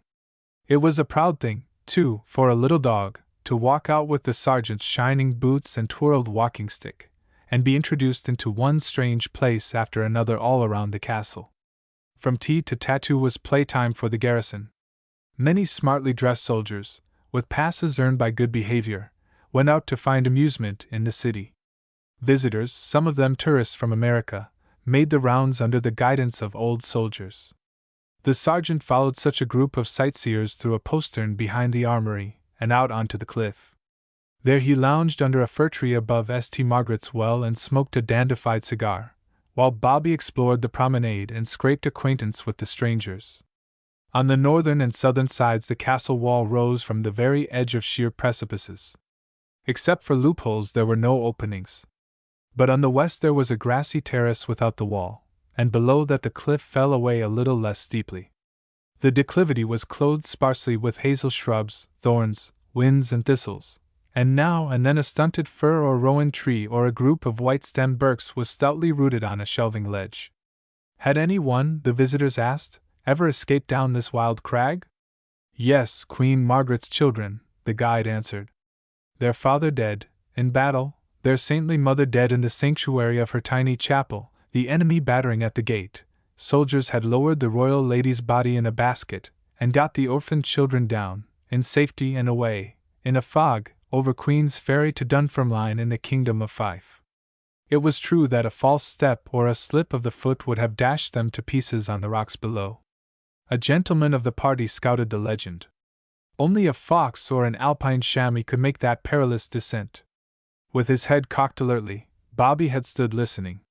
Hearing this vague talk of going down, he may have thought these people meant to go, for he quietly dropped over the edge and went, head over heels, 10 feet down, and landed in a clump of hazel. A lady screamed. Bobby righted himself and barked cheerful reassurance. The sergeant sprang to his feet and ordered him to come back. Now, the sergeant was pleasant company, to be sure, but he was not a person who had to be obeyed, so Bobby barked again, wagged his crusted tail, and dropped lower.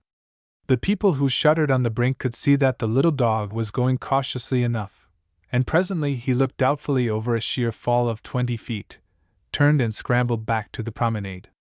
He was cried and exclaimed over by the hysterical ladies, and scolded for a bit I feel by the sergeant. To this Bobby returned ostentatious yawns of boredom and nonchalant lollings, for it seemed a small matter to be so fashed about. At that a gentleman remarked, testily, to hide his own agitation, that dogs really had very little sense. The sergeant ordered Bobby to precede him through the postern, and the little dog complied amiably. All the afternoon bugles had been blowing. For each signal there was a different note, and at each uniformed men appeared and hurried to new points. Now, near sunset, there was the fanfare for officers' orders for the next day. The sergeant put Bobby into Queen Margaret's chapel, bade him remain there, and went down to the palace yard. The chapel on the summit was a convenient place for picking the little dog up on his way to the officers' mess. Then he meant to have his own supper cozily at Mr. Trail's and to negotiate for Bobby. A dozen people would have crowded this ancient oratory, but small as it was fitted with a chancel rail and a font for baptizing the babies born in the castle. Through the window above the altar, where the sainted queen was pictured in stained glass, the sunlight streamed and laid another jeweled image on the stone floor. Then the colors faded, until the holy place became an austere cell. The sun had dropped behind the western highlands. Bobby thought it quite time to go home. By day he often went far afield, seeking distraction, but at sunset he yearned for the grave in Greyfriars. The steps up which he had come lay in plain view from the doorway of the chapel. Bobby dropped down the stairs, and turned into the main roadway of the castle. At the first arch that spanned it a red-coated guard paced on the other side of a closed gate. It would not be locked until tattoo, at 9:30, but without a pass, no one could go in or out. Bobby sprang on the bars and barked, as much as to say, "Come awa, man, I hate to get OT." The guard stopped, presented arms to this small, peremptory terrier, and inquired facetiously if he had a pass. Bobby bristled and yelped indignantly. The soldier grinned with amusement. Sentinel duty was lonesome business, and any diversion a relief. In a guardhouse asleep when Bobby came into the castle, he had not seen the little dog before and knew nothing about him. He might be the property of one of the regiment ladies. Without orders he dared not let Bobby out. A furious and futile onslaught on the gate he met with a jocose feint of his bayonet. Tiring of the play, presently, the soldier turned his back and paced to the end of his beat. Bobby stopped barking in sheer astonishment. He gazed after the stiff, retreating back, in frightened disbelief that he was not to be let out. He attacked the stone under the barrier, but quickly discovered its unyielding nature. Then he howled until the sentinel came back, but when the man went by without looking at him he uttered a whimpering cry and fled upward. The roadway was dark and the dusk was gathering on the citadel when Bobby dashed across the summit and down into the brightly lighted square of the palace yard. The gas lamps were being lighted on the bridge, and Mr. Trail was getting into his street coat for his call on Mr. Brown when Tammy put his head in at the door of the restaurant. The crippled laddie had a warm, uplifted look, for love had touched the sordid things of life, and a miracle had bloomed for the tenement dwellers around Greyfriars. "Master Trail, Mrs. Brown says will ye please send Bobby hame? Her good man's frettin' for him, and sign, the folk around the kirkyard hae come to the gate to see the bit-eye dog's braw collar. They wulna believe the Laird Provost jided to him for a cherm gin they dinna see it why they're jineen. Why, Manny, Bobby's no here. He must be in the kirkyard. Nay, he isna. I cod, an ailey keeked in ilka place amang the stains." They stared at each other, the landlord serious, the laddie's lip trembling. Mr. Trail had not returned from his numerous errands about the city until the middle of the afternoon. He thought, of course, that Bobby had been in for his dinner, as usual, and had returned to the kirkyard. It appeared, now, that no one about the dining rooms had seen the little dog. Everybody had thought that Mr. Trail had taken Bobby with him. He hurried down to the gate to find Mistress Jeanie at the wicket, and a crowd of tenement women and children in the alcove and massed down Candlemaker's Row. Alarm spread like a contagion. In 8 years and more Bobby had not been outside the kirkyard gate after the sunset bugle. Mrs. Brown turned pale. "Dinna say the bit-eye dog's lost, Maister Trail. It wad gang to the heart o' ma good man." "Havers, woman, he's no lost." Mr. Trail spoke stoutly enough. "Just go up to the lodge and tell Mr. Brown I'll just attend to that SMA matter my einsel dot." With that he took a gay face and a set-up air into the lodge to meet Mr. Brown's glowering eye. "Whar's the dog, man? I've been deeved aboot him o' the day, but I hae na seen the sonsie rascal nor the braw collar the Laird Provost jide him. And syne, why the folk comin' to spire for him and swarmin' ower the kirkyard, ye'd think a warlock was aboot. Bobby isna your dog. Haud yoursel, man. Bobby's a famous dog, with the freedom of Edinburgh given to him, and naething will do but Glenermiston must show him to a company o' grand folk at his bit country place. He's sending in a cart by a groom, and I'm to tak Bobby out and fetch him hame after a broad dinner on gowd plate. The bairns meant weel, but they could no give Bobby a washing fit for a visit with the nobility. I had to tak him to a barber for a shampoo." Mr. Brown roared with laughter. "Man, ye hae mair fuel notions I your hide. Ye'll hae to pay a shillin or TWA to a barber, and Bobby'll be SAE set up there'll be nae leave in him. Sit ye doon and tell me aboot the collar, man. I can no stop now to wag my tongue. Here's the good wife. I'll just help her get you awa to your bed." It was dark when he returned to the gate, and the castle wore its luminous crown. The lights from the street lamps flickered on the upturned, anxious faces. Some of the children had begun to weep. Women offered loud suggestions. There were surmises that Bobby had been run over by a cart in the street, and angry conjectures that he had been stolen. Then Ailey wailed, "Oh, Maister Trail, the bit-eye dog's daid. Havers, lassie. I'm ashamed o' ye for a foolish bairn. Bobby's no daid. Nae doot he's amang the stains I the kirkyard. He's aye scramblin' aboot for vermin and pussies, and may hae hurt himsel, and ye ken the bonny we wadna cry oti the kirkyard. No, get to work, and dinna stand there greetin' and wagging your tongues. The mithers and bairns maun juris gang hame and stap their havers, unlicht of the candles and cruisy lamps I their hames, and set them I the windows abune the kirkyard. Greyfriars is murky by the ordiner, and ye couldna find a coup there yot the licks. The crowd suddenly melted away, so eager were they all to have a hand in helping to find the community pet. Then Mr. Trail turned to the boys. Who mony o ye laddies hae the bull's-eye lanterns? Ah, not many in the old buildings around the kirkyard. These Japan tin aids to dark adventures on the golf links on autumn nights cost a sixpence and consumed candles. Geordie Ross and Sandy McGregor, coming up arm in arm, knew of other students and clerks who still had these cherished toys of boyhood. With these heroes in the lead, a score or more of laddies swarmed into the kirkyard. The tenements were lighted up as they had not been since nobles held routs and balls there. Enough candles and oil were going up in smoke to pay for wee Bobby's license all over again, and enough love shone in pallid little faces that peered into the dusk to light the darkest corner in the heart of the world. Rays from the bull's eyes were thrown into every nook and cranny. Very small laddies insinuated themselves into the narrowest places. They climbed upon high vaults and let themselves down in last year's burdocks and tangled vines. It was all done in silence, only Mr. Trail speaking at all. He went everywhere with the searchers, and called, "Where are ye, Bobby? Come awa ot, laddie!" But no gleaming ghost of a tousled dog was conjured by the voice of affection. The tiniest scratching or lowest moaning could have been heard, for the warm spring evening was very still, and there were, as yet, few leaves to rustle. Sleepy birds complained at being disturbed on their perches, and rodents could be heard scampering along their runways. The entire kirkyard was explored, then the interior of the two kirks.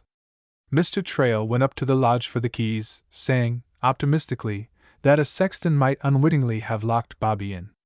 Young men with lanterns went through the courts of the tenements, around the grass market, and under the arches of the bridge. Laddies dropped from the wall and hunted over Harriet's hospital grounds to Lauriston Market. Tammy, poignantly conscious of being of no practical use, sat on all Jock's grave, firm in the conviction that Bobby would return to that spot his Einsel, and Ailey, being only a maid, whose portion it was to wait and weep, lay across the windowsill, on the pediment of the tomb, a limp little figure of woe. Mr. Trail's heart was full of misgiving. Nothing but death or stone walls could keep that little creature from this beloved grave.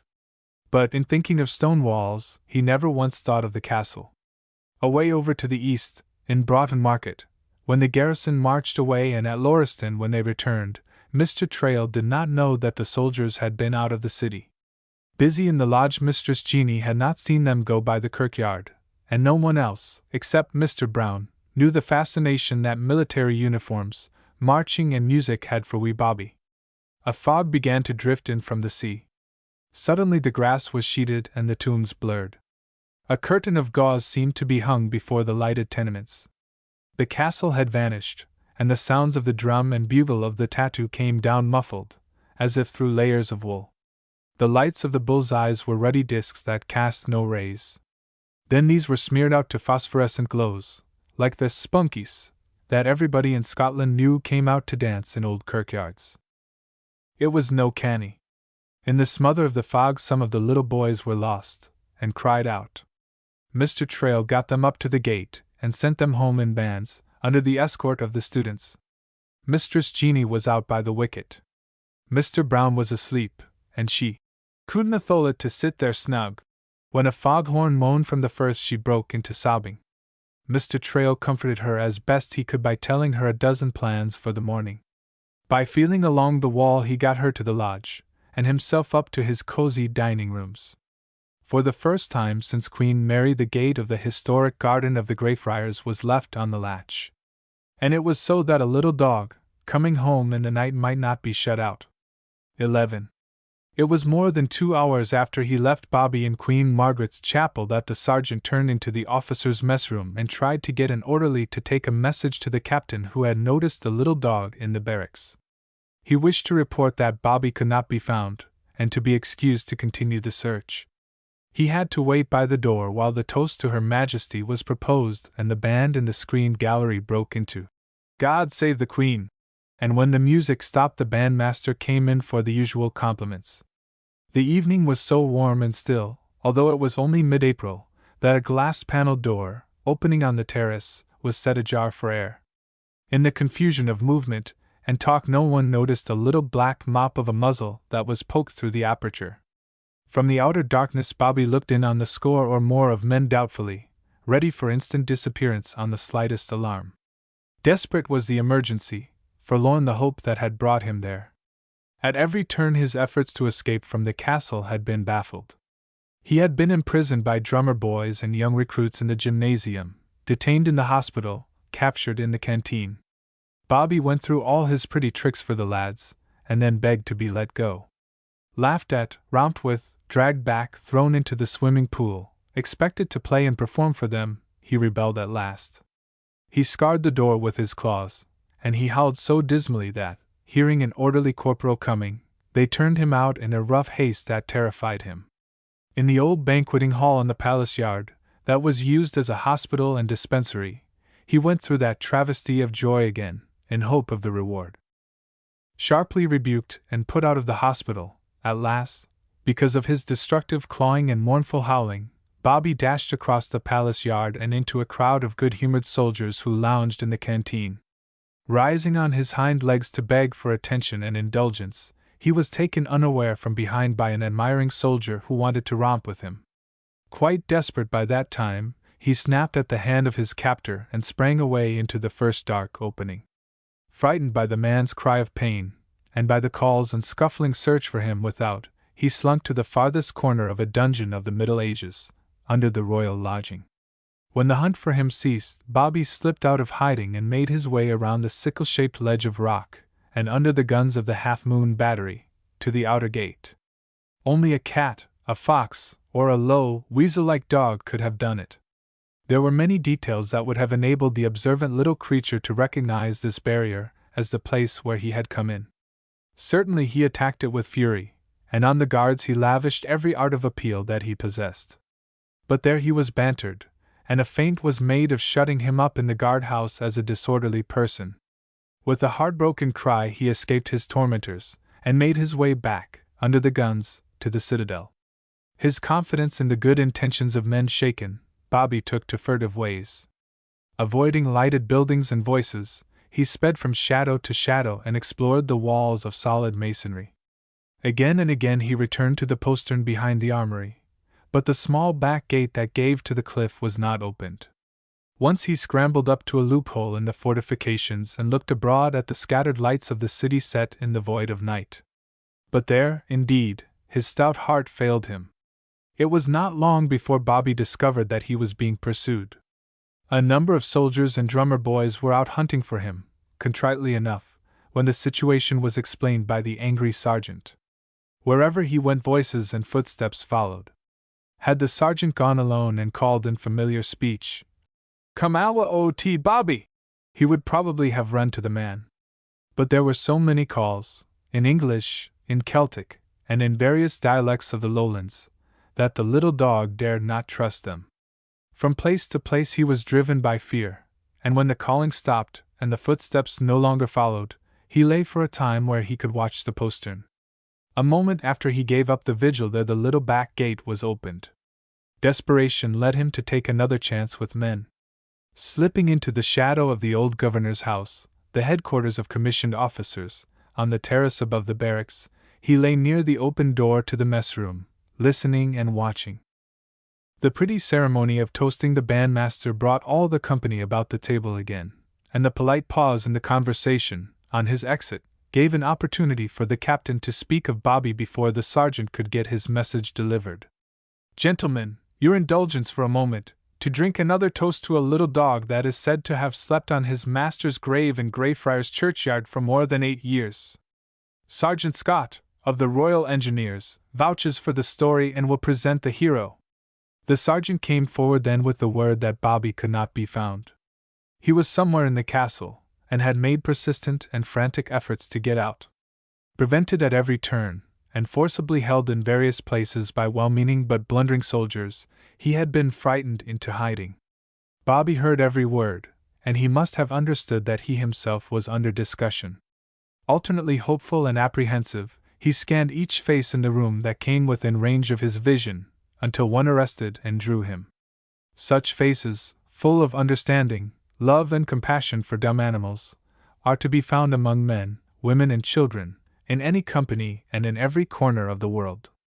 Now, with the dog's instinct for the dog lover, Bobby made his way about the room unnoticed, and set his short, shagged paws up on this man's knee. "Bless my soul, gentlemen, here's the little dog now, and a beautiful specimen of the drop-eared sky he is. Why didn't you say that the bit-eyed dog was of the Highland breed, Sergeant?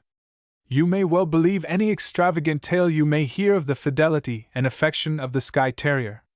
And with that wee Bobby was set upon the polished table, his own silver image glimmering among the reflections of candles and old plate. He kept close under the hand of his protector, but waiting for the moment favorable to his appeal.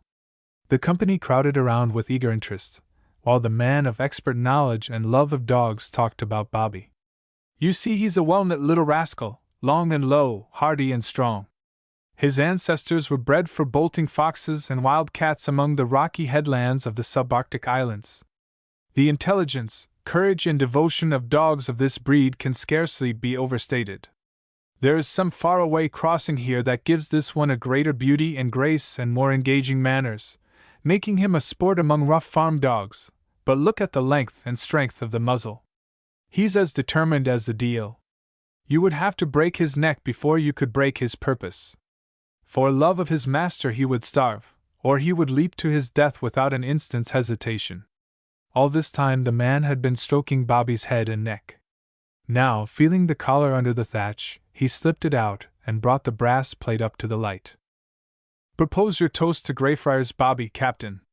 His story is vouched for by no less a person than the Lord Provost. The bit-eyed dog seems to have won a sort of canine Victoria Cross." The toast was drunk standing, and a cheer given. The company pressed close to examine the collar, and to shake Bobby's lifted paw. Then, thinking the moment had come, Bobby rose in the begging attitude, prostrated himself before them, and uttered a pleading cry. His new friend assured him that he would be taken home. "Bide a wee, Bobby. Before he goes I want you all to see his beautiful eyes. In most breeds of dogs with the veil you will find the hairs of the face discolored by tears, but the Skye Terriers are not, and his eyes are living jewels, as sunny a brown as cairngorms and pebble brooches, but soft and deep and with an almost human intelligence." For the third time that day Bobby's veil was pushed back. One shocked look by this lover of dogs, and it was dropped. "Get him back to that grave, man, or he's like to die. His eyes are just two cairngorms of grief." In the hush that fell upon the company the senior officer spoke sharply. "Take him down at once, Sergeant.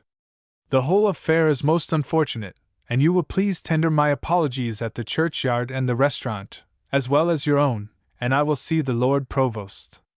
The military salute was given to Bobby when he leaped from the table at the sergeant's call. "Come awa, Bobby. I'll tak ye to Auld Jock I the kirkyard noo." He stepped out onto the lawn to wait for his pass. Bobby stood at his feet, quivering with impatience to be off, but trusting in the man's given word. The upper air was clear, and the sky studded with stars. 20 minutes before the May light, that guided the ships into the Firth, could be seen far out on the edge of the ocean, and in every direction the lamps of the city seemed to fall away in a shower of sparks, as from a burst meteor. But now, while the stars above were as numerous and as brilliant as before, the lights below had vanished. As the sergeant looked, the highest ones expired in the rising fog. The island rock appeared to be sinking in a waveless sea of milk. A startled exclamation from the sergeant brought other men out on the terrace to see it. The senior officer withheld the pass in his hand, and scouted the idea of the sergeant's going down into the city. As the drum began to beat the tattoo and the bugle to rise on a crescendo of lovely notes, soldiers swarmed toward the barracks. Those who had been out in the town came running up the roadway into the castle, talking loudly of adventures they had had in the fog. The sergeant looked down at anxious Bobby, who stood agitated and straining as at a leash, and said that he preferred to go. "Impossible! A foolish risk, Sergeant, that I am unwilling you should take. Edinburgh is too full of pitfalls for a man to be going about on such a night. Our guests will sleep in the castle, and it will be safer for the little dog to remain until morning." Bobby did not quite understand this good English, but the excited talk and the delay made him uneasy. He whimpered piteously. He lay across the sergeant's feet, and through his boots the man could feel the little creature's heart beat. Then he rose and uttered his pleading cry. The sergeant stooped and patted the shaggy head consolingly, and tried to explain matters. "Be a good doggy, Noel. Dinna fash yoursel aboot what canna be helped. I canna tak ye to the kirkyard the nicht. I'll take charge of Bobby, Sergeant." The dog-loving guest ran out hastily, but, with a wild cry of reproach and despair, Bobby was gone. The group of soldiers who had been out on the cliff were standing in the postern a moment to look down at the opaque flood that was rising around the rock. They felt some flying thing sweep over their feet and caught a silvery flash of it across the promenade. The sergeant cried to them to stop the dog, and he and the guests were out in time to see Bobby go over the precipice. For a time the little dog lay in a clump of hazel above the fog, between two terrors. He could see the men and the lights moving along the top of the cliff, and he could hear the calls. Someone caught a glimpse of him, and the sergeant lay down on the edge of the precipice and talked to him, saying every kind and foolish thing he could think of to persuade Bobby to come back. Then a drummer boy was tied to a rope and let down to the ledge to fetch him up. But at that, without any sound at all, Bobby dropped out of sight. Through the smother came the loud moaning of foghorns in the firth. Although nothing could be seen, and sounds were muffled as if the ears of the world were stuffed with wool, odors were held captive and mingled in confusion. There was nothing to guide a little dog's nose, everything to make him distrust his most reliable sense. The smell of every plant on the crag was there, the odors of leather, of paint, of wood, of iron from the crafts shops at the base. Smoke from chimneys in the valley was mixed with the strong scent of horses, hay and grain from the street of King's stables. There was the smell of furry rodents, of nesting birds, of gushing springs, of the earth itself, and something more ancient still, as of burned-out fires in the huge mass of trap rock. Everything warned Bobby to lie still in safety until morning and the world was restored to its normal aspects. But in the highest type of man and dog, self-sacrifice, and not self-preservation, is the first law. A deserted grave cried to him across the void. The anguish of protecting love urged him on to take perilous chances. Falling upon a narrow shelf of rock, he had bounded off and into a thicket of thorns. Bruised and shaken and bewildered, he lay there for a time and tried to get his bearings. Bobby knew only that the way was downward. He put out a paw and felt for the edge of the shelf. A thorn bush rooted below tickled his nose. He dropped into that and scrambled out again. Loose earth broke under his struggles and carried him swiftly down to a new level. He slipped in the wet moss of a spring before he heard the tinkle of the water, lost his foothold, and fell against a sharp point of rock. The shadowy spire of a fir tree looming in a parting of the vapor for an instant, Bobby leaped to the ledge upon which it was rooted. Foot by foot he went down, with no guidance at all. It is the nature of such long, low, earth dogs to go by leaps and bounds like foxes, calculating distances nicely when they can see, and tearing across the roughest country with the speed of the wild animals they hunt. And where the way is very steep they can scramble up or down any declivity that is at a lesser angle than the perpendicular. Head first they go downward, setting the fore paws forward, the claws clutching around projections and in fissures, the weight hung from the stout hindquarters, the body flattened on the earth. Thus Bobby crept down steep descents in safety, but his claws were broken in crevices and his feet were torn and pierced by splinters of rock and thorns. Once he went some distance into a cave and had to back up and out again.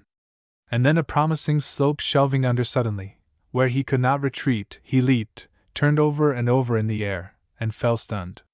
His heart filled with fear of the unseen before him, the little dog lay for a long time in a clump of whins.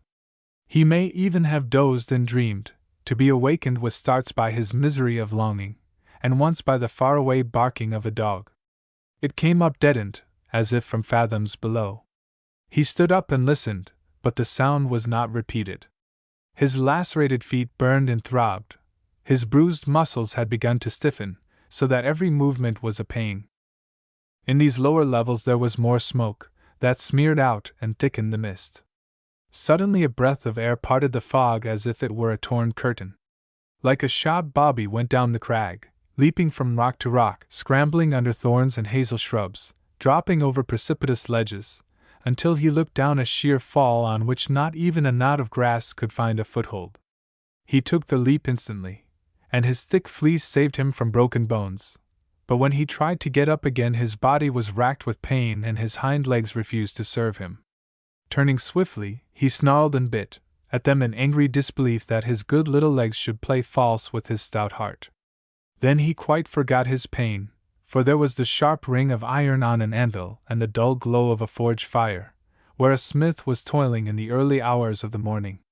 A clever and resourceful little dog, Bobby made shift to do without legs. Turning on his side, he rolled down the last slope of Castle Rock. Crawling between two buildings and dropping from the terrace on which they stood, he fell into a little street at the west end and above the grass market. Here the odors were all of the stables. He knew the way, and that it was still downward. The distance he had to go was a matter of a quarter of a mile, or less, and the greater part of it was on the level, through the sunken valley of the grass market. But Bobby had literally to drag himself now, and he had still to pull himself up by his 4 paws over the wet and greasy cobblestones of Candlemaker's Row. Had not the great leaves of the gate to the kirkyard been left on the latch, he would have had to lie there in the alcove, with his nose under the bars, until morning. But the gate gave way to his push, and so he dragged himself through it and around the kirk, and stretched himself on old Jock's grave. It was the birds that found him there in the misty dawn. They were used to seeing Bobby scampering about, for the little watchman was awake and busy as early as the feathered dwellers in the kirkyard. But in what looked to be a wet and furry doormat left out overnight on the grass, they did not know him at all. The throstles and skylarks were shy of it, thinking it might be alive. The wrens fluffed themselves, scolded it, and told it to get up. The blue titmice flew over it in a flock again and again, with much sweet gossiping, but they did not venture nearer. A redbreast lighted on the rose bush that marked old Jock's grave, cocked its head knowingly, and warbled a little song, as much as to say, "If it's alive, that will wake it up." As Bobby did not stir, the robin fluttered down, studied him from all sides, made polite inquiries that were not answered, and concluded that it would be quite safe to take a silver hair for nest lining. Then, startled by the animal warmth or by a faint, breathing movement, it dropped the shining trophy and flew away in a shrill panic. At that, all the birds set up such an excited crying that they waked Tammy. From the rude loophole of a window that projected from the old cosy nook, the crippled laddie could see only the shadowy tombs and the long grey wall of the 2 kirks through the sunny haze. But he dropped his crutches over and climbed out onto the vault. Never before had Bobby failed to hear that well-known tap-tap-tapping on the gravelled path, nor failed to trot down to meet it with friskings of welcome. But now he lay very still, even when a pair of frail arms tried to lift his dead weight to a heaving breast, and Tammy's cry of woe rang through the kirkyard. In a moment Ailey and Mistress Jeanie were in the wet grass beside them, 100 casements flew open, and the piping voices of tenement bairns cried down, "Did the bit-eyed doggie come hame?" Oh yes, the bit-eyed doggie had come hame, indeed, but down such perilous heights as none of them dreamed, and now in what a woeful plight. Some murmur of the excitement reached an open dormer of the Temple tenements, where Geordie Ross had slept with one ear of the born doctor open. Snatching up a case of first aids to the injured, he ran down the twisting stairs to the grass market, up to the gate, and around the kirk, to find a huddled group of women and children weeping over a limp little bundle of a senseless dog. He thrust a bottle of hartshorn under the black muzzle, and with a start and a moan Bobby came back to consciousness. "Lay him down flat and stop your havers," ordered the businesslike, embryo medicine man. "Bobby's no dead. Laddie, you're a braw soldier for holding your ain feelings, so just hold the wee dog's head." Then, in the reassuring dialect, "Hoots, Bobby, open the bit mou' no, and tak the medicine like a manny." Down the tiny red cavern of a throat Geordie poured a dose that galvanized the small creature into life. "No, then, Lou, ye bonny rascal!" Bobby did his best to jump at Geordie's bidding. He was so glad to be at home, and to see all these familiar faces of love that he lifted himself on his four paws, and his happy heart almost put the power to Lou into his hind legs. But when he tried to stand up he cried out with the pains and sank down again, with an apologetic and shamefaced look that was worthy of all Jock himself. Geordie sobered on the instant. "Well, now he's been hurt. We'll just have to see what ails the sonsie doggy." He ran his hand down the parting in the thatch to discover if the spine had been injured. When he suddenly pinched the ball of a hind toe, Bobby promptly resented it by jerking his head around and looking at him reproachfully. The bairns were indignant, too, but Geordie grinned cheerfully and said, "He's no paralyzed, at ony rate." He turned as footsteps were heard coming hastily around the kirk. "A good morning to you, Mr. Trail. Bobby may have been run over by a cart and got internal injuries, but I'm thinking it's just sprains and bruises from a bad fall. He was in a state of collapse, and his claws are as broken and his toes as torn as if he had come down Castle Rock." This was such an extravagant surmise that even the anxious landlord smiled. Then he said drily, "You're a braw laddie, Geordie, and good-hearted, but you're no a doctor yet, and with your leave, I'll have my ain medical man tak a look at Bobby." I would," Geordie agreed cordially. "It's worth 4 shillings to have your mind at ease, man. I'll just go up to the lodge and get a warm bath ready, to tak the stiffness out of his muscles, and brew a tea from an herb that we wild creatures know all about and I hunt for when they're ailing." Geordie went away gaily, to take disorder and evil smells into Mistress Jeanie's shining kitchen. No sooner had the medical student gone up to the lodge, and the children had been persuaded to go home to watch the proceedings anxiously from the amphitheater of the tenement windows, than the kirkyard gate was slammed back noisily by a man in a hurry.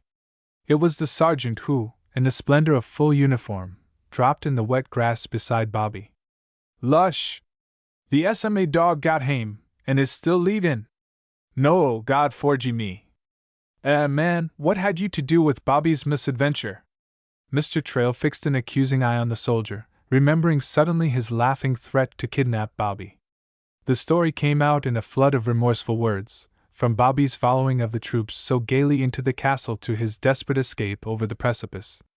"No," he said humbly, "gin it wad be ony satisfaction to ye, I'll gang up to the castle and put on fatigue dress, no to disgrace the uniform o' Her Majesty, and let ye tak me ot on the Birdmere and gie me a good lickin' dot."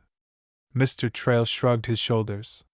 "Naething would satisfy me, man, but to get behind you and kick you over the firth into the kingdom of Fife." He turned an angry back on the sergeant, and helped Geordie lift Bobby onto Mrs. Brown's braided hearthrug and carry the improvised litter up to the lodge. In the kitchen the little dog was lowered into a hot bath, dried, and rubbed with liniments under his fleece. After his lacerated feet had been cleaned and dressed with healing ointments and tied up, Bobby was wrapped in Mistress Jeanie's best flannel petticoat and laid on the hearthrug, a very comfortable wee dog, who enjoyed his breakfast of broth and porridge. Mr. Brown, hearing the commotion and perishing of curiosity, demanded that someone should come and help him out of bed. As no attention was paid to him, he managed to get up himself and to hobble out to the kitchen just as Mr. Trail's medical man came in. Bobby's spine was examined again, the tail and toes nipped, the heart tested, and all the soft parts of his body pressed and punched, in spite of the little dog's vigorous objections to these indignities. "Except for sprains and bruises, the wee dog is all right. Came down Castle Crag in the fog, did he? He's a clever and plucky little chap, indeed, and deserving of a hero medal to hang on the Lord Provost's collar. You've done very well, Mr. Ross. Just take as good care of him for a week or so, and he could do the gallant deed again." Mr. Brown listened to the story of Bobby's adventures with a mingled look of disgust at the foolishness of men, pride in Bobby's prowess, and resentment at having been left out of the drama of the night before. "It's maist michty, no, Maister Trail, that ye wad tak the liberty o' leein' to me," he complained. "It was a good lee or a bad nicht for an ill man. Geordie will tell you that a mind at ease is worth 4 shillings, and I'm charging you naething. Man, you're difficult to please. As he went out into the kirkyard, Mr. Trail stopped to reflect on a strange thing. You've done very well, Mr. Ross. Weel, how the laddies do grow up. But I'm no going to admit it to Geordie. Another thought, over which he chuckled, sent him off to find the sergeant. The soldier was tramping gloomily about in the wet, to the demoralization of his beautiful boots. Man, since a stormy nicht 8 years ago last November I've been looking for a bigger well-meaning fuel than my own sell. You're the man, so if you'll just shake hands we'll say nae more about it. He did not explain this cryptic remark, but he went on to assure the sorry soldier that Bobby had got no serious hurt, and would soon be as well as ever. They had turned toward the gate when a stranger with a newspaper in his hand peered mildly around the kirk, and inquired, "D'ye ken whar's the SMA dog, man?" As Mr. Trail continued to stare at him, he explained patiently, "It's Greyfriars Bobby, the bit-eyed terrier the Laird Provost gied the collar to. Hae ye no seen the Scotsman the day?" The landlord had not. And there was the story Bobby's name heading quite a quarter of a broad column of fine print, and beginning with, "A very singular and interesting occurrence was brought to light in the Burgh Court by the hearing of a summons in regard to a dog tax." Bobby was a famous dog, and Mr. Trail came in for a goodly portion of reflected glory. He threw up his hands in dismay. "It's all over the tune, Sergeant." Turning to the stranger, he assured him that Bobby was not to be seen. "He heard him so coming down Castle Rock in the nicht, and is in the lodge with the caretaker, was fair ill." "Who do I ken?" Testily. "Weel, man, I'm Mr. Trail." He saw at once how unwise was that admission, for he had to shake hands with the cordial stranger. And after dismissing him, there was another at the gate who insisted upon going up to the lodge to see the little hero. Here was a state of things, indeed, that called upon all the powers of the resourceful landlord. "All the folk in Edinburgh will be coming, and the poor woman be deaved with their spearing." And then he began to laugh. "Did you ever hear o' sic a thing as poetic justice, Sergeant? Nay, it's no the kind you'll get in the courts of law.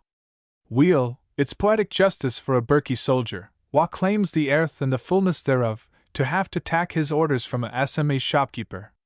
Go up to the police office in St. Hela now and ask for an officer to stand at the gate here to answer questions, and to keep the folk awa from the lodge." He stood guard himself, and satisfied a score of visitors before the sergeant came back, and there was another instance of poetic justice, in the crestfallen Burgh policeman who had been sent with instructions to take his orders from the delighted landlord. Davy, it's a lang lane that has nae turning. Ye're just to stand here the day and say to ilka body wha speers for the dog, 'Aye, sir, Greyfriars Bobby's been leavin' I the kirkyard 8 years and mair, and Maister Trails I fed him I the dining rooms.' Aye, the case was dismissed I the Burgh Court. The Laird Provost gied a collar to the bit sky because there's a meddlin' feel or TWA amang the Burgh police wha be talking him up. The doggy's I the lodge why the caretaker was fair ill, and he canna be seen the day. But gang around the kirk and ye can see all Jock's grave that he's I guarded. There's nae stave to it, but it's neist to the FAN table tomb o' Mistress Jean Grant. A good day to ye, hae ye got o' that, man? Weel, cheer up. Ye'll hae to say it nae mair than 1,000 times or TWA, atween no and nick for dat." He went away laughing at the penance that was laid upon his foe. The landlord felt so well satisfied with the world that he took another jaunty crack at the sergeant. "By Ricks, man, you ought to go to jail, but I'll just fine you a shilling a month for Bobby's natural lifetime, to give the wee soldier a treat of a steak or a chop once a week." Hands were struck heartily on the bargain, and the two men parted good friends. Now, finding Ailey dropping tears in the dishwater, Mr. Trail sent her flying down to the lodge with instructions to make herself useful to Mrs. Brown. Then he was himself besieged in his place of business by folk of high and low degree who were disappointed by their failure to see Bobby in the kirkyard. Greyfriars' dining rooms had more distinguished visitors in a day than they had had in all the years since old Jock died and a little dog fell there at the landlord's feet. But Dade, why hunger? Not one of all the grand folk who inquired for Bobby at the kirkyard or at the restaurant got a glimpse of him that day. But after they were gone, the tenement dwellers came up to the gate again, as they had gathered the evening before, and begged that they might just tak a look at him and his braw collar. The bonny bit is the bairn's ain doggie, and the laird provost himsel told them he wasna to be neglected, was one mother's plea. Ah, that was very true. To the grand folk who had come to see him, Bobby was only a 9 days' wonder. His story had touched the hearts of all orders of society.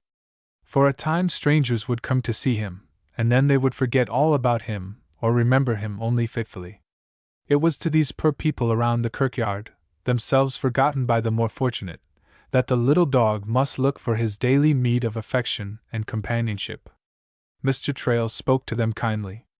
"Bide a wee, no, and I'll fetch the doggie doon." Bobby had slept blissfully nearly all the day, after his exhausting labors and torturing pains. But with the sunset bugle he fretted to be let out. Ailey had wept and pleaded, Mrs.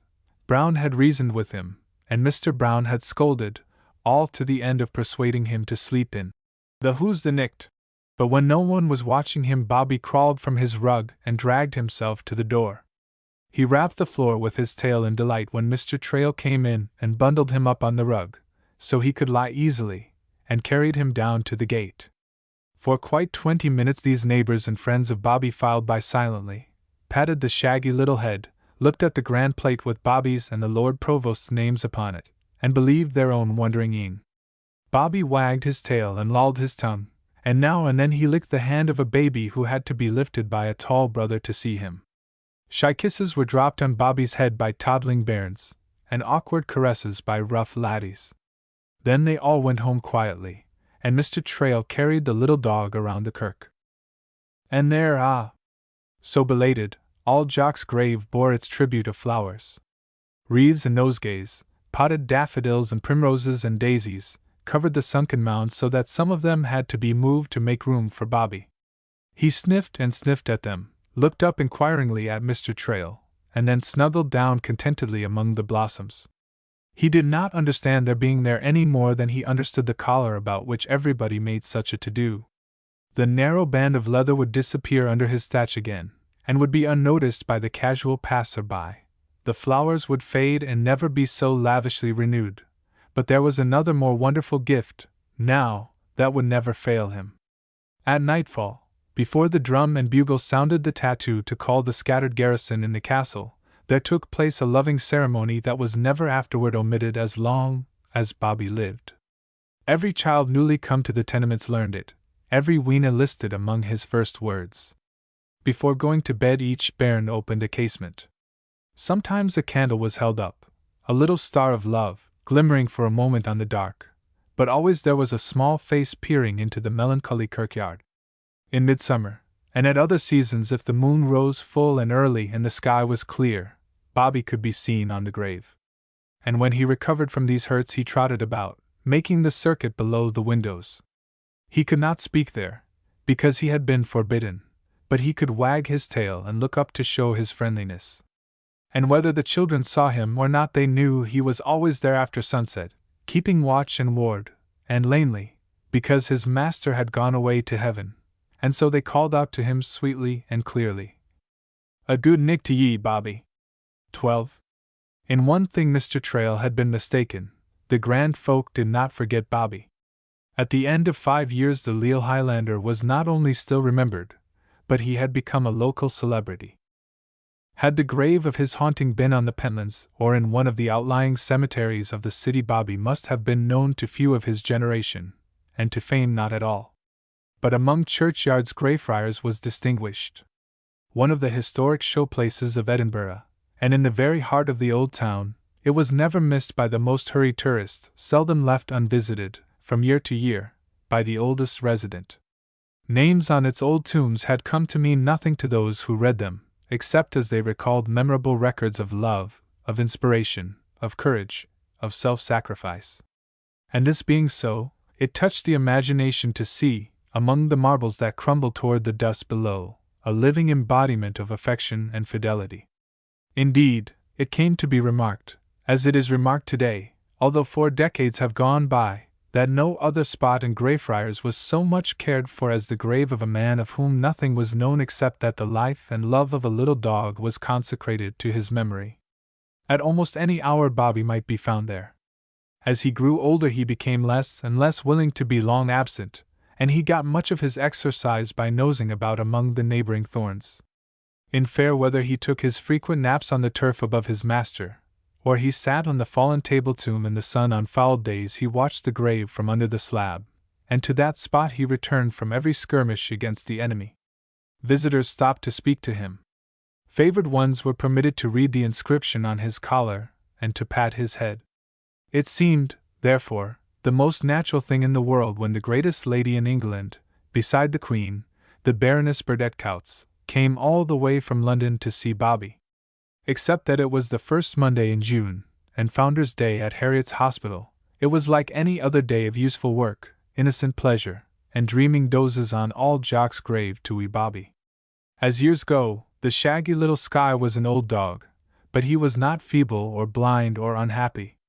A terrier, as a rule, does not live as long as more sluggish breeds of dogs, but, active to the very end, he literally wears himself out tearing around, and then goes, little soldier, very suddenly, dying gallantly with his boots on. In the very early mornings of the northern summer Bobby woke with the birds, a long time before the reveille was sounded from the castle. He scampered down to the circling street of tombs at once, and not until the last prowler had been dispatched, or frightened into his burrow, did he return for a brief nap on all Jock's grave. All about him the birds fluttered and hopped and gossiped and foraged, unafraid. They were used, by this time, to seeing the little dog lying motionless, his nose on his paws. Often some tidbit of food lay there, brought for Bobby by a stranger. He had learned that a Scotch bun dropped near him was a feast that brought feathered visitors about, and won their confidence and cheerful companionship. When he awoke he lay there lolling and blinking, following the blue rovings of the titmice and listening to the foolish squabbles of the sparrows and the shrewish scoldings of the wrens. He always started when a lark sprang at his feet and a cataract of melody tumbled from the sky. But best of all, Bobby loved a comfortable and friendly robin redbreast, not the American thrush that is called a robin, but the smaller old-world warbler. It had its nest of grass and moss and feathers, and many a silver hair shed by Bobby, low in a nearby thorn bush. In sweet and plaintive talking notes it told its little dog companion all about the babies that had left the nest and the new brood that would soon be there. On the morning of that wonderful day of the grand lady's first coming, Bobby and the redbreast had a pleasant visit together before the casements began to open and the tenement bairns called down their morning greeting. "A good day to ye, Bobby." By the time all these courtesies had been returned Tammy came in at the gate with his college books strapped on his back. The old Cunsick nook had been demolished by Glenormiston, and Tammy, living in better quarters, was studying to be a teacher at Harriet's. Bobby saw him settled, and then he had to escort Mr. Brown down from the lodge. The caretaker made his way about stiffly with a cane and with the aid of a young helper who exasperated the old gardener by his cheerful inefficiency, kept the auld kirkyard in beautiful order. Ye good for naething tyke," he said to Bobby, in transparent pretense of his uselessness. "Get to work, or I'll hae a young dog and to gie ye a lift, and syne whar'll ye be?" Bobby jumped on him in open delight at this, as much as to say, "You may be as dour as ye like, but ilka body kens ye're good-hearted." Morning and evening numerous friends passed the gate, and the wee dog waited for them on the wicket. Dr. George Ross and Mr. Alexander McGregor shook Bobby's lifted paw and called him a sonsie rascal. Small merchants, students, clerks, factory workers, house servants, laborers and vendors, all honest and useful people, had come up out of these old tenements within Bobby's memory, and others had gone down, alas, into the Cowgate. But Bobby's tail wagged for these unfortunates, too, and some of them had no other friend in the world beside that uncalculating little dog. When the morning stream of old acquaintance had gone by, and none forgot, Bobby went up to the lodge to sit for an hour with Mistress Jeanie.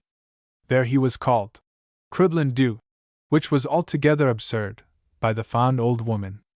As neat of plumage, and as busy and talkative about small domestic matters as the robin, Bobby loved to watch the wifey stirring savory messes over the fire, watering her posies, cleaning the fluttering skylark's cage, or just sitting by the hearth or in the sunny doorway with him, knitting warm stockings for her rheumatic goodman.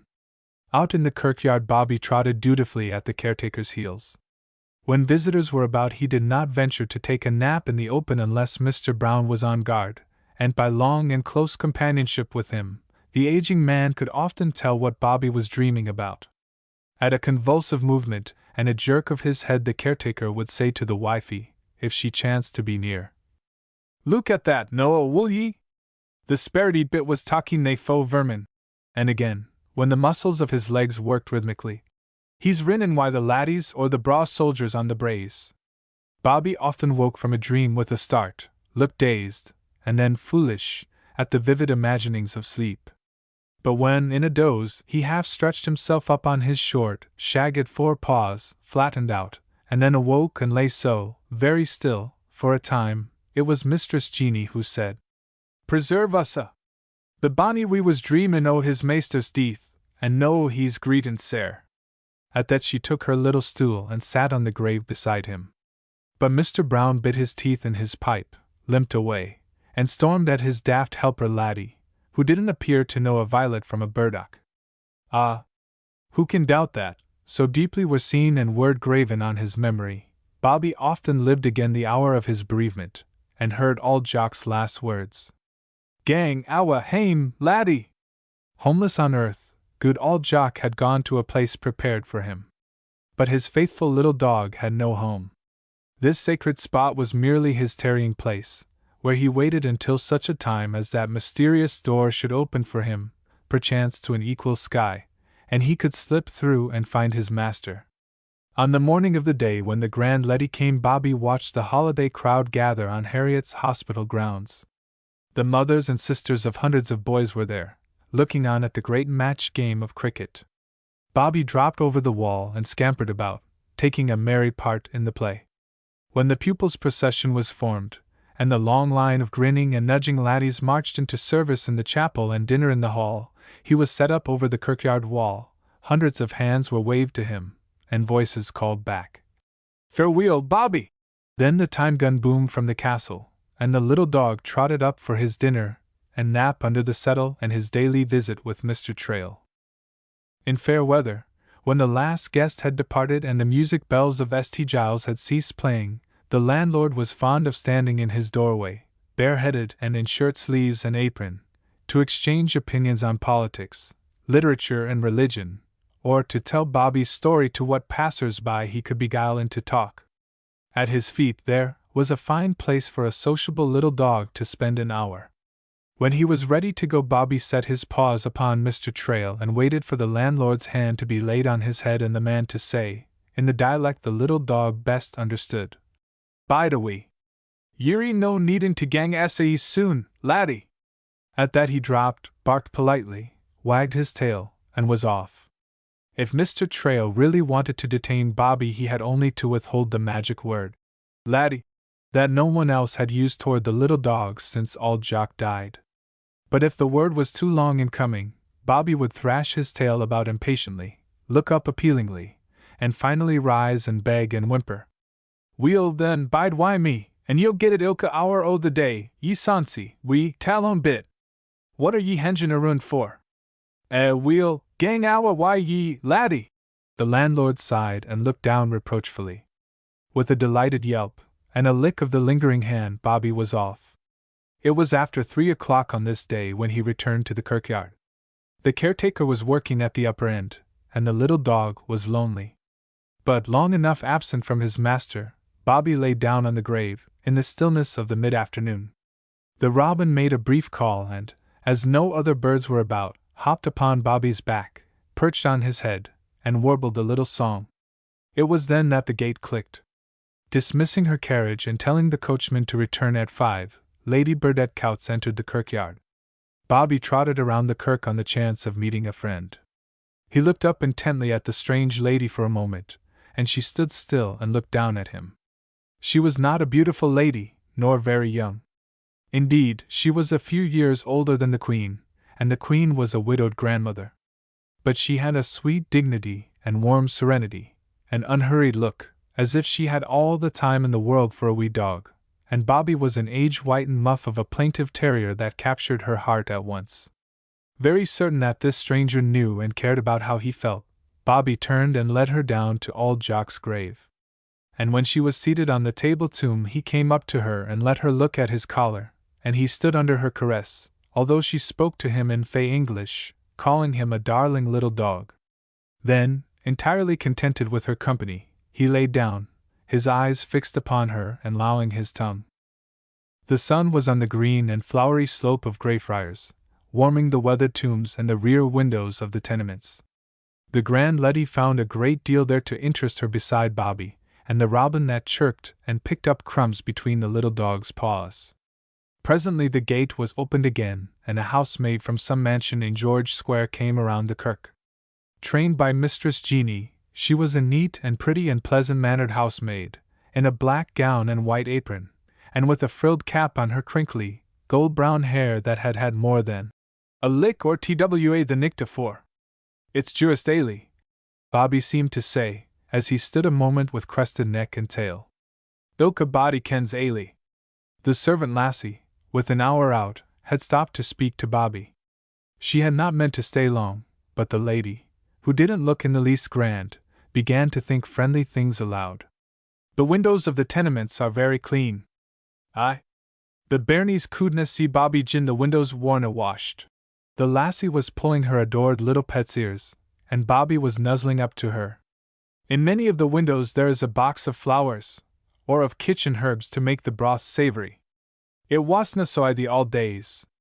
It was I washin's clappin' abune the stains. No, mony o' the mithers hang the clays o' tea at nicht. Ilka thing is changed sin I was a ween and leavin' I the auld Guildhall, the bairnies hand Bobby to Loie, and no to be neglected." She continued the conversation to include Tammy as he came around the kirk on his tapping crutches. "Hoo mony years is it, Tammy, sin Bobby's been leavin' I the auld kirkyard? At maist the trails snawy picnic ye wore 5 gangin' on sacks." They exchanged glances in which lay one of the happy memories of sad childhoods. "No, I'm 19 going on 20. It's near 14 years syne, Ailey." Nearly all the burrs had been pulled from Tammy's tongue, but he used a Scotch word now and then, no to shame Ailey's less cultivated speech. "So long?" murmured the grand lady. "Bobby is getting old, very old for a terrier." As if to deny that, Bobby suddenly shot down the slope in answer to a cry of alarm from a song thrush. Still good for a dash. When he came back he dropped panting. The lady put her hand on his rippling coat and felt his heart pounding. Then she looked at his worn-down teeth and lifted his veil. Much of the luster was gone from Bobby's brown eyes, but they were still soft and deep and appealing. From the windows children looked down upon the quiet group and, without in the least knowing why they wanted to be there, too, the tenement bairns began to drop into the kirkyard. Almost at once it rained, a quick, bright, dashing shower that sent them all flying and laughing up to the shelter of the portico to the new kirk. Bobby scampered up, too, and with the bairns and holiday duddies crowding about her, and the wee dog lolling at her feet, the grand lady talked fairy stories. She told them all about a pretty country place near London. It was called Holly Lodge because its hedges were bright with green leaves and red berries, even in winter. A lady who had no family at all lived there, and to keep her company she had all sorts of pets. Peter and Prince were the dearest dogs, and Cocky was a parrot that could say the most amusing things. Sir Garnet was the llama goat, or sheep, she didn't know which. There was a fat and lazy old pony that had long been pensioned off on oats and clover, and oh yes, the white donkey must not be forgotten. "Oh! I didna ken there wad be ony white donkeys," cried a big-eyed laddie. "There cannot be many, and there's a story about how the lady came to have this one. One day, driving in a poor street, she saw a coster, that is a London peddler, beating his tired donkey that refused to pull the load. The lady got out of her carriage, fed the animal some carrots from the cart, talked kindly to him right into his big, surprised ear, and stroked his nose. Presently the poor beast felt better and started off cheerfully with the heavy cart. When many costers learned that it was not only wicked but foolish to abuse their patient animals, they hunted for a white donkey to give the lady. They put a collar of flowers about his neck, and brought him up on a platform before a crowd of people. Everybody laughed, for he was a clumsy and comical beast to be decorated with roses and daisies. But the lady is proud of him, and now that pampered donkey has nothing to do but pull her bath chair about, when she is at Holly Lodge, and kick up his heels on a clover pasture. Are ye kennin' on either tale, Letty? Oh, a number of them. Prince, the fox terrier, was ill once, and the doctor who came to see him said his mistress gave him too much to eat. That was very probable, because that lady likes to see children and animals have too much to eat. There are dozens and dozens of poor children that the lady knows and loves. Once they lived in a very dark and dirty and crowded tenement, quite as bad as some that were torn down in the Cowgate and the Grass Market. It maks ye fecting on either, said one laddie, soberly. Gin they had a sonsie doggy like Bobby to loe, and an auld kirkyard wi' posies and birdies to look into, they wadna affect sae muckle. I'm very sure of that. Well, the lady built a new tenement with plenty of room and light and air, and a market so they can get better food more cheaply, and a large church, that is also a kind of school where big and little people can learn many things. She gives the children of the neighborhood a Christmas dinner and a gay tree, and she strips the hedges of Holly Lodge for them, and then she takes Peter and Prince, and Cocky the parrot, to help along the fun, and she tells her newest stories. Next Christmas she means to tell the story of Greyfriars Bobby, and how all his little Scotch friends are better behaving and cleaner and happier because they have that wee dog to love. Ilka body lo yes Bobby. He wasna ever mistreated or neglected, said Ailey thoughtfully. Oh, my dear! That's the very best part of the story. The grand Letty had a shining look. The rain had ceased and the sun come out, and the children began to be called away. There was quite a little ceremony of lingering leave-taking with the lady and with Bobby, and while this was going on Ailey had a serious confidence for her old playfellow. Tammy, as the Letty says, Bobby's gettin' auld. I ken whar's a snawy hawthorn abune the burn in Swanston Dell. The throstles nest there, and the blackbirds whistle bonny. It isna so far but the bairnies could march oty posies. She turned to the lady, who had overheard her. We gied a promise to the Laird Provost to gie Bobby a grand funeral. Ye ken he willna be permitted to be buried at the kirkyard. Will he not? I had not thought of that. Her tone was at once hushed and startled. Then she was down in the grass, brooding over the little dog, and Bobby had the pathetic look of trying to understand what this emotional talk, that seemed to concern himself, was about. Tammy and Ailey were down, too. Are ye thinkin' Bobby wall be kennin' the difference? Ailey's bluebell eyes were wide at the thought of pain for this little pet. I do not know, my dear. But there cannot well be more love in this world than there is room for in God's heaven. She was silent all the way to the gate, some thought in her mind already working toward a gracious deed. At the last she said, The little dog is fond of you both. Be with him all you can, for I think his beautiful life is near its end. After a pause, during which her face was lighted by a smile, as if from a lovely thought within, she added, Don't let Bobby die before my return from London. In a week she was back, and in the meantime letters and telegrams had been flying, and many wheels set in motion in wee Bobby's affairs. When she returned to the churchyard, very early one morning, no less a person than the Lord Provost himself was with her. 5 years had passed, but Sir William Chambers, Laird of Glenormiston, for he had been knighted by the Queen, was still Lord Provost of Edinburgh.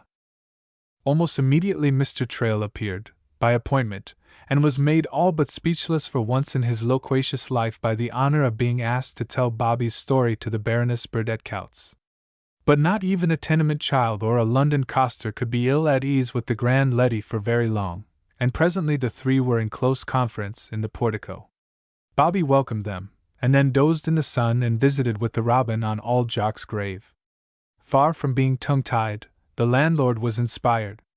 What did he not remember, from the pathetic renunciation, Bobby isna mine dog, down to the Leo Highlander's last, near tragic reminder to men that in the nameless grave lay his unforgotten master.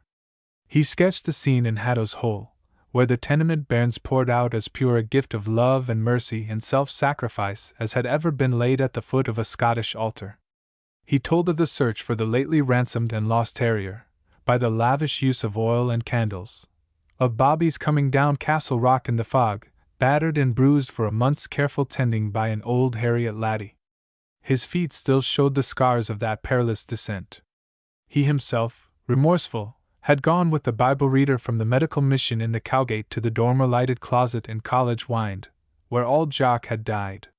Now he described the classic fireplace of white freestone, with its boxed-in bed, where the Pentland shepherd lay like some effigy on a bier, with the wee guardian dog stretched on the flag hearth below.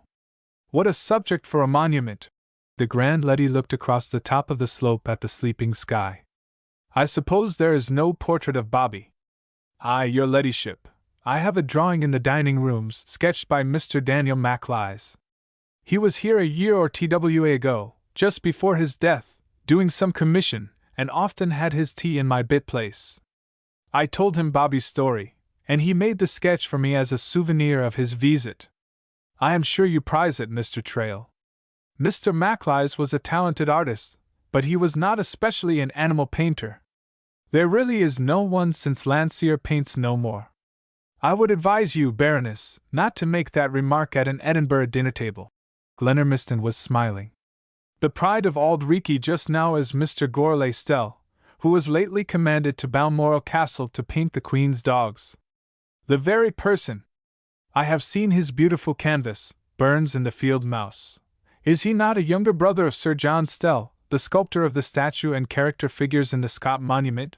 Her eyes sparkled as she added, You have so much talent of the right sorts here that it would be wicked not to employ it in the good cause. What? The good cause? Came out presently in the church, where she startled even Glenermiston and Mr. Trail by saying quietly to the minister and the church officers of Greyfriars Auld Kirk, When Bobby dies I want him laid in the grave with his master. Every member of both congregations knew Bobby and was proud of his fame, but no official notice had ever been taken of the little dog's presence in the churchyard. The elders and deacons were, in truth, surprised that such distinguished attention should be directed to him now, and they were embarrassed by it. It was not easy for any body of men in the United Kingdom to refuse anything to Lady Burdett Coutts, because she could always count upon having the sympathy of the public. But this, they declared, could not be considered. To propose to bury a dog in the historic churchyard would scandalize the city. To this objection Glenermiston said seriously, The feeling about Bobby is quite exceptional. I would be willing to put the matter to the test of heading a petition. At that the church officers threw up their hands. They preferred to sound public sentiment themselves, and would consider it. But if Bobby was permitted to be buried with his master there must be no notice taken of it.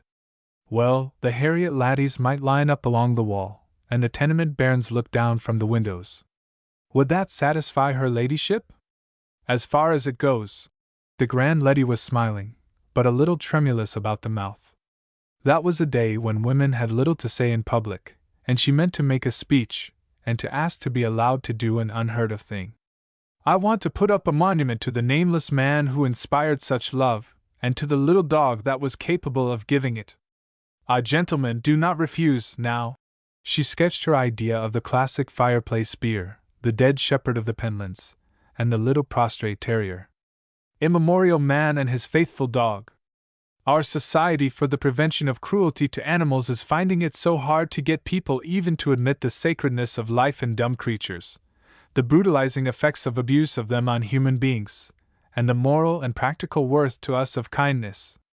To insist that a dog feels, that he loves devotedly and with less calculation than men, that he grieves at a master's death and remembers him long years, brings a smile of amusement. Ah, yes! Here in Scotland, too, where your own great Lord Erskine was a pioneer of pity 2 generations ago, and with Sir Walter's dogs beloved of the literary, and Dr. Brown's immortal Rab, we find it uphill work. The story of Greyfriars Bobby is quite the most complete and remarkable ever recorded in dog annals. His lifetime of devotion has been witnessed by thousands, and honored publicly, by your own Lord Provost, with the freedom of the city, a thing that, I believe, has no precedent. All the endearing qualities of the dog reach their height in this loyal and lovable Highland Terrier, and he seems to have brought out the best qualities of the people who have known him. Indeed, for 14 years hundreds of disinherited children have been made kinder and happier by knowing Bobby's story and having that little dog to love.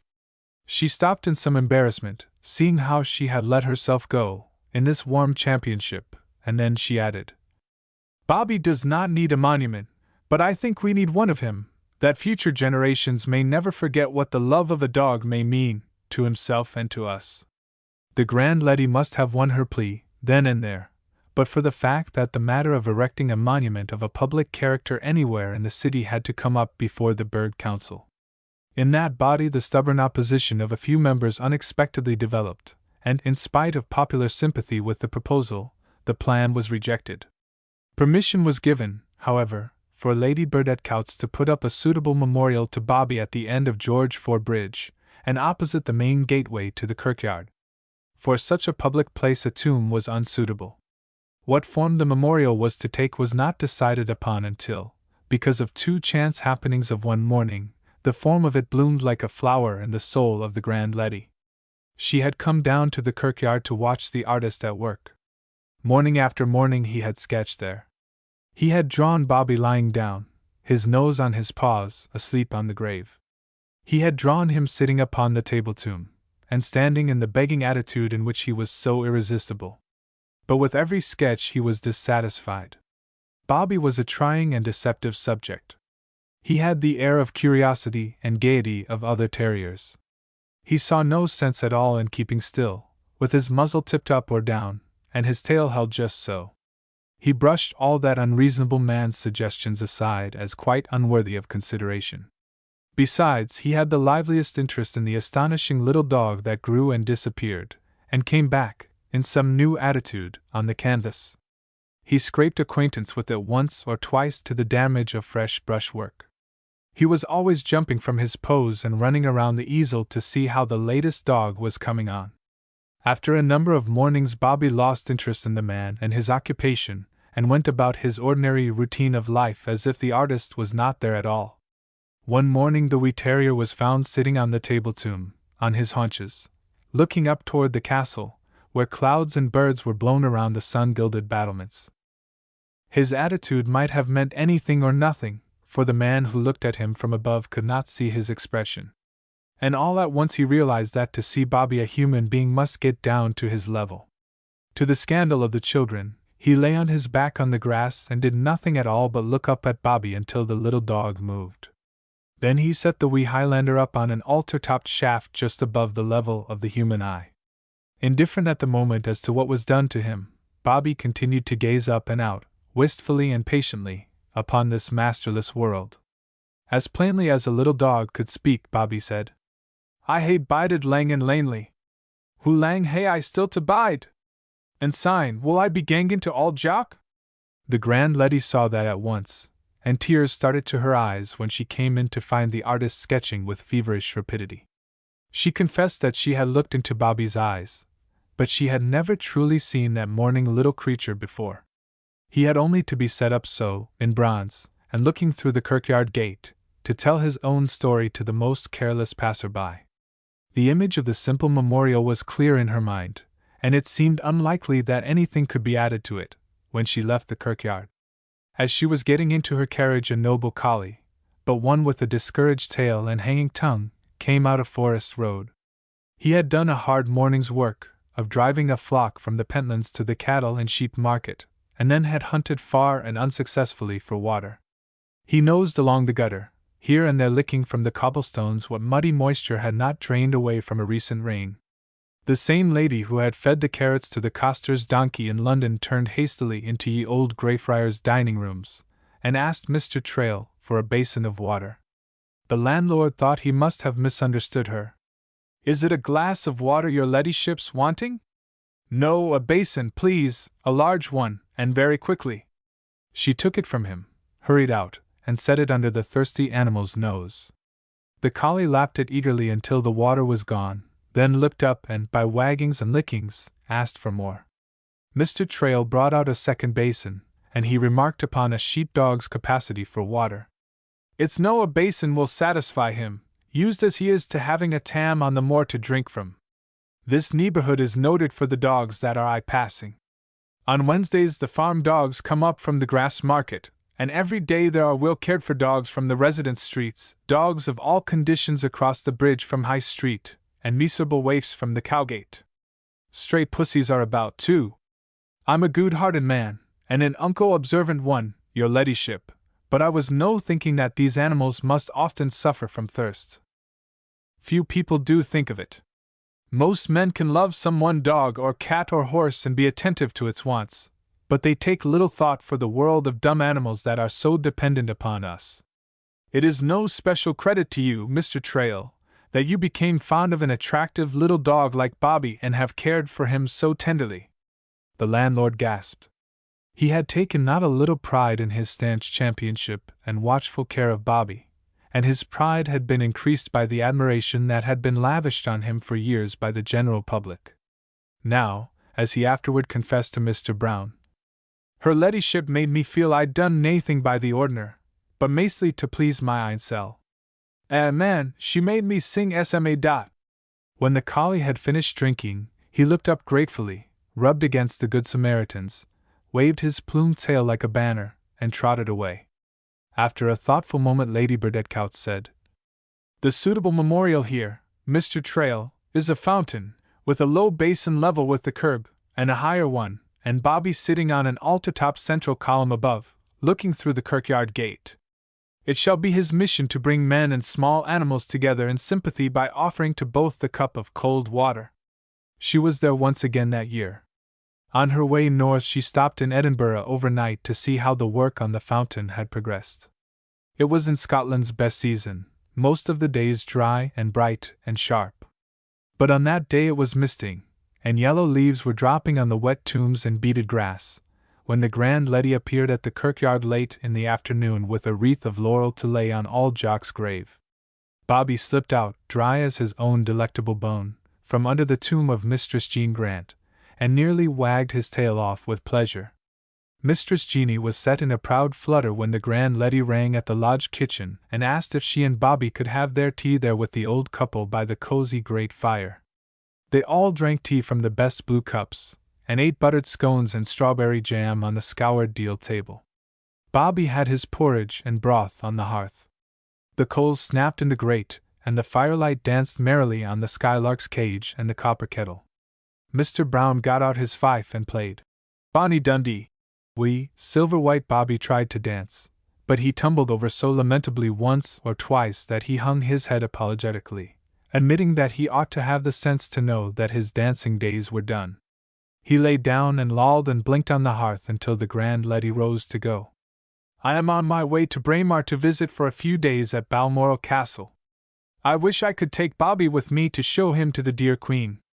"Preserve me!" cried Mistress Jeanie, and Mr. Brown's pet pipe was in fragments on the hearth. Bobby leaped upon her and whimpered, saying, "Dinna gang, Letty!" as plainly as a little dog could say anything. He showed the pathos at parting with one he was fond of, now, that an old and affectionate person shows. He clung to her gown, rubbed his rough head under her hand, and trotted disconsolately beside her to her waiting carriage. At the very last she said sadly, "The Queen will have to come to Edinburgh to see Bobby. The bonny wee wad be a prud doggy, your ladyship." Mistress Jeanie managed to stammer, but Mr. Brown was beyond speech. The grand lady said nothing. She looked at the foundation work of Bobby's memorial fountain, swathed in canvas against the winter, and waiting for the spring, when the waters of the earth should be unsealed again, waiting until fineness could be written to a story on a bronze table tomb, waiting for the effigy of a shaggy Skye terrier to be cast and set up, waiting. When the Queen came to see Bobby it was unlikely that he would know anything about it.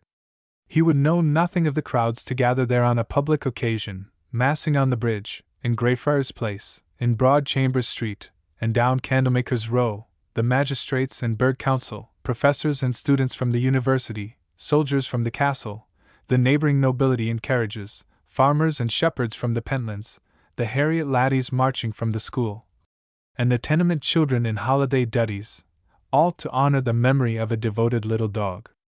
He would know nothing of the military music and flowers, the prayer of the minister of Greyfriars Auld Kirk, the speech of the Lord Provost, nothing of the happy tears of the grand lady when a veil should fall away from a little bronze dog that gazed wistfully through the kirkyard gate, and water gush forth for the refreshment of men and animals. Goodbye, goodbye, goodbye, Bobby, most loving and lovable, darlingest wee dog in the world, she cried, and a shower of bright drops and sweet little sounds fell on Bobby's tousled head. Then the carriage of the grand lady rolled away in the rainy dusk. The hour bell of St. Giles was rung, and the sunset bugle blown in the castle. It took Mr. Brown a long time to lift the wicket, close the tall leaves, and lock the gate. The wind was rising, and the air hardening. One after one the gas lamps flared in the gusts that blew on the bridge. The huge bulk of shadow lay, velvet black, in the drenched quarry pit of the grass market. The caretaker's voice was husky with a sudden called in his hide. "Ye're an auld dog, Bobby, and ye canna deny it. Ye'll just hate to sleep I the who's the misty nicht." Loath to part with them, Bobby went up to the lodge with the old couple and saw them within the cheerful kitchen.